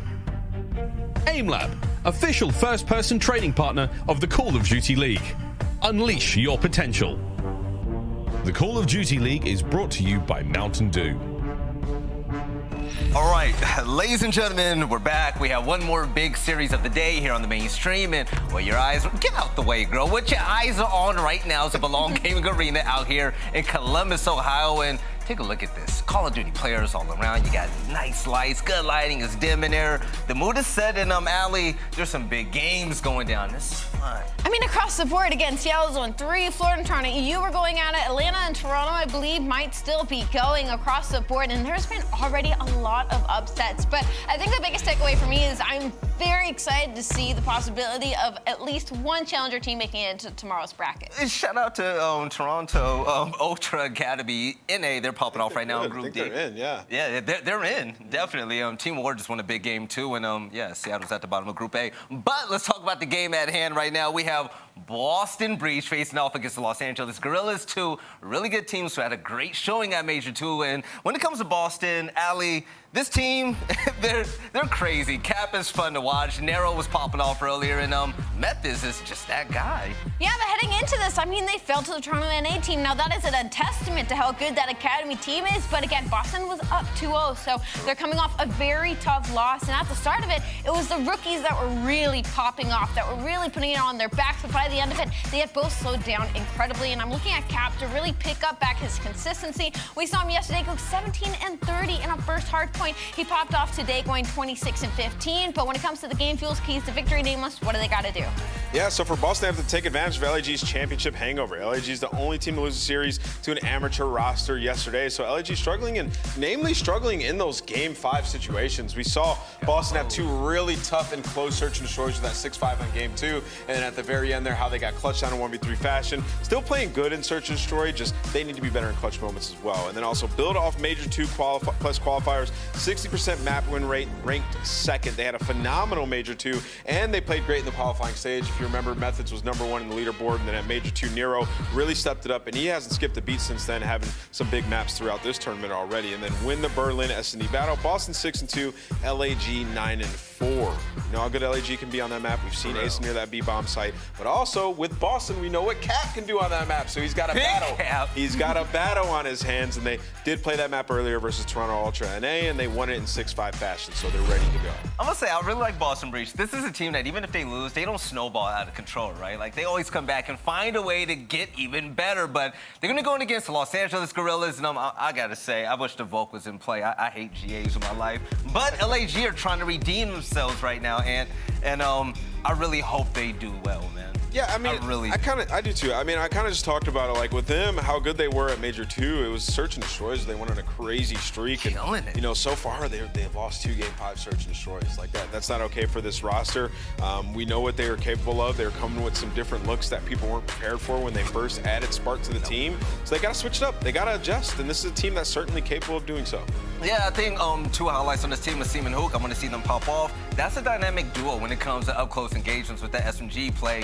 They're fantastic, but when it comes to the game field keys to victory, Ali, what you got for us? Well, they got to rebound from, breakoff strats need to be on point on Tuscan hardpoint. Boston outscoring teams 35-8 on initial P1. So right off the bat, that P1 is probably one of the most hill times when it comes to Tuscan. They need to be on point and find Tuscan control improvements. They are 2-6 this season, and according to these keys to victory, it looks like we're heading into a Tuscan control. So it's not looking too hot for the side of LAG. Right, so LAG won Major 2 here at the Pro-Am. They're struggling really get their footing, and as you see the players prepare and get ready right now on that main station. Nameless, do you think that this could be the game that they really recruit? Because this is not going to be simple, man. Boston is just persistent. Well, they've done it before. They're definitely capable of doing it. Their back is against the wall. Like, even if they win this series, it still comes down to a tiebreaker scenario. But we've seen what they can do in pressure situations. They just won the event. Sometimes it just takes a little bit to get acclimated. We've seen it in group play before, but yeah, right now is where they really need to perform. All right, well, ladies and gentlemen, they're going to have to perform right now because here we go, the Los Angeles Guerrillas versus Boston Breach. Merc, Maven, you got the last game of the day. Let's go, baby. Here we go.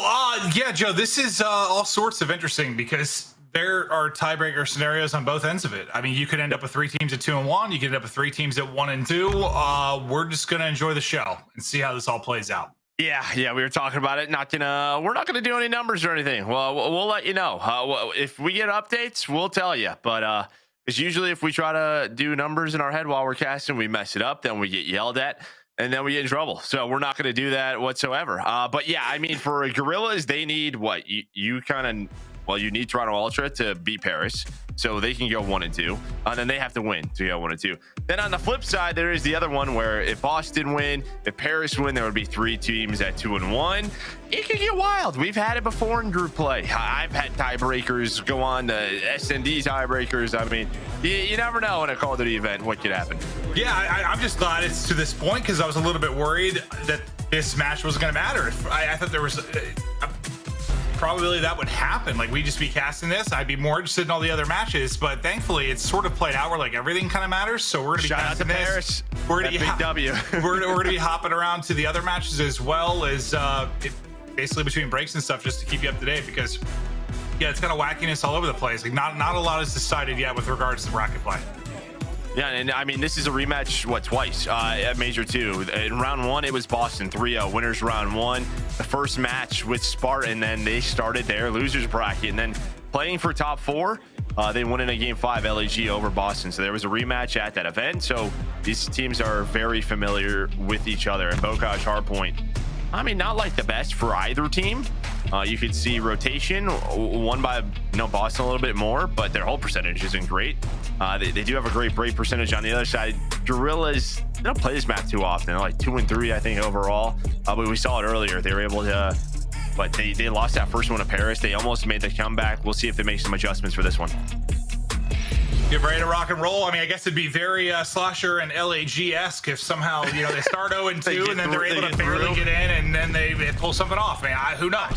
I mean, I guess the best thing for them is their 2 losses are game 5s. That's really it, right? You and I were talking about tiebreakers. Usually, you just don't want to get 3-0 because 3-0s when tiebreakers, that just kind of throws it out the window. So they have 2 game 5s. So at least they have that. But off the start, Boston, they're going to find some opening kills. And Cap, he's just going to flip the spawns, get all the way over towards P2. He's happy with that, but his team takes him down. Yeah, it's like if it's a 2-team tiebreaker, like a head-to-head thing, it might not matter. But yeah, when it's 3-way tiebreakers, you're usually screwed. But we'll see what happens. With Methods tucked away in a corner, gets one, and I thought for a second a snap on a Slasher and maybe able to obliterate him, but that's not going to happen. And we just have a couple seconds left on the hard point. Let's see the lock on the top side of the minimap as we get ready to head out kind of towards tanks and court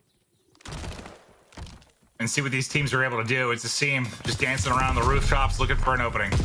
Yeah, Methods though going on that pinch right now. Spart's gonna have to deal with that. Nobody on the hill for LAG because the push was in. You just had multiple players, Barnes side, and well, Nero, he's on 3 in a row. His MP40 is hitting. And I mean, while Boston doesn't have the spawns, they've done a pretty good job just keeping them off the hill, right? You still only have that 6-point lead, but now with Hook and Asim both finding a kill, that's gonna turn Asim to get onto this hill now. Wait for his teammates, and Hook, he is just slaying middle of the map, and he might be thinking about trying to just flip them out so he can rotate over to P3. Well, let's see what he's able to do. He's just kind of between everybody right now. He's going to ultimately get sniffed out. Yeah, exactly. Where are they? They're right in front of you. Where? Turn one way? All right, I died. All right, my bad. Well, I feel like that's just mid-map or anywhere. Well, okay, everywhere on this map, I guess? Yeah, pretty much. Look away for 1 second, that player's gone. Well, now to third we go. The first player you'll see set up in and around it will be at number 3. That'll be TJ inside of it, but the rest of his team basically going to drop. Now, due to his position, they should spawn deep in the back. They will, with the pressure already coming in, but that is Bokaj in a nutshell. They spawn up. They're 2 feet from the hard point. They're in to reinforce. No, it's a nice kill by Huto. He has some pressure, so he'll be able to cut off the reinforcements. Actually, he's going to block this spawn there. He's going to block that spawn, and it was 3-4 dead for LAG. Boston breach, they're not able to take control. Methods though off of spawn, he is right back into it. He's going to tie this game up. Yeah, I mean, it's just going to be, you want to highlight a nice play and good bit of control inside the hard point, but in Bokaj manner, it can flip before you're finishing your sentence. But now it's Cap through the window, trying to get to the attic. Not going to find an opening there. Yeah. Like, it's huge. Oh, never mind. Doesn't matter. All right, forget that. Forget what I just pointed out. It's more like, you think of typical hardpoint in the past, and it's like maybe a couple of big plays that kind of add up. It's like you need 30 of them in this. That give you like 5 second. That give you like 5 second chunks. Like that's sort of what you need. Yeah, this might be one for Boston as we rotate over to P4. Maybe they could find a big chunk of time, and I mean, I don't know. There's 3 dead again, so I think I'm just cursing everyone right now. That's all right, Joe. That's all right. I've made a career doing that. But now Sparta 13-9, and he's looking for more. Just playing the contest inside. Knows he has one close, and he's got a seam there right next to him, but the crossfire is in. That's 3 through for Breach. I mean, that's just a great play by Method. Just the patience, right? Just to sit on the contest, make them worry about you. All right, someone's got to push forward, get them out of that spot. Because they took so long, the reinforcements come in. Capsule's got his back. A nice play. It's a small thing from Methods, but not to overchow. Play in his position. That gives them the lead. A bit of a one-on-one then towards our next hard point. It's Cap and a seam that'll get into it. And you can see all the arrows on the bottom side of it. It'll be Breach set up. They'll look to try and extend this lead. Cap's POV for now, +5. Over to TJ we go. He's trying to hit that back alley push, but he gets dropped. Next guy up is Narrow. He's going to follow as well as the autos are hitting, and they've got an MP40 for those fights. But now Method's deep on the heady. He gets pushed out. It's a seam just soars through, and he gets all 3 just flying through the cut. And then Hook, I mean, Slasher and Spart, you kind of nailed it to open that up with the autos. They find the first 2 kills. That opens the lanes up for Asim and Hook to fly on through. Asim able to make that play. It was about a 20-25 point lead for Boston Breach, but with that break and Hook shooting nukes like that, it's going to be a very small lead for them.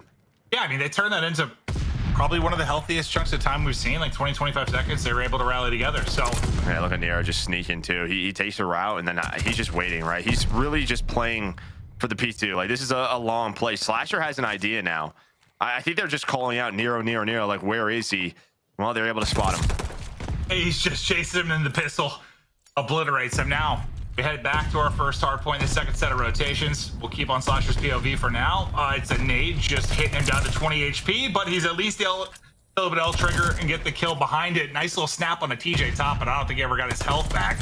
Gonna ring around the Rosie we go, right over to Hook at a seam as they connect to take down 1. 98-98 the scoreline, and yeah, you'll see this pretty often. You got 2 minutes off the clock, and basically it's a tie game. Yeah, I think the key, based on like that first rotation, was just that Boston did a really good job over towards P2 to not allow LAG to earn a ton of time. What will they do this time, right? Because you have LAG set up in that position. Well, I thought so, but Slasher gets so far pushed up, his teammates die around him, and look at that, Nero with the long route. The spawns are going to flip. I guess the good thing is Guerrillas at least got like 30 or so seconds there, right? Like, that was pretty good time. We talked about the first hard point, but hello. Yeah, I thought they were going to chain that together well. Well, okay, maybe they will. That'll be 3 down. Look at them spouting out across the map, across the map. I mean, it's still like 20 feet away, but they still have to rally across. And now this is a sequence where you can up a pretty solid lead. It all started with the setup at first. Now, you do have Nero, who is able to break on through towards that bomb site. He's kind of pinching this. The players in the back die, but now it's a 2 versus 2. With Seaman Slasher trying to do what they can. Comes down to Slasher. He's got the pistol again. I think he gets some help from Spart, but that's going to be some more time as they have the largest lead that we've seen throughout this game. Well, you think about, they were down, what, about 25? I think when Breach had 85 on the board. So this has been... Going towards P5, yeah. Yeah, you're getting close to like 100 to 15 type rally. I mean, this has been a very, very good stretch for Guerrillas. Yeah, you have all the time, earned at P1, then the break here at P2, and it just feels like the slaying starting to be a little lopsided. You had Slash on a 5 spree. Now you have Hook on a 5 spree. You have everyone even except for Smart, who just turned -1. So Slasher and Hook stepping on up, and it is just turned around in the scoreboard. Well, I think it's just tough to hold power positions for a long time on this map, right? Like, it's hard to get your setups and get comfortable, but there was a couple sequences there where they could, and that's where I think you see the difference in them starting to rally a bit. But now, speaking of streaks, it's Capsule just running through, slicing and dicing, 5 in a row now at 24-19. And he's going to head down towards River, I thought, for a moment, just trying to get the call-outs over for Hook. But Narrow's going to get caught regardless, and then the whole room blows up. Yeah, that was his teammate's name, TJ. I mean, he gets a kill, but he basically kills Cap as well. They needed a big swing, and over here at P3, they get it. They were down around 60. They're going to get the final 10 seconds.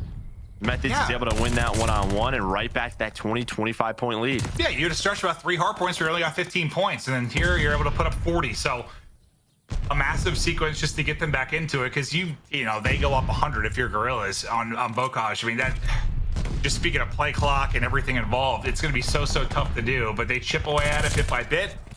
And now inside of 4th, they're doing a good job here as well. PJ's just trying to get in to support his teammates. Everyone's just kind of dropping in front of him. Last guy I think is going to be Slasher, and Cap's going to drop down to chow that with TJ. And it's like just like we saw that great stretch from Guerrillas, it's been basically the same thing through different hard points here for Breach. Yeah, I had a chance for LAG to get in there, right? Slasher was kind of doing the same thing that Methods was doing when we were there, just sitting at that contest spot at the front. But TJ, he is just playing with the map right now, and that's really it. The map control, we talk about layering that, right? Just as soon as you get some kills, move on up, cut off the spawners. And Boston has done a wonderful job these last couple of hills of doing that. You had Captain out in the middle of the map. He's earning a 5 spree, right? TJ doing it right there. You see it in the scoreboard. Cap up to 28 kills, but on rotation. Nero is going to get taken down. Now LAG with a chance of their own to hold this rotation, but you can see there what Atlanta Faze, they need one more map win to close that series out. I believe both of those teams are through, as Ultra was 2-0 yesterday. You know, happy to see that. And they were winning some hard points, but Atlanta Faze just too good right now. Yeah, they're just going to continue to move along the final couple seconds through, and that'll be an Atlanta Faze win. So just keeping you updated on what's going on throughout the 4 streams. Now we'll focus back to the action. You got a 10-point game here still. Inside the point will be Breach. You've got 30 on the board now for Cap, Slasher, and Hook on the other side posting 31. But they have answered back, and now here's the lead change. After it looked like Guerrillas might run away with it, now Breach over the 200-point mark. It's a contest inside the point until the break comes through for barely a second there for Guerrillas. But we get ready to head into our 3rd set of rotations, and this is where Guerrillas got, like, what, 30 or so seconds? I was going to say, let's see if they could do it again. They had a little bit more map control, though. Let's see if they can get Capsule out of this position over here at P3. TJ's going to find 2, so that's going to be 3 dead, so they're going to earn some early time. And look at the spawns. I mean, you're just holding them back. Your Capsule's just running around, just trying to find players throwing nades. They have to deal with him first. That's exactly what he wants, but Spark catches him with the pistol. I think Spart follows that up with a second too, and Asim is in the mix. They're able to take control. So about 30 seconds off of that, and they're down 6, but now can they get into comfortable positions here to lock it down? Also worry about the hold and rotation then to the north side of the map. Spart's gonna keep it going. He's over the 30 kill mark as well. And just trying to hop into the point for a second. I was gonna say, I think the trade's there from Slasher, but Methods actually gets all 3. We just see it from the POV of the Guerrillas players as they're flying in, but one by one they drop. And now you've got all the map control in the world. How long can you hold it? 220, 220. Yeah, you saw Methods get the 6 kills, and then everyone just kind of backed up. They do not want to allow LAG to spawn behind them. All right, they are secured now. Methods gets laid throughout the middle of the map. Can he earn the glide? He would love to have it, and he does have it. He'd do it with the MP40. He'd do it with the auto. 33 kills. He has turned this game around for Boston Breach, and now he's going to call this in to try to secure the game to win right here. I thought for a second maybe called it a little bit prematurely, but his teammates die around the point at the same time. He's able to get 1 source in to try to find number 9, but it's not going to happen. They need 10 more points now. All the pressure in the world on Guerrillas to try and get through. They get 1 more brilliant break on Bokaj, but you're just sweating in the contest right now. Yeah, Spart was able to take down 2. Slasher, he needs his teammate. Now there's just 1 more player there as Asim and Slasher get taken down, and Boston Breach to secure map number 1. And what a turnaround. I mean, it was a game of 2 swings. At the end of the 2nd rotation, it was all LAG. Sorry, first rotation, it was LAG. Yeah. And then Boston Breach, they found their form. So it's basically 5 into 1 into 2. Yeah, you saw the Guerrillas run, but then 3 and 4 were just the answer back. Like, they got right back into it. They went down about 60 or so points, and then they bring it back. And then, of course, Ziddy, I mean, we saw his stats, LeBron-esque numbers through the stage, leading to the stage 2 major. He was brilliant at the end there. I mean, to go on whatever it was, 8, 9 in a row, get the streak to work with as well when his team was starting to fall apart around the point, but they clutch up, they bring it back, and you really get a good effort out of everybody. Yeah, I mean, it's pretty even. Obviously, there's one highlight here. See him, really struggling. 20 and 36. yeah, for Boston Breach, it was just a team effort. Everybody was slaying throughout the middle of the map. I mean, we were on board with Nero, who found like 3 kills. It was Capsule with it going on a spree. Then TJ, then Methods. They all stepped up to close that game out. Nassim, he did not have a great series earlier in the day whatsoever. We know the X factor that he could be. We'll see if he can turn it around. But we're going to go check out, I believe, the game on Charlie. So his performance is important because I think he's just the firecracker, the energy for this team. So let's see if he can get it going. But now we're doing a live look-in with the Charlie stream. Subliners, Ravens, and it's Bokaj madness abound. Yeah, we're not going to cast this one. We're just going to hang out because that would be back-to-back Bokaj hard points, and whew, that'd be a lot. I'd be worried about Clint. I really would. So I mean, really, like coming out of my ears or something. I don't think that would happen. Just I don't know. Was that too dark? You know, yeah, just maybe you get a little too tired too quickly. But for Thieves fans, right? You need London to lose here. You want NYSL to go 3-0 because if there's a 2-1 3-way tie with Thieves, London, and NYSL. Thieves cannot get through. So for London, you're just trying to win. You're in. We'll see if they'll be able to do it. Kismet, though, the newcomer to NYSL, trying to leave his mark, trying to get comfortable with the team. And so far, I mean, you got to like what you've seen for the most part, right? Like, it's going to take some time to really perfect it and get him into the system, but I'm liking what I'm seeing. Yeah, no, 100%. I mean, this is... they've had some clutch moments. They had the big game versus LA Thieves. They were able to, take down Team Moore, in some close games. It's not like they're beating the best teams, but, you're talking about them just staying consistent, continuing to get better. They'll obviously be challenged a little bit more once we get to bracket play, but so far, so good.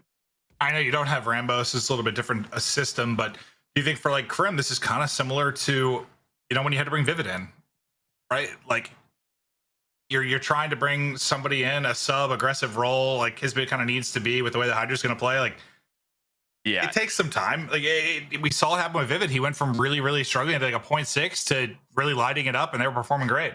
Well, I think this really helps Hydra out. I mean, he was already putting up some ridiculous numbers. Like this is kind of the NYSL sort of system that we saw last year when Nassim was on the team, because I think Kismet will be that selfless guy. He's going to be the first one. He has no problem being the first man in. He could play with pace. He could play in front of Hydra.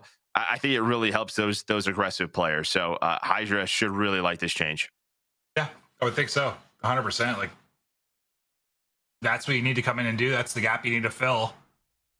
And Hydra not exactly on the heater right now. It's not an easy job whatsoever. No, but I mean, yeah, I think it's what he does. I think anyone would argue it's probably the hardest job in the esport, right? Like that's got to be the most difficult thing. Entry sub, yeah, that definitely is. Well, as I said, as I said, Hydra, wasn't maybe on a heater. You see a lovely little triple there. This is one of those maps where this has kind of just been one of the places they've been comfortable playing all year long, right? Just due to even when they had Neptune, Hydra, any sort of form of their roster, except for like the Clay Krim roster where weren't able to win too many hard points. Yeah, I mean, they want to play with aggression. They want to play with their star power, and it's on a map like this.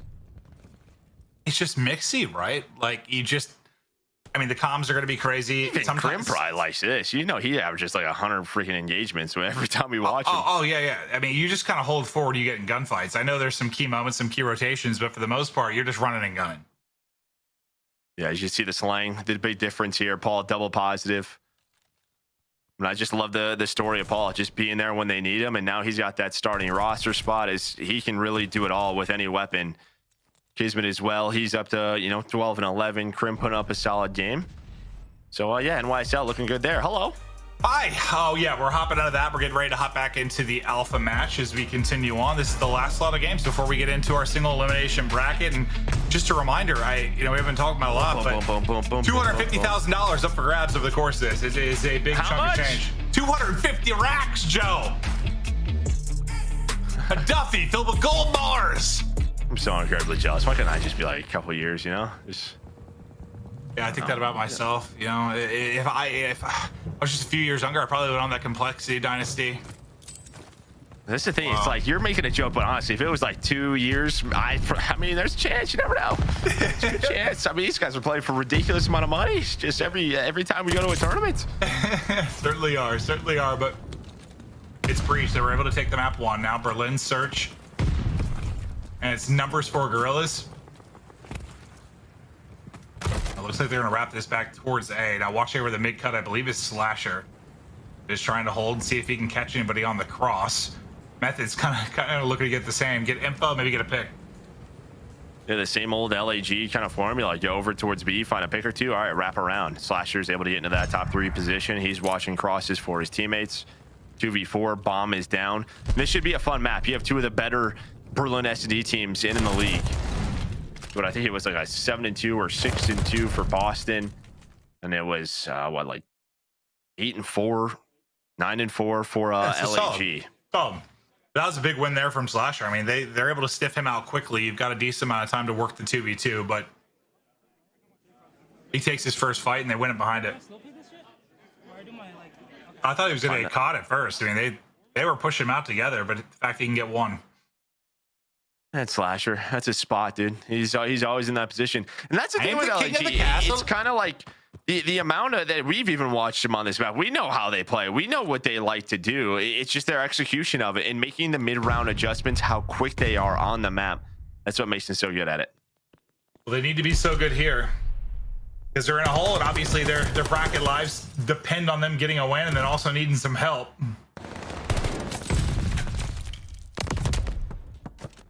TJ tried to cook a nade, but Book puts him away. So it'll be numbers once again for Guerrillas.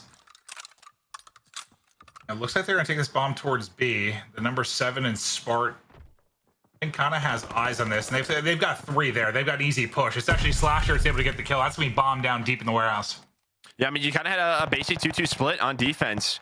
You had Slasher and Hook getting aggressive towards A. Hook's looking around. He's not seeing anything. He's able to find that first blood.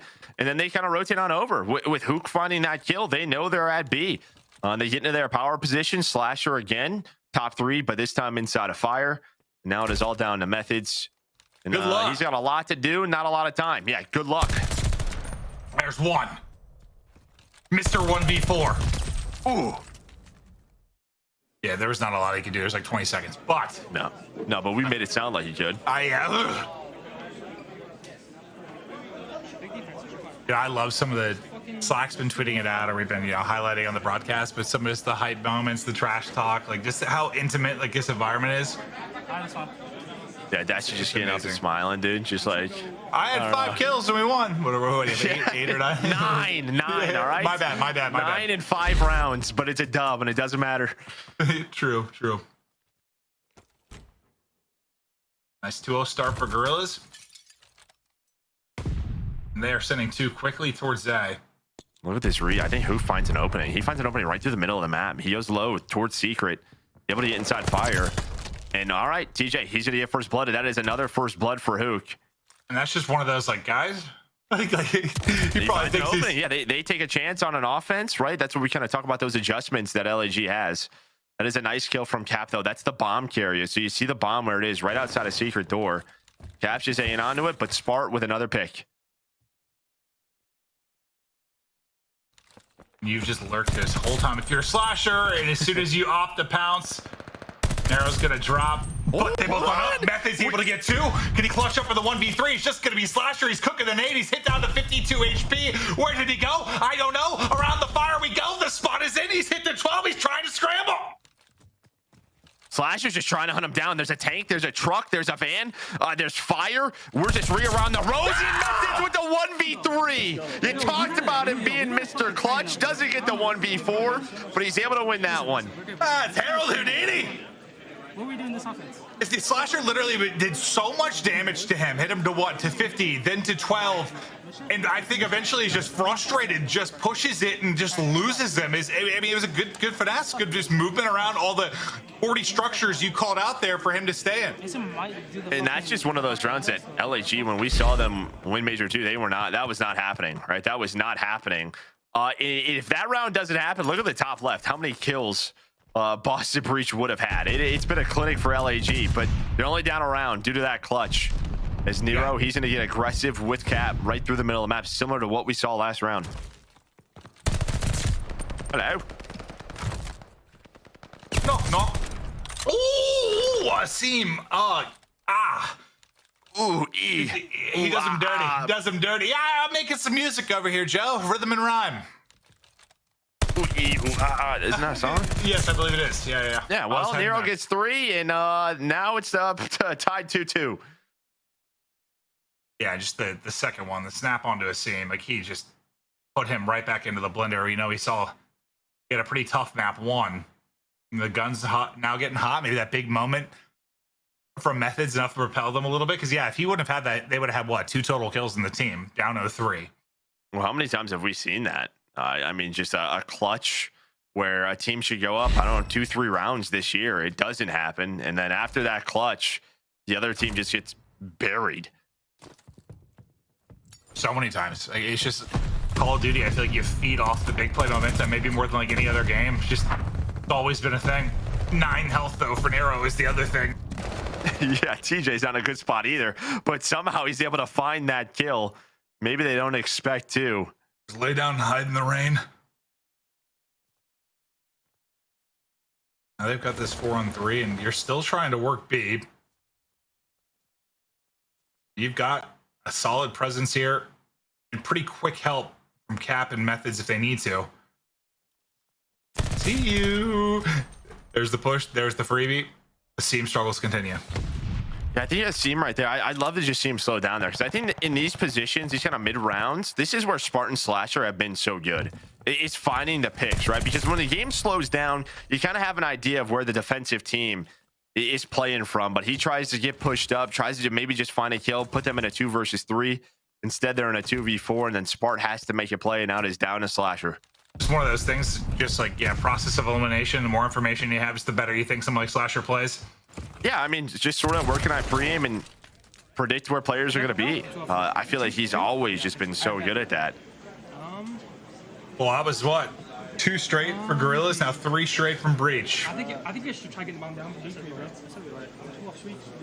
All real strats, dude. I like that. I like that. I think we're going to B. Yeah, I think it was try to get the bomb down quick B, or just try to get them B. Okay. Low docks. Oh man, bet, Loki. Ah, low-key, I still haven't worked into my vocabulary nearly enough so I can be hip. Ah, low-key. You'll get better at it. Thank you. I'm trying, man. I'm trying. It's a young man's game. Well, I assume they're going to B. I imagine they're in the round now. We're just hanging out. We'll cast. All right. So what? I mean, I'm just looking at. All right. There we go. Okay. They're going A. It's a fake. It's a fake. Either that or we heard them wrong. But that's what it sounded like. Well, we heard a different team. I don't know what we heard. well, we did miss like the opening 30 seconds, so they might have tried that, got some information, wrapped it out. But the fact is, they've got 3 players today. They've got a pick behind TJ. Now what do you do? Do you wrap this the whole way back? Yeah, this is kind of what LAG would do, right? It's one of those plays, and I think they wanted to do that, and instead they get caught. Like, that's one of those rounds, the decisions, the comms. Someone's got to make the call, but screw it. We're into a 2-on-2. Bomb is down, though, for Spartan Slasher. TJ and Arrow. Time against them, the 20 seconds. They've got to go. Spart barely survives that. Slasher hit down to 4 HP. 1 versus 1. 5 in a row for Nero. I don't think he's got time for this. It's going to be very close. Okay, he does. He's got a second.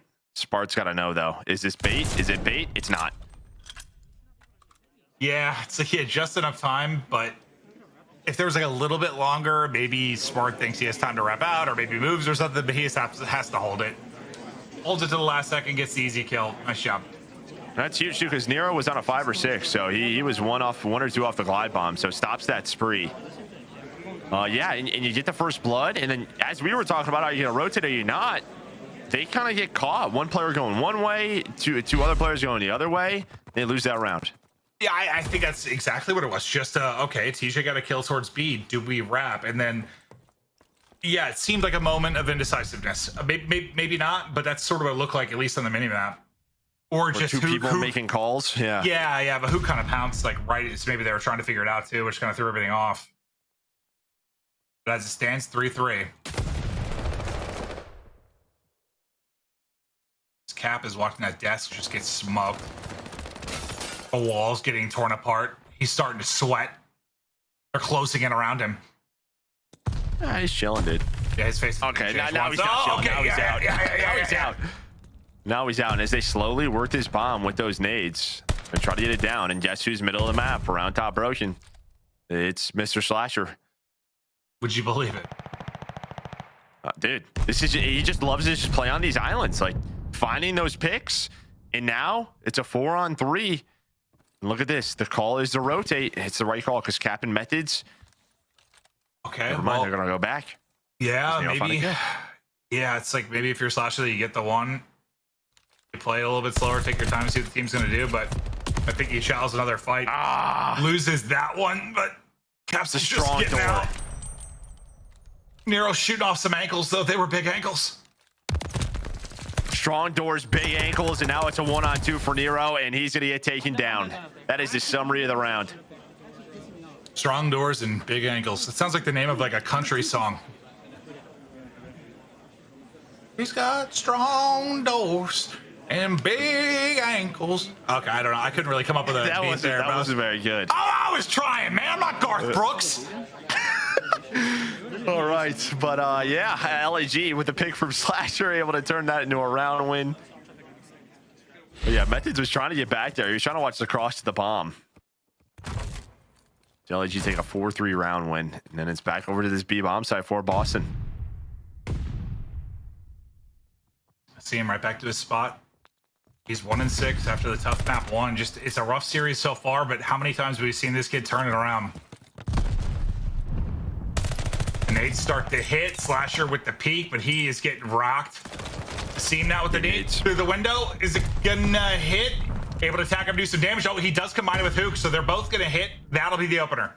Yeah, even now we were on board with Slasher, right? He was cooking one right before we switched. So the call was we got to get this player off the bomb, and it connects. Spart looking over his teammate, able to give them a 4 versus 2 advantage as Nero trying to find anything on the map. We definitely saw that guy. Does he?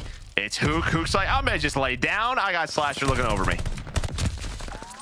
And there they pick him apart. The team nades on point. And one by one, they take it from there. Now 1 round away from tying this up at 1-1. And again, like where we stand, like there are so many tiebreaker scenarios like this. Both teams battling here to just give themselves a shot, right? It's just so subtle. Like if you look at that round, right? I mean, it's, you know, Slasher not over challenging, backing down, the team nades hitting. Then you had Spart reposition to look over his seam. They just countered everything that Boston was trying to do to perfection. Heck, even Hook is just like, I'm just gonna lay here. I know what's about to happen.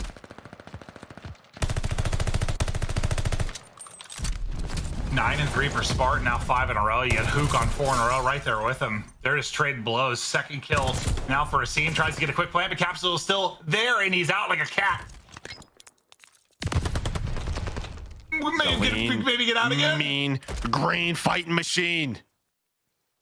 Dude, he gets hit down to like sub 40 twice, but just keeps playing his life. But I mean, what a play. He stops the bomb plant, brings it back to a 3 versus 3, and stays alive. Like, that is just a crucial moment for Breach. You got the 45 seconds left. I think that nade was meant to be kind of where we saw Methods playing earlier in that window, but it lands a little bit short. And that means TJ has to back you on down. Waiting for this man. When is he gonna make the play? Oh, but TJ with the snap. Thought he caught him out, but he doesn't. I mean, Nero would have been there for the trade, but would have made this into a 2-on-2. Instead, it's Spart left in a 1-on-3.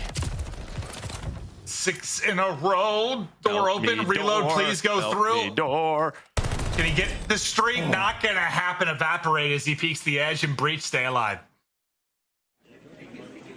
Yeah, it doesn't find number 7. I don't think he was full health quite yet. It was just starting to regen, but almost wins that one. But yeah, it's kind of a big Cap to make that play. Cap gets to see him off the bomb. And then TJ with some nice shots on a Slasher. I'm faking B. You guys go ahead. I'll watch it cross. All right, I'm faking A. We're going B. I think it was the play. It sounded like, yeah. Are they switching up the bombs? I think they're switching up the bombs in their comms.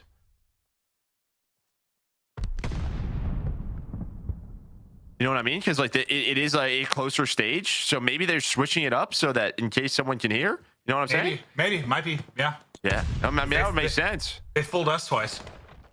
Because I know the voices. It's definitely Boston talking. Yeah, I'm not going crazy.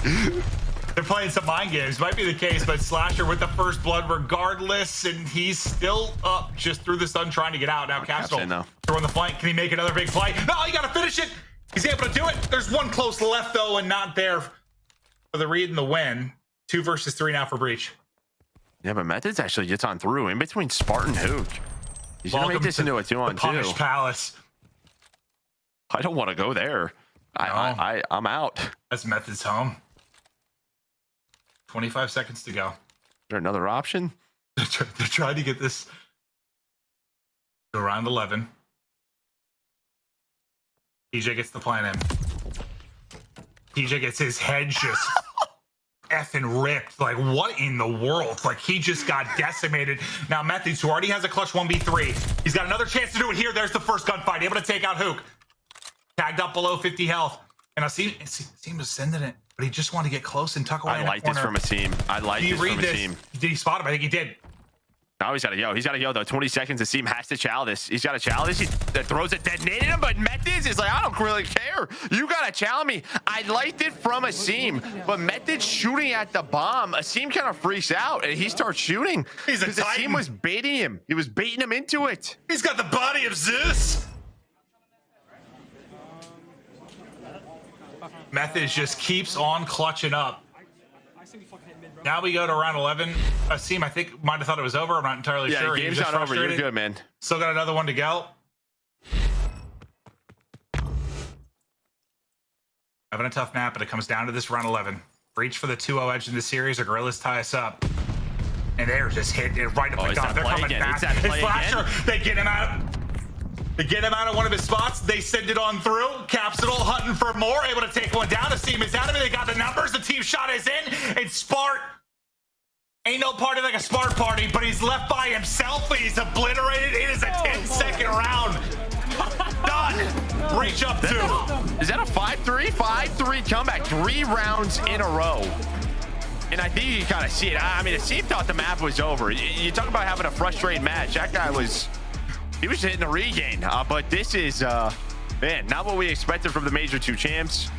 Yeah, and I'm not sure if that was the case. If something else was going on, and I don't want to break down the situation. That's what it kind of looks like, right? It looked like he was like thought it was done. But I don't know. Maybe he was having some kind of issue or something. I don't entirely know, but that's kind of what it looked like from our POV. Yeah, well, there we go. I mean, Spartan Hook, double digits. Nero double digits, but Methods at 9 and 6 and that 1 versus 3. And well, when you talk about a round 11, clutch like that's a difference maker. Well, 1v3, a 1v2. I mean, he had a bunch of moments. We gassed him with an impossible 1v4, and then he just decided to go huge throughout the rest of it. But they go up 2-0, and now this is looking a little bit more like, I mean, they traded blows, right? When you go back to the last major, 3-0 for Breach in the first round to knock Guerrillas into losers, and they rematch deeper down it. But Methods and the boys, they get it done, Joe. They take the 2-0 edge. They're 1 map away from getting closer to bracket play. But until we get into the control, we are going to head to a quick break. Do not go anywhere.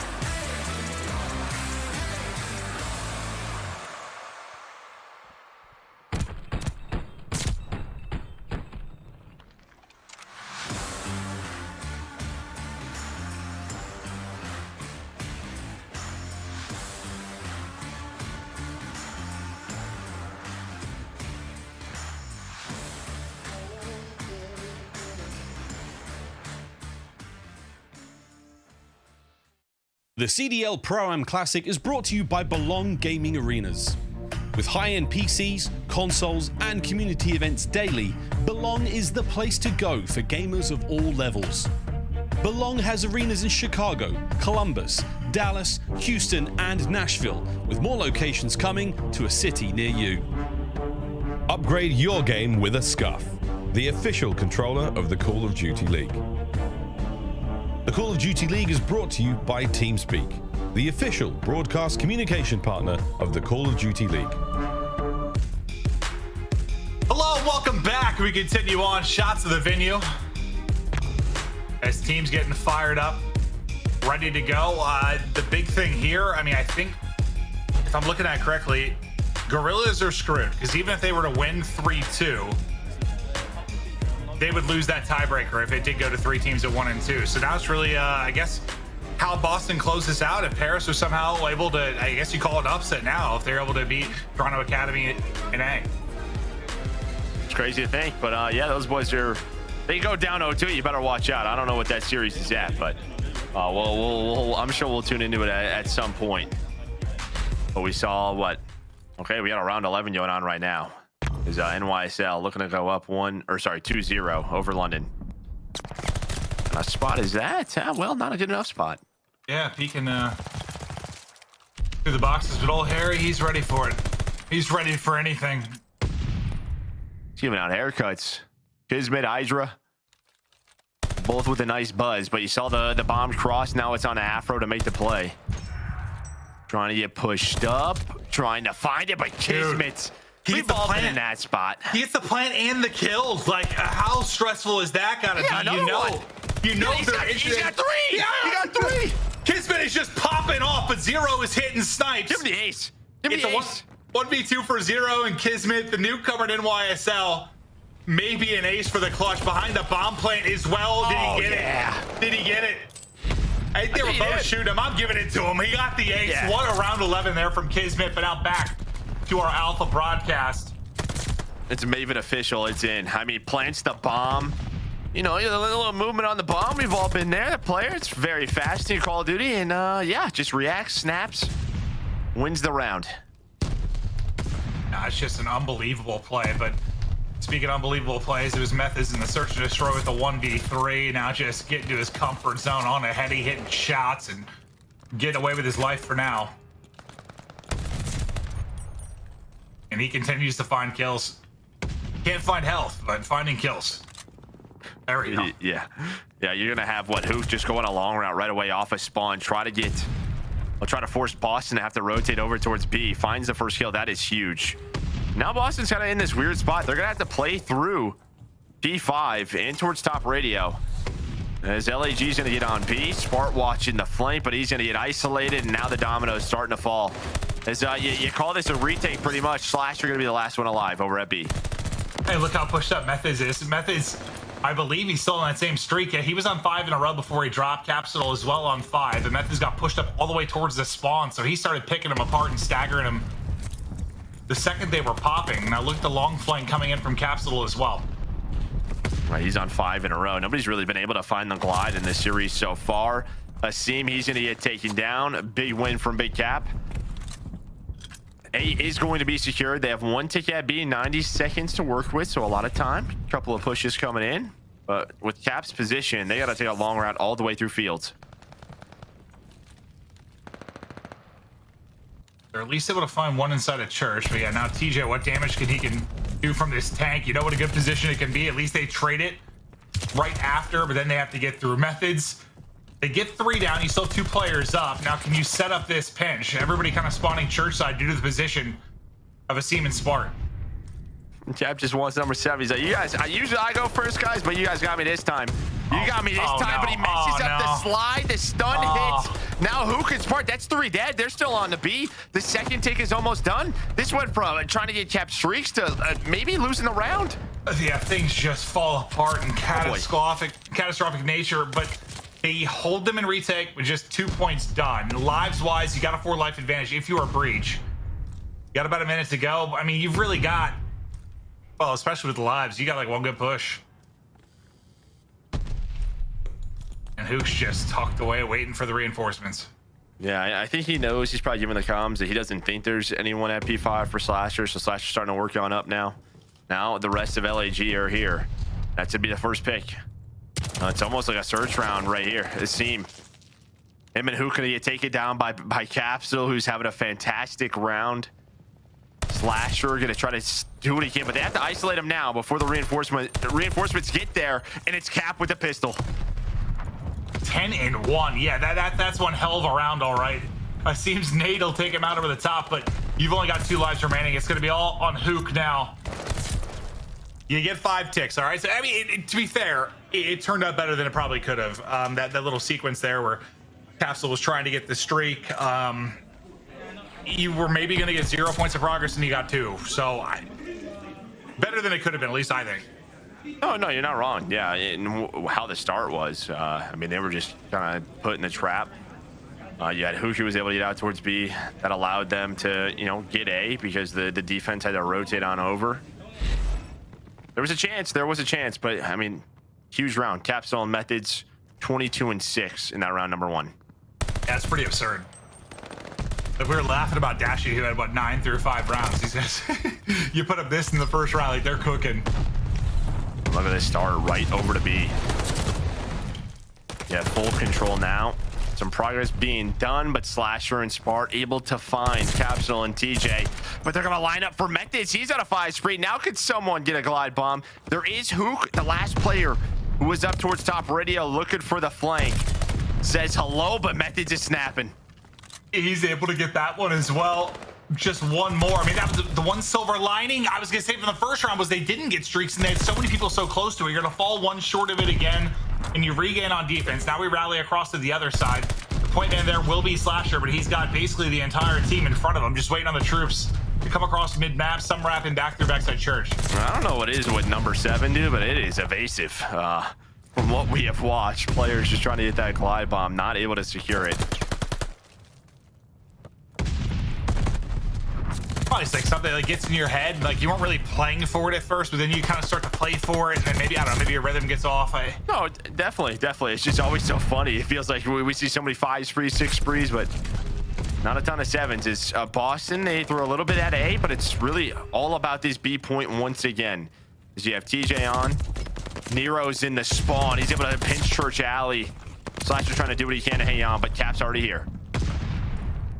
So you'll keep this clock stopped, and there's the second point. So a bit of progress, and now you have to make a decision because you've got people on both points. Just pushing through the back is going to be narrow. He's just going to push all the way through, wrap back to just try and basically support his team from the front onto A. And you're a mile away now if you're Guerrillas, just making sure you're kind of clear around the B zone. Now starting to work yourself out, but Nero's still doing laps around church. And he's delivering a sermon. I like that, man. That was nice. Now shall not pass. The Nero here, delivering. Romans 3:23. They passed, but Capsule was able to get through.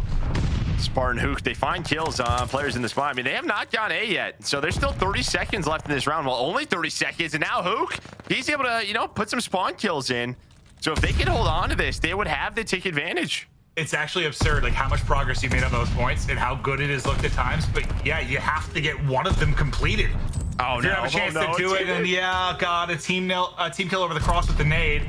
Gonna make things more difficult, but you get on it, and there's the completion. All right, you get an extra minute. You got the 5 ticks. Now can you close it out and get the round win? Take a commanding lead here in this game 3. In both of these rounds where it just looks like Boston is in a much better position, LAG are like, you know what, we got 5 ticks on offense. And now we have a shot to also win this defensive round. Let's see, how do they want to group up for this? It looks like it's just going to be a heavy-handed hit towards Spart in the back. It's just a tough fight. I mean, it wastes so much time. Now look at the rest of the team. They're starting to like pinch and work their way up towards Church to provide a bit of help. Thank God Hook gets 1. Okay, Hook is actually going to end up getting 2. I thought it may end up being difficult, but he's able to rally and gets it done. Ties us up at 1-1 and what? Tied up in progress, correct? Yeah, 5 ticks apiece. Neither team able to get that B point. Nice little regain there for LAG. Yeah, Hook start to heat up. He's on a couple of sprees. Slasher as well, 15 and 13. just slowing a couple of these players down on the Boston Breach side. Yeah, now it seems even bigger that you somehow were able to get those 2 points of progress on B if you're Guerrillas, considering the circumstances. It like seemed like it was much better from Breach, but at the end of the day, we're tied up. Yeah, no, they throw one player over towards A. That was Slasher. He's died twice already, but it's a 3-man B hit. But they get all the info. They are able to take down Slasher as Boston, then the stun hits. They know where that push is coming from. They do a really good job not allowing that break off to turn into any progress over towards B. That's usually when we see things, you know, kind of go against a defensive team, is off the break of the round, depending on what they're throwing at them. This time, Boston, they don't allow anything to happen. Yeah, it's just honestly, I love Asimi as a player, but he has had a tough series. Just between all 3 game modes now, unless he's able to turn it around here massively, it kind of just feels like they need him to. He's such an important player for this team. As you said, he's the firecracker, right? Yeah. He's the guy when we talk about, you know, playing that tough role. So the kills he gets are even more impactful.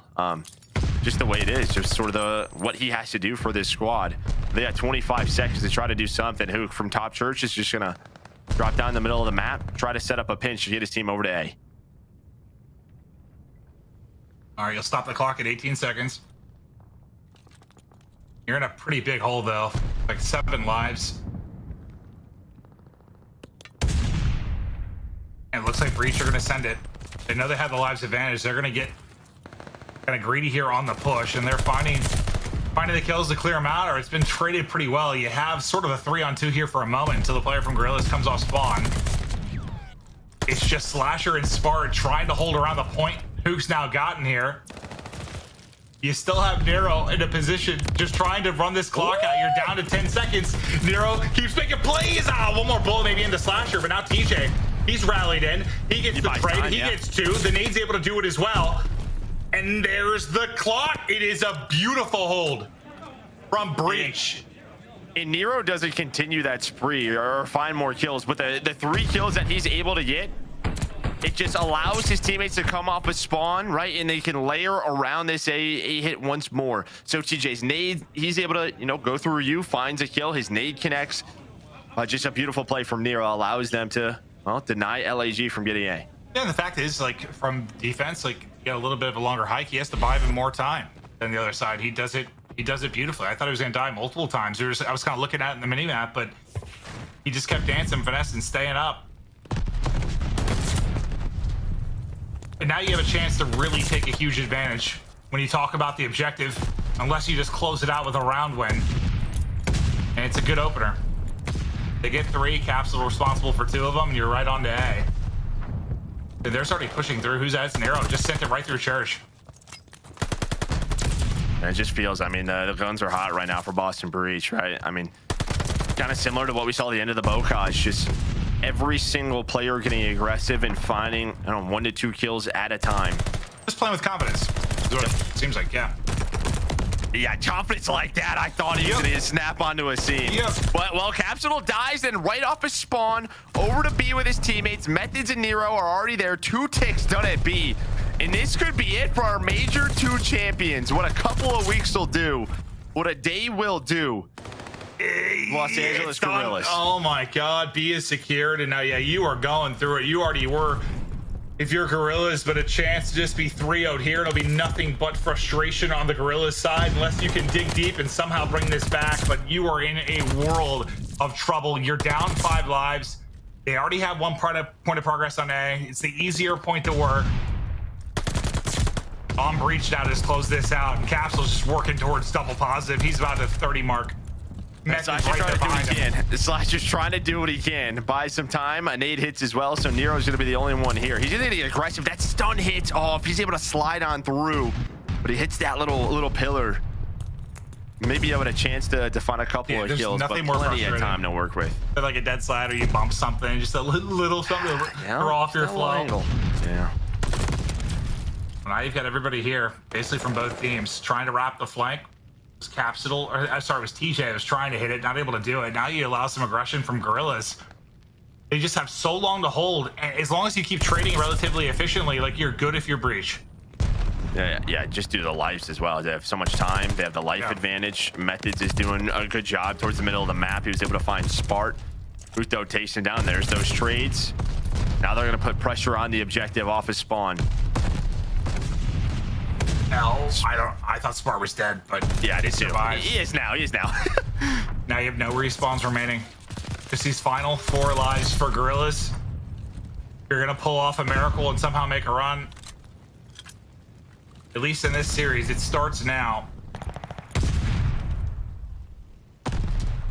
This is slowed down. Done a pretty good job. They're locking them in for now. They are, but TJ's gonna open it up. Slasher is there for this raid. He's gonna try to get aggressive now. Try to just slay throughout the middle of the map. He knows they might take a different angle. That is the right call.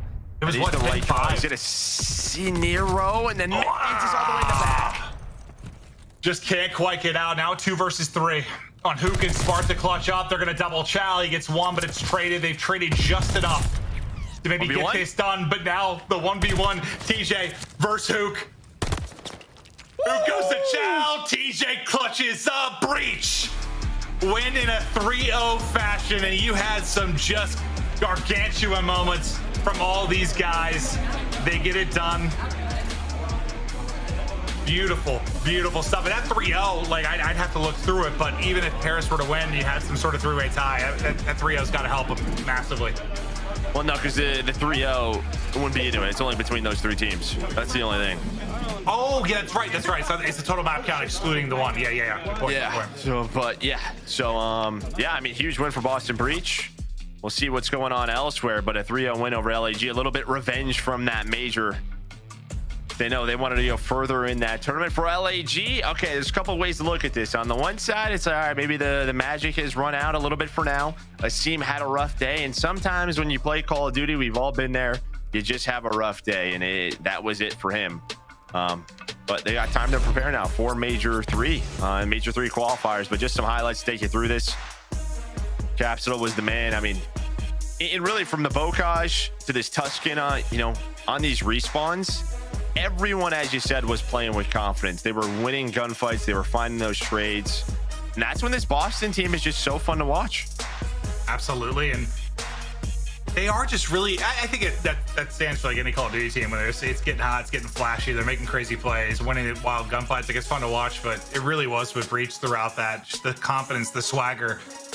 But then just quickly on the Guerrillas side, you and I chatted about it a bit yesterday. Like, there are question marks all around with how they're going to perform after the win. And you kind of said, at least like worst case, like you've got Gunless there. Like if it doesn't work out, if it's not a long-term thing, you still have Gunless. Yeah, no, that's it. We know that. I mean, he was having a great year. He was probably their best player throughout the year before, Major 2. But as we said, I mean, you have Major 3 qualifiers, you have Major 4. Still a lot of time for this LAG team to get back into form, and that's what they want to be there. The fact is, they won a major. They showed what they can do. Just got to work on the respawns, especially. They lost the. Well, this is what 11. happens when you're not winning searches. Like, we're not winning every single search. There you go. I mean, whether it was the game 5s, right? And then they lost the game 2 here. Like, you can't expect to go 10-2 at a tournament and search all the time. It's just not going to happen. That's why we thought all along there's going to need to be improvements elsewhere. But I don't know. It's weird because I can't say I'm like surprised, because I wouldn't have been surprised by like anything exactly. Like if they improved a bit in the other modes and looked like a really strong team with some extra practice, that would have made sense. If they came in and really struggled, that did too. Like, you just don't usually have tournament wins like that.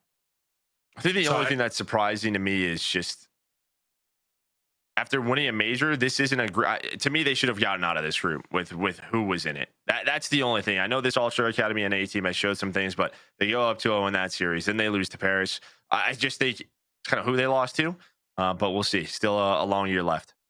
No, it's no way around it. I mean, it's a disappointing weekend without question for Guerrillas, but I believe we're going to check out Slack. I think he's on the floor breaking it down with the squads. How we doing, buddy?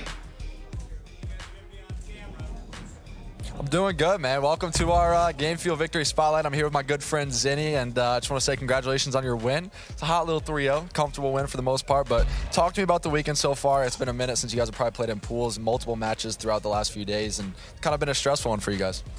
Yeah, it's kind of like an old school event type feel, right? It's been a while since we've had this many teams like in such a tight area, and sort of like shit talk is sort of back, but we obviously threw a series versus Ultra Academy NA, and that was a big match for us, so now it's sort of just praying. Yep, so from my understanding, you guys are going to be hoping that Toronto Ultra Academy wins. Obviously, you probably haven't experienced something like this in quite a few years, I want to say, because I've experienced it in my days. I know you have as well. You're going to be sitting in the sidelines just hoping that they win.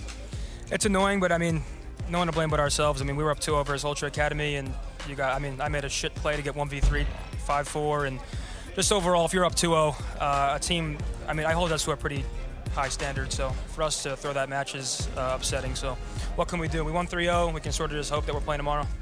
Let's talk about your team real quick for the last thing. It's like Boston as a whole, everyone knows you guys came in. You guys are the last team to kind of form with the CDL. Team's been like shaky. You guys have had highs and lows. Recently, I feel like overall, though, you guys have been on a high moment. Has anything really changed with the squad, or is it kind of just more meshing, getting the rookies underway? Yeah, I think the longer we play, we'll keep getting better. I said it since like the beginning of the season. We're such a young team, and me and Tej have been around, but these two are young guns, and the fact that we're placing top 3 already, obviously we want to win, but we still have some work to do. So just trying to improve. The game obviously changed a bit, right? Some spawns and different guns being used, so just trying to get back to the swing of things. Definitely, and lastly, we'll leave it open to you to shout out the Zen City and all the fans back home supporting you guys in Boston. Hey! Yeah, fuck. Oh, Jesus. Hopefully Boston pays that one. Just trying to win a tournament for Zen City, the family, the Breach fans, Boston as a city. We'll keep working. Absolutely, you will keep working. Thank you, guys. It's been the Game Fuel Victory Spotlight with Zenny, and we'll send it back over to you guys at the desk. Thank you so much. Shout out to Zenny for winning.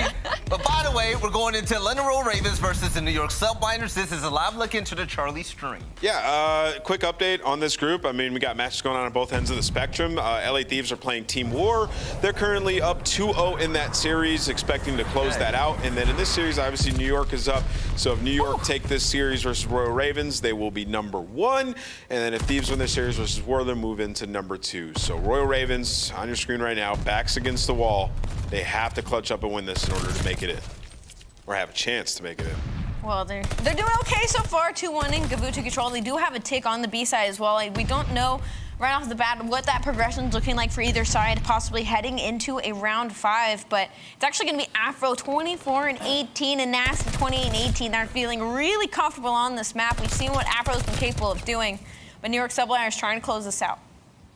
Yeah, it's been interesting adding Berlin into the map set now for control, seeing teams like not able to always get the control that they want. Before, if you're the higher seed, you're able to just veto the control and have your preferred one. But Roy Raven's still doing okay in this game mode.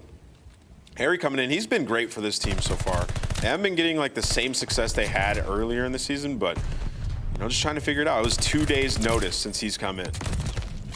Well, he's making it work, right? We're taking a look at all the subs that came into this event, or even, brand new players joining teams in their first official trial, and I'm happy with how he's doing so far. He's been a pretty solid replacement. Absolutely. This is a big gunfight here on Beach right now. If they can get this player Crim6 out of here, they could possibly make the push up onto the B site, but Crim's playing spoiler right now as he's going to find 2. That should close out the round. Only player close enough is going to be Afro, but he's got a lot of gunfights to win before then. So that's now going to be 2-2 heading into round 5. I don't know who's going to have defense. Yeah, we jumped in late, so we don't know the tick progression. Yeah, we don't know what the tick progression is going to We'll look like. see. Hopefully, if Drum you're a roll. London fan, they ended up getting defense, but we'll know shortly. Drum roll. New York, man, they've been just rolling throughout this, right? Especially the hard points. Especially in the hard points. Dope now, man. I called it with the last team change with Neptune. Oh, they got D. London got defense. All right, London have defense, so they're in position here to win this one. But yeah, talking about New York a little bit. You're rocking a New York shirt today, Belly, so you definitely had faith. Super biased, Cat. Let's go. Shout out to Crim6 still on his point of view. Let's see if he can go ahead and rock him. Pretty basic A push here as all 4 members of New York Subliners are going to push up towards both sides. But the first gunfight goes the way of the London Royal Ravens. But the trade outs, that's 3 that light up your kill feed. This should be a quick stack onto the A site now as all players from London are going to be off spawn. But again, B's the real true test here when it comes to control. Yeah, great start off there by Crim, getting over towards mid-tank and just chowing out, getting ready for the London Royal Ravens players to be front green. Finds a big 2-piece in position to get this 3rd tick, and looks like London's just going to concede give them this a point and try to set up the spawn trap later on. But it starts with number 1 and 2. That's going to be Harry and Afro trying to pick up these kills here on boat. You can see Zero on that pinch right now, but Kismet and Paul win both those gunfights. That's going to give them the open lane to push to green and get control.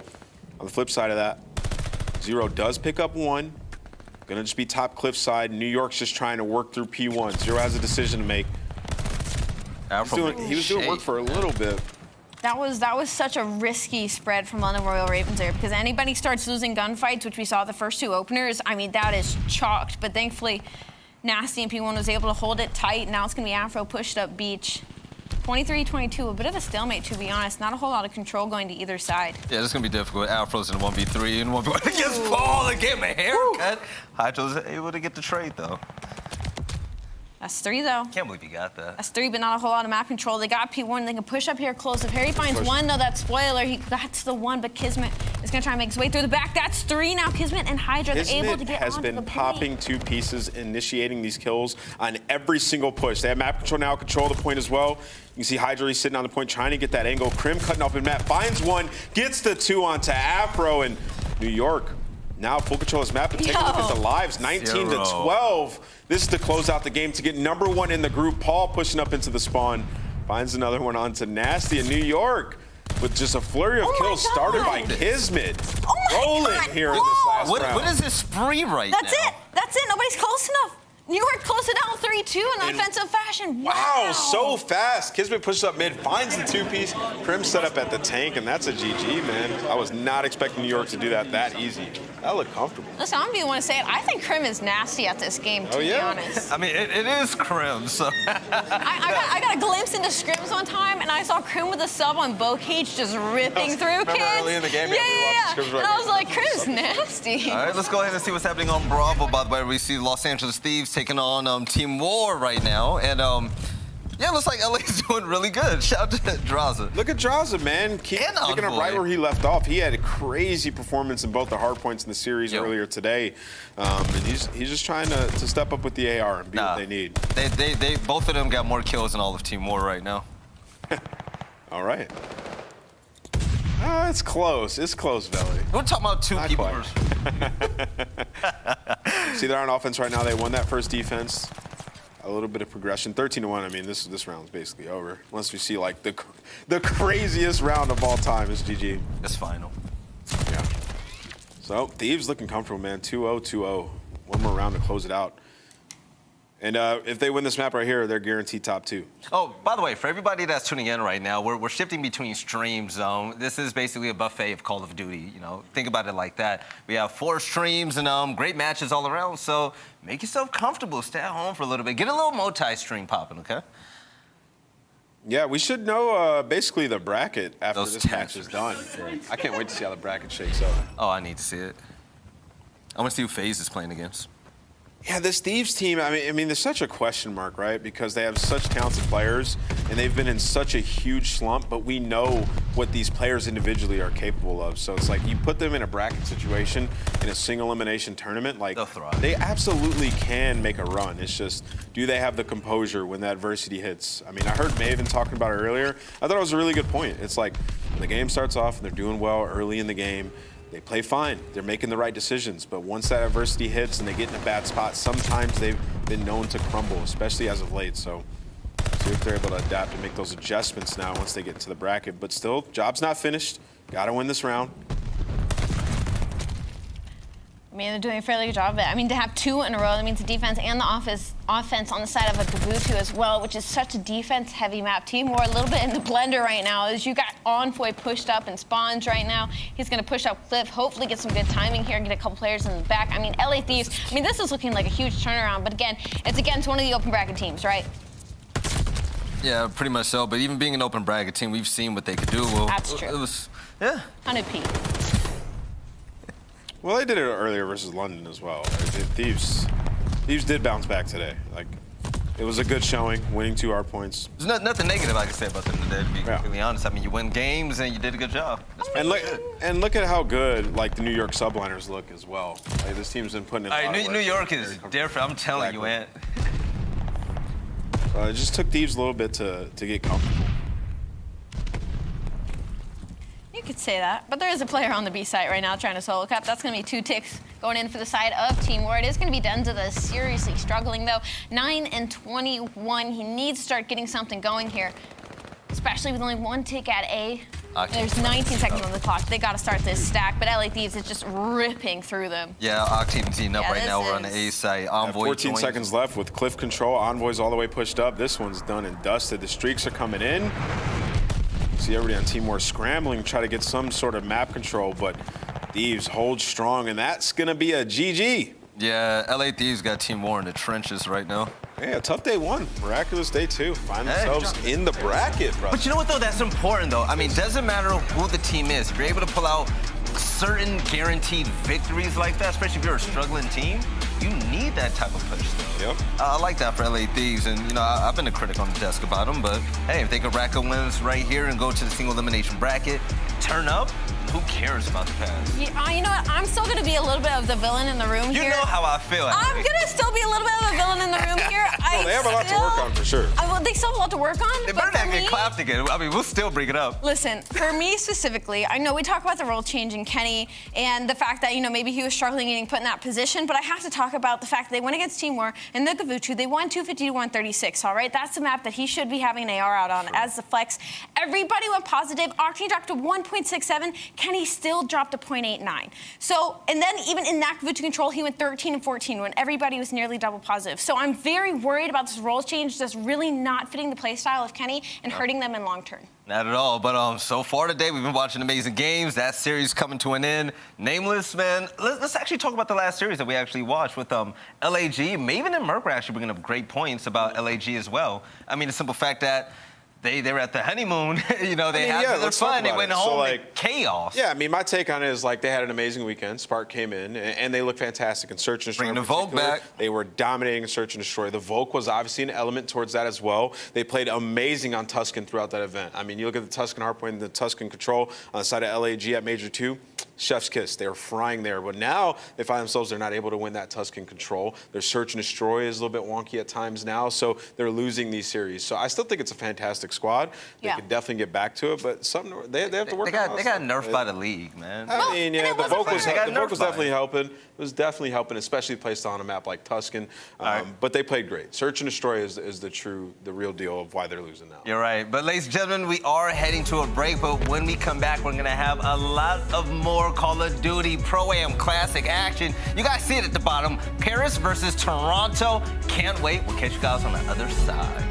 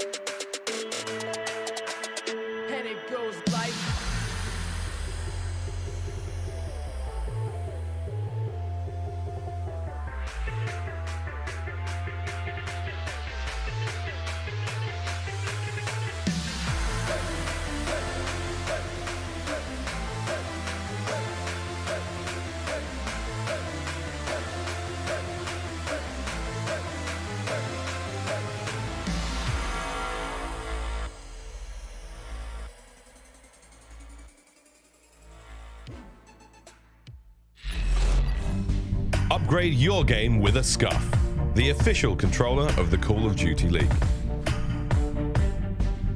The Call of Duty League is brought to you by Zenni. Armor your eyes with Block's gaming glasses starting at $24 by visiting zenni.com/CDL. The Call of Duty League is brought to you by Mountain Dew. All right, ladies and gentlemen, it's been a long day for sure, and you're taking a look at the Belong Gaming Arena out here in the beautiful Columbus, Ohio, where you have the best of the best in Call of Duty. They're battling it out. We got pros versus AMs, and things are a bit mixy right now, and this last series is going to be a fun one. Here on the desk, I'm your host, Billy. I have Ali, and of course, I also have Nameless. We're jumping right into it. Ultra Academy in A, the team that's been dominating D, right? They're going against Paris Legion. Yeah, and this match is relatively important. If Paris come out and win this series, the group gets a little bit weird. If Paris comes out and wins, I think Boston could still get first in the group because they did win in a 3-0 fashion. So you know Boston's watching Paris, and they're like, please win, please win. I think no matter what happens, Boston's map count, I believe, is 8-4. Yeah, they're 8-4 map and count. even if Paris win this, they will be 4, 5, 6, 7-6 if they win 3-0. So I think no matter what Boston is in, and Paris can't make their way in at all. Yeah, shout out to Ali with the quick. Yeah, I believe Boston. Yeah, but this is a matter of I think 1 and 2. 2. I think it's a matter of 1 and 2 in terms of seed. Could be a matter of 1 and 2. They could play spoiler here for Academy NA in Boston, but I don't believe Paris, no matter what, can make their way into bracket. Always had to believe seed doesn't matter. If you want to be the best, you got to beat the best anyways. I'm right there with you, Vel. Go, baby. Well, they could potentially end up, if they win like 3-0, they would have a better map record than Toronto Ultra Academy and A. So I don't know how that would end up panning out in terms of all three of these teams being 2-1. But we'll leave the math to the league. I will do it in just a second. I have it right here. Okay, so Toronto NA. They beat them 4, 5, 6, 7. All right, that'll make Paris 7-6. Now I'll make Toronto NA 6-4, 5, 6, 7. 6 and 7. So yeah, no, they could knock out if they 3-0 Ultra Academy NA. They could knock them out, put Boston first seed and Paris Legion in second. So never mind, I was wrong. Paris Legion could play big spoiler here and force their way into bracket play tomorrow. And by the way, I want to give a big shout out to Tim going on that 6th speed right there. He was putting the sauce on these Academy boys, yo.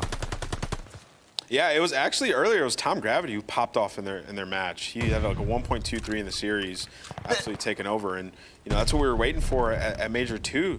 And Tom didn't have the best showing, so it's nice to see that. You know, the implications of this match are pretty amazing, right? We haven't even spoken about it. We're talking about the best challengers team versus last in the CDL. So seeing how they match up, hey, Ultra Academy, go ahead, keep popping off. But what we got to think about as well, though, is that Jimbo is coming up from Challengers. He was one of the players that made his way through the Vanguard Open. So, you know, he's got a fire under his belt right now. He's 12-8 versus an Ultra Academy NA right now that is seriously struggling at the beginning of this match. It's still only about a 50-point game, but Vickle, a very slow start out of him. He is 3-12 currently, 117-67. And it looks like the rotation, though, is going to go in the hands of Zen as we head into P4. Yeah, and you know, you talk about Jimbo a little bit, right? And he had probably the worst entry into the pro scene we've ever seen, but he's regained composure since then. And in the game 5 that they had versus LAG, he was 12-4. Like, he took over for the squad and led the team in first blood. So shout out to Jimbo figuring it out. This is his pace, though, right? These are challengers kids, so I mean, he's used to this. This is his speed. As it stands right now, Toronto Ultra Academy NA, that's a mouthful. Coming back in this game. Trying to sit up here. Mohawk pushing out with that automaton. That clutch that he had earlier, one of the nastiest clutches I've ever seen in my life. This is a huge P5 hold right now for Academy NA. I mean, they could easily, they're flipping lead right now, but they do have to worry about this P1 hold. Again, Gavutu P1 is probably one of the hardest to break into if there's a full setup, and it's all of Paris Legion that are going to be around it. Gravity trying to push up and get some kills, not able to do it, and John playing his life. P1 needs some help from Jimbo. Jimbo gonna peek. Scrappy finds one. John left sort of by himself, able to take out Hixie, and the reinforcements a little bit slow on the side of the Paris Legion. Now Ultra Academy gonna be inside. That was a great break. I mean, I know it looked a little bit like Scrappy just watched his teammate fly, and he was like, all right, get a week. I promise I'll clean it up. That's now 2 of them in the hill. Getting up to that time, again, this is another lead change, 140 to 127. This is not good for the likes of Paris Legion because they also do not have favorable spawns heading into P2 on both sides. Gravity's going to try and get that top boat control. He should make it there, but again, he's going to be met by a player trying to play spoiler. That's going to be Hixie that's made it through. He's going to go top here, see if he can find one out. He's looking for him. He's going to find him. That's now top boat control in the hands of Hixie. He just needs to stay alive here. Oh, he was able to finesse his way out of there. He was getting flanked as well, but if he's able to get this one kill on John, that's going to be sexy. There you go. Scrappy's able to get there. Yeah, Scrappy comes down P1, finds the cuts, and now it's down to a 1v1. It's going to be Mohawk versus Temp, and fight's a little bit slow. There goes the reinforcements from Paris Legion. They have control for the time being, but Ultra Academy NA with that strong P1 hold, going to have about a 40-point lead here. Also a favorable spawns for next. Fire Paris were able to get into bottom boat here, but they still do have to worry about spawns for next. There's 35 seconds left on this. This is not impossible should they push out through P5 side here, but Scrappy is hitting a route through B Dom right now. He should be able to get at least one player in Hill. He has some help with him. That's going to be two. Paris is still here, but Scrappy turns and burns on to Jimbo. This is Scrap time now going in the favor of Ultra Academy NA. They could break 200 This is where you can get in the blender. Point. Yep, you're in the blender at this point because not only that, they have min-map control as well. Yeah, this is where you can get in the blender. Scrappy got the big two-piece to regain map control for the squad, then another two-piece inside of the hill. And now they have favorable spawns. Number 4 is going to be Mohawk pushed all the way up outside beach area, just waiting for the Paris Legion players to try to wrap through. And the pressure still being applied towards boat side. Ultra Academy NA squad knows exactly what they're doing, picking up all the kills that they need. They have every single lane cut right now. An ideal setup for Academy NA. Just got to get this first blood. Okay. Oh, there. Gonna find one. That's what you need. It's gonna be up to Hixie and Scrappy though. Let's see if they go ahead and make magic happen. There you go. Jimbo's able to get one at least. John, you've got to win that. But Hixie. John's got to win that. That's a big one out of Hixie, even to just stay alive in the hill for a second longer and to keep the pressure from pushing all the way up towards beach side. Now nobody's getting time, and Scrappy and Mohawk just run at P1 for free and find 2 players. Time once again going inside of Academy NA, 216 to 155. They do have to worry about rotation, but that's going to be Hixie, 22 and 19 now. He does fall trying to push up for those spawns. Paris Legion have to play a little bit of a perfect hard point here on Gavutu. It's not impossible heading into P3, but you got to be able to chain that in the final here. Yeah, Ultra starting to take it away, man. Paris Legion 150. Meanwhile, they're pushing 240 right now. Yeah, we know what teams can do though. Like we've seen it before. Yeah. You hold this hill down and move it into P5. Like just flip those spawns out, get them in a spawn trap. It could be a done deal. But unfortunately for Paris, that might not be the story here today as the cruise missile comes in, gonna find Jimbo, and Ultra Academy NA is trying to push through Cliff. Scrappy once again with the entry kill for the squad. Gonna Eagle Chow, not able to find John. Hixie there with the trade, and here goes the opportunity for Ultra Academy NA. As they storm on in here to P4, is this a trade battle? The biggest issue right now is that Paris Legion could be stuck in the nastiest of spawn traps here should Ultra Academy NA make it their way through the front. I mean, they're contesting just enough as well. Even if Paris Legion get all of the scrap time, nobody is across the map for P5. That's going to be 240 to 177 heading into possibly the final hill of this Gavutu. Yeah, it's played perfectly. You just got to apply that pressure, give yourself the opportunity to get in. They get pushed all the way up into the hill to where they contest it, and they keep them in that back spawn. So while Paris got majority of that time, the rotation is going to be in the hands of Ultra Academy NA. So here goes Paris with a last chance effort here at pushing this last hill. They just got to run. Gravity and time find 2, but it's Hixie with 2 right away. What a wrap. Wow. Again, we saw Hixie kind of make a debut into the CDL and try. Fucking 360. Let's go. Somebody got 360. Let's get this Scrappy popping off right now. God, Jimbo. He just yelled at Jimbo, I think. Oh. Oh, I love COD trash talk. Brings me back. I love it. And there you go. Rightfully so. Dominating Group D in Toronto Ultra Academy NA is showing you exactly how it's done with a big win on Gavutu against Paris Legion. Ladies and gentlemen, as we get ready for map number 2, let's go ahead and go to a short break, and then we're going to come back with a lot more hot action and hopefully more trash talk. We'll see you guys soon for this amazing Pro-Am Classic days so far. Take it easy.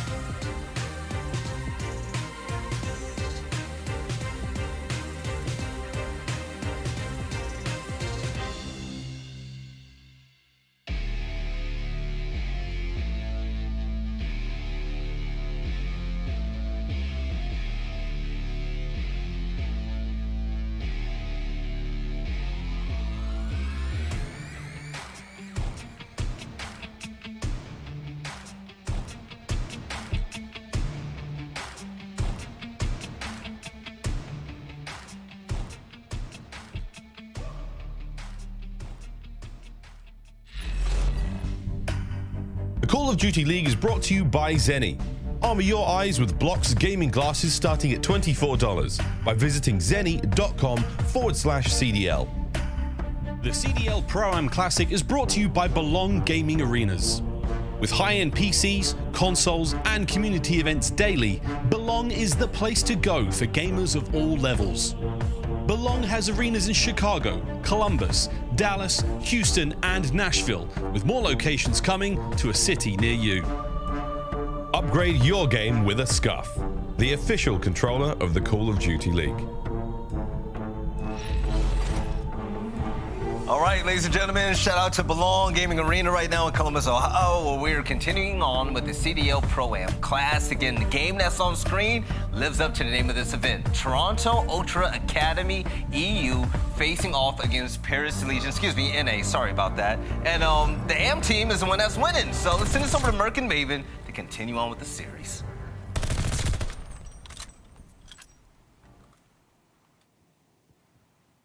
Through the breakdown we got from our league ops side, Paris have to win 3 straight if they're going to have a shot to get into bracket play. Yep.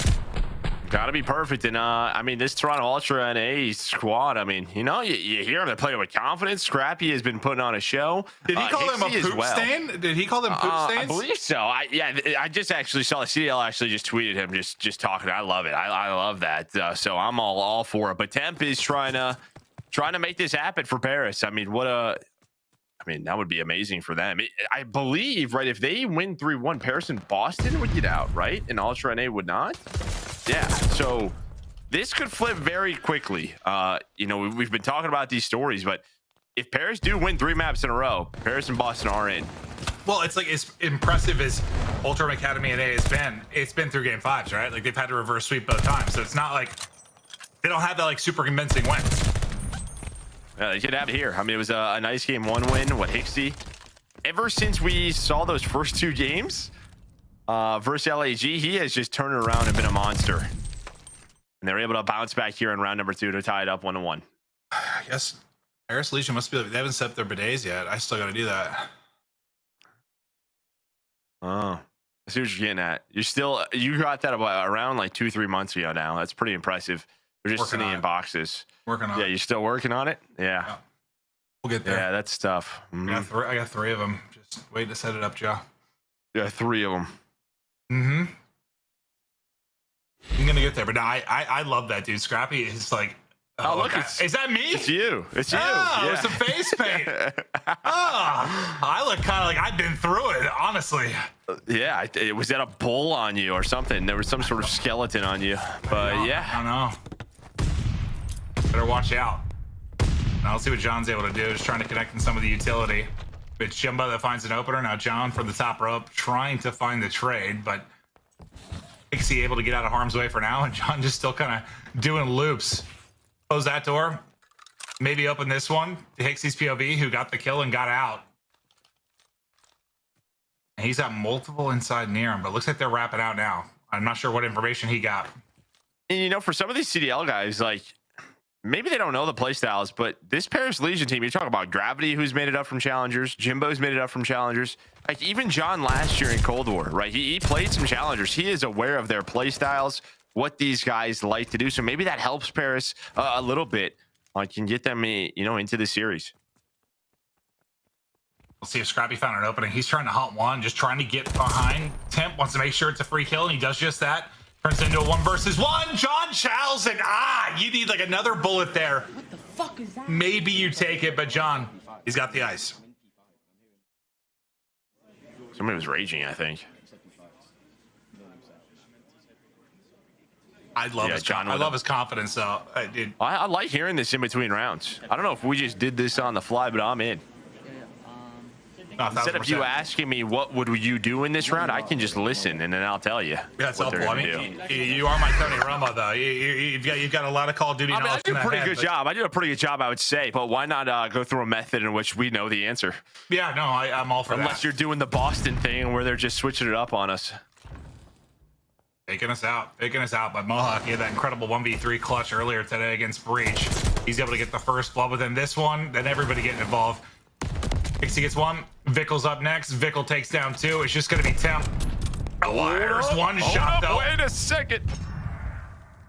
No, it's actually the nade. Okay, he didn't hit the shot. It was nade. The timing of that, I thought he did, but you're right. Yeah, it's the nade that connects. He just looks like for him, he's got a player right behind him. That's okay. Hold on. Did he get spotted? He might have. It looks like Vickel's going to reposition. Yeah, Scrappy was behind him. And there we go. So, yeah, the first blood comes in, the execute. If he hits the snipe on the bomb carrier, maybe that does get interesting. It was pretty darn close. Yeah, just like the sound of it. Like, I thought he did, and I looked at the kill feed and saw the nade, and I was like, oh, never mind. But it's like a 6-3 start for Tim, so he's bringing it within this map, too. You got to think they know the situation right now. Everything else is basically done. We've just got this match, and they're just playing for their bracket hopes.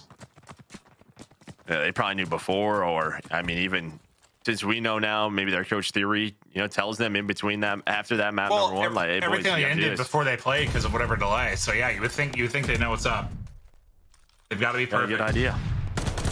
But Hixie, once again with the opener, this time he's not able to get away with his life. Jumbo is there. That's coming right back to you. That's a tough one.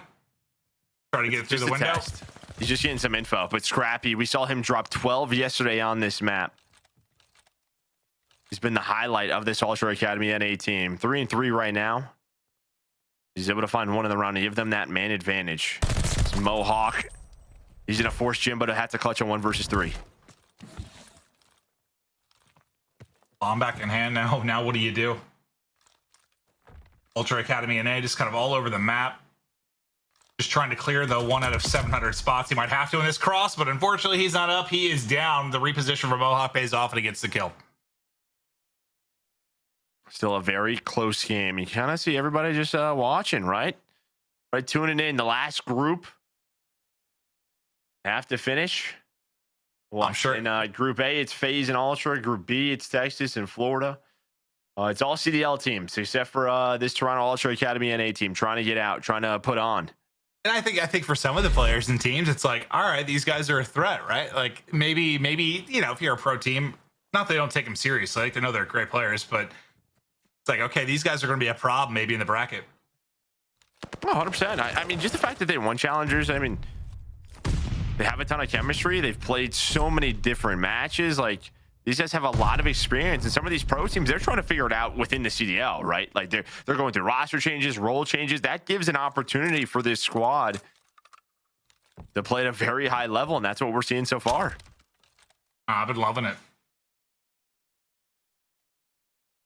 And as much as we're talking about, Paraslegia need to be perfect and bring it back, if you're Ultra Academy NA, you win this map and you are good. You are into bracket play. Then it's just maybe a question of where everything's going to be seated, but I'm just trying to hit some difficult shots behind the tank, and Scrappy is just challenging that, and he is smoking him down to 28 health, but we'll live to see another moment or two. Ooh. And then I thought Scrappy had a freebie on the edge. He was yelling at Jimbo earlier. This time Jimbo's going to put him down. Yeah, Jimbo with some nice shots, then get some help from Temp from up top, so he's able to find his second. So now into a 2 versus 2 is Vickel. We saw the passion earlier after that Mohawk 1 versus 3. I love to see it. He's trying to finesse, trying to make the play, and he's doing it. He's able to find a 5 spree, and there we go. Ring around the rosy is Vickel. Able to secure that round with some great plays. Pocket full of Vickel. Yeah, dude, he's been like their gas man. He's supplying the premium gas. I love seeing how hyped up Mohawk, he was. Like literally clutched him away. He walked up to him and just started slapping him. I was like, yes, I love it. I think I saw Panda or somebody like quote tweeted it and said it looked like you were like a father watching your son like take a pick 6 home or something like that. I was like, yeah, dude, he was so fired up. It was great. And I know we've been gassing some of these players, Hixie and Mohawk Scrap, but Vickel has just been like kind of that the one getting it done. Yeah, right. He's making those sort of entry plays, the objective plays that this team needs. And now he is on a 6 spree, tries to get aggressive, does Mohawk, but he's taken down by John. So we're into a 3v3. It's everybody's had their moments when someone needs to step up. They've been able to find the person to do it, but let's see if this will turn into a glide. The elusive number 7. He's looming, but he's just playing it patient. Getting some audio cues, door open, door closed. Where are they coming from? Unfortunately, he is on your right. The snap is to the wrong direction. Scrappy's getting a caught over the top as well. And now it's just Hixie gets out for now. A 1v3 down to a 1 versus 2. Still 45 seconds to work with, but caught on the cross. Yeah, I mean, Temp was in the offensive spawn the whole time. I think he's just giving them the info, right? There was multiple players who worked through the middle of the map. So Gravity, after he was able to take down Vickle, knew all of the presence from the Toronto Ultra Academy team was pushing through the flanks. They're able to pick that up in a much-needed round and keep this game close.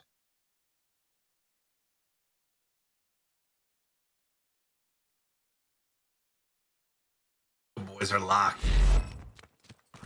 Who's going to clutch up? They got to get 3 straight if you were Legion. Well, 4 straight if you're including the last round. And Vickle, who fell just short of the streak, starting to push forward with his teammates. Probably gets a little bit of revenge. This time he's able to take out Jimbo. John might have found timing, though. He might have found a timing, but Vickle was ready for it. The nade hits from Temp. So it's a 2 versus 3, and Gravity is not ready for that. I thought maybe he saw him, but he did not. Not ready for the aggressive plays out of Hixie. His bomb is going to be planted. We're in a 1-on-2. But that was just such a nice pickup from Mohawk through the middle of the map. And Scrappy after that first blow. Look at my man getting fired up. Just winning his one-on-ones. And that's a big one-on-one in the sense of, like, if Temp somehow clutches that, we've seen how, you know, 1v3 type situation can shift a game. It's been a clutch moment for Academy and A that has turned them around. The method's clutch. Like, those moments are massive. Don't let it happen. It's the beams, shuts it down a round away from secure and bracket.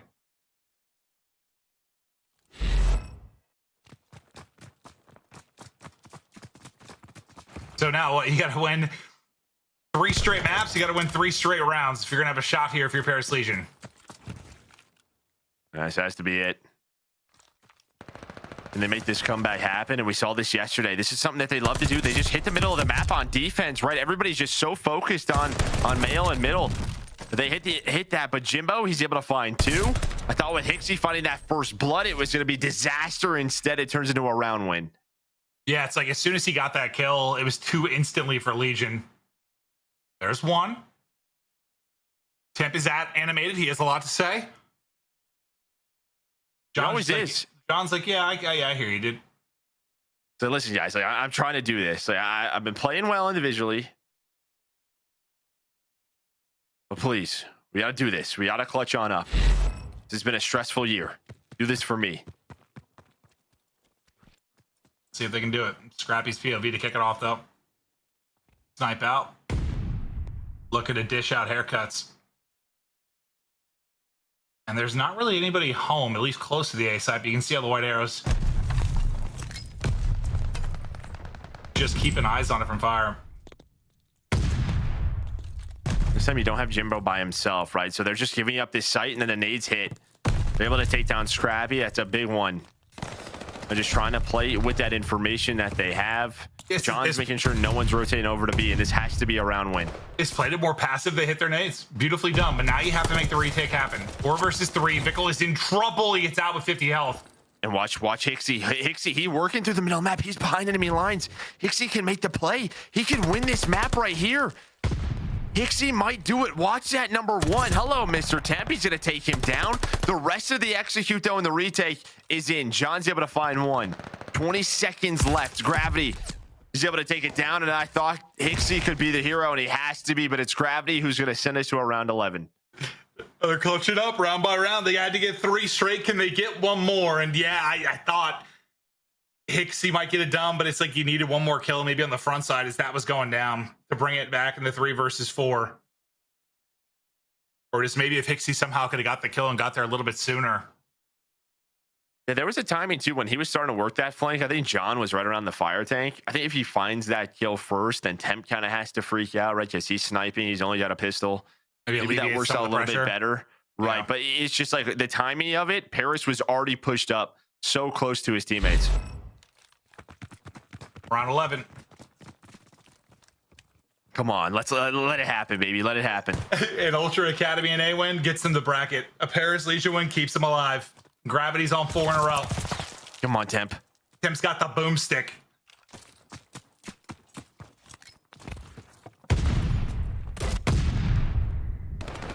Starting to work this towards B. That's a big pick. It's Jimbo. He's able to take out Scrappy. That's a massive kill. They've been trading blow for blow throughout the course of this game. Can you work it inside, or will Hixie play spoiler? Hixie is spotted 1, but it's awkward, and the help comes in from Temp as he's able to hit the snipe deep. And now I don't know what's happening.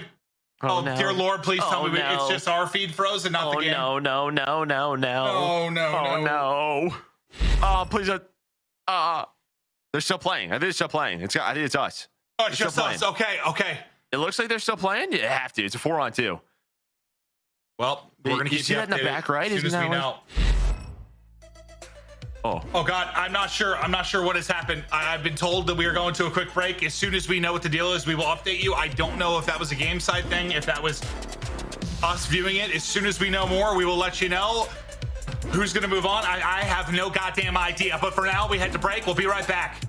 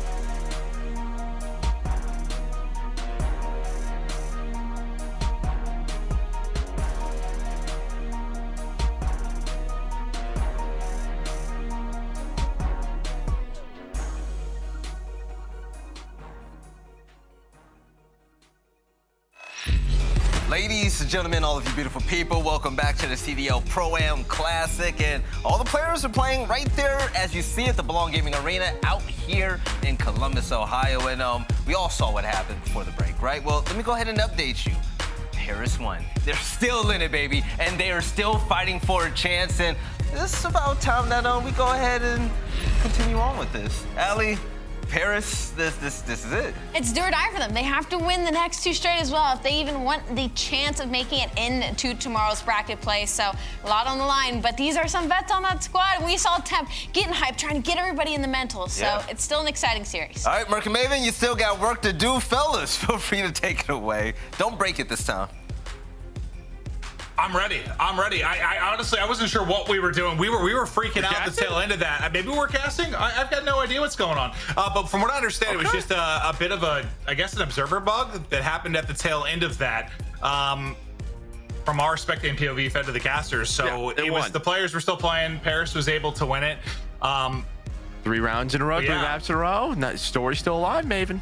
Yeah, we're gonna see if they're gonna be able to do it. But no, it's been unbelievable. But I guess I want to see if Paris can do it. As much as I want to see this like Toronto Ultra Academy NA story continue, I kind of want to see if Paris can bring it from the depths. Maven, you're gonna have a chance to do that right now. Go ahead, grab you a snack and some drinks, because us on the desk, we're gonna take over. You fellas did an amazing job. We'll catch you guys tomorrow, all right? See you tomorrow.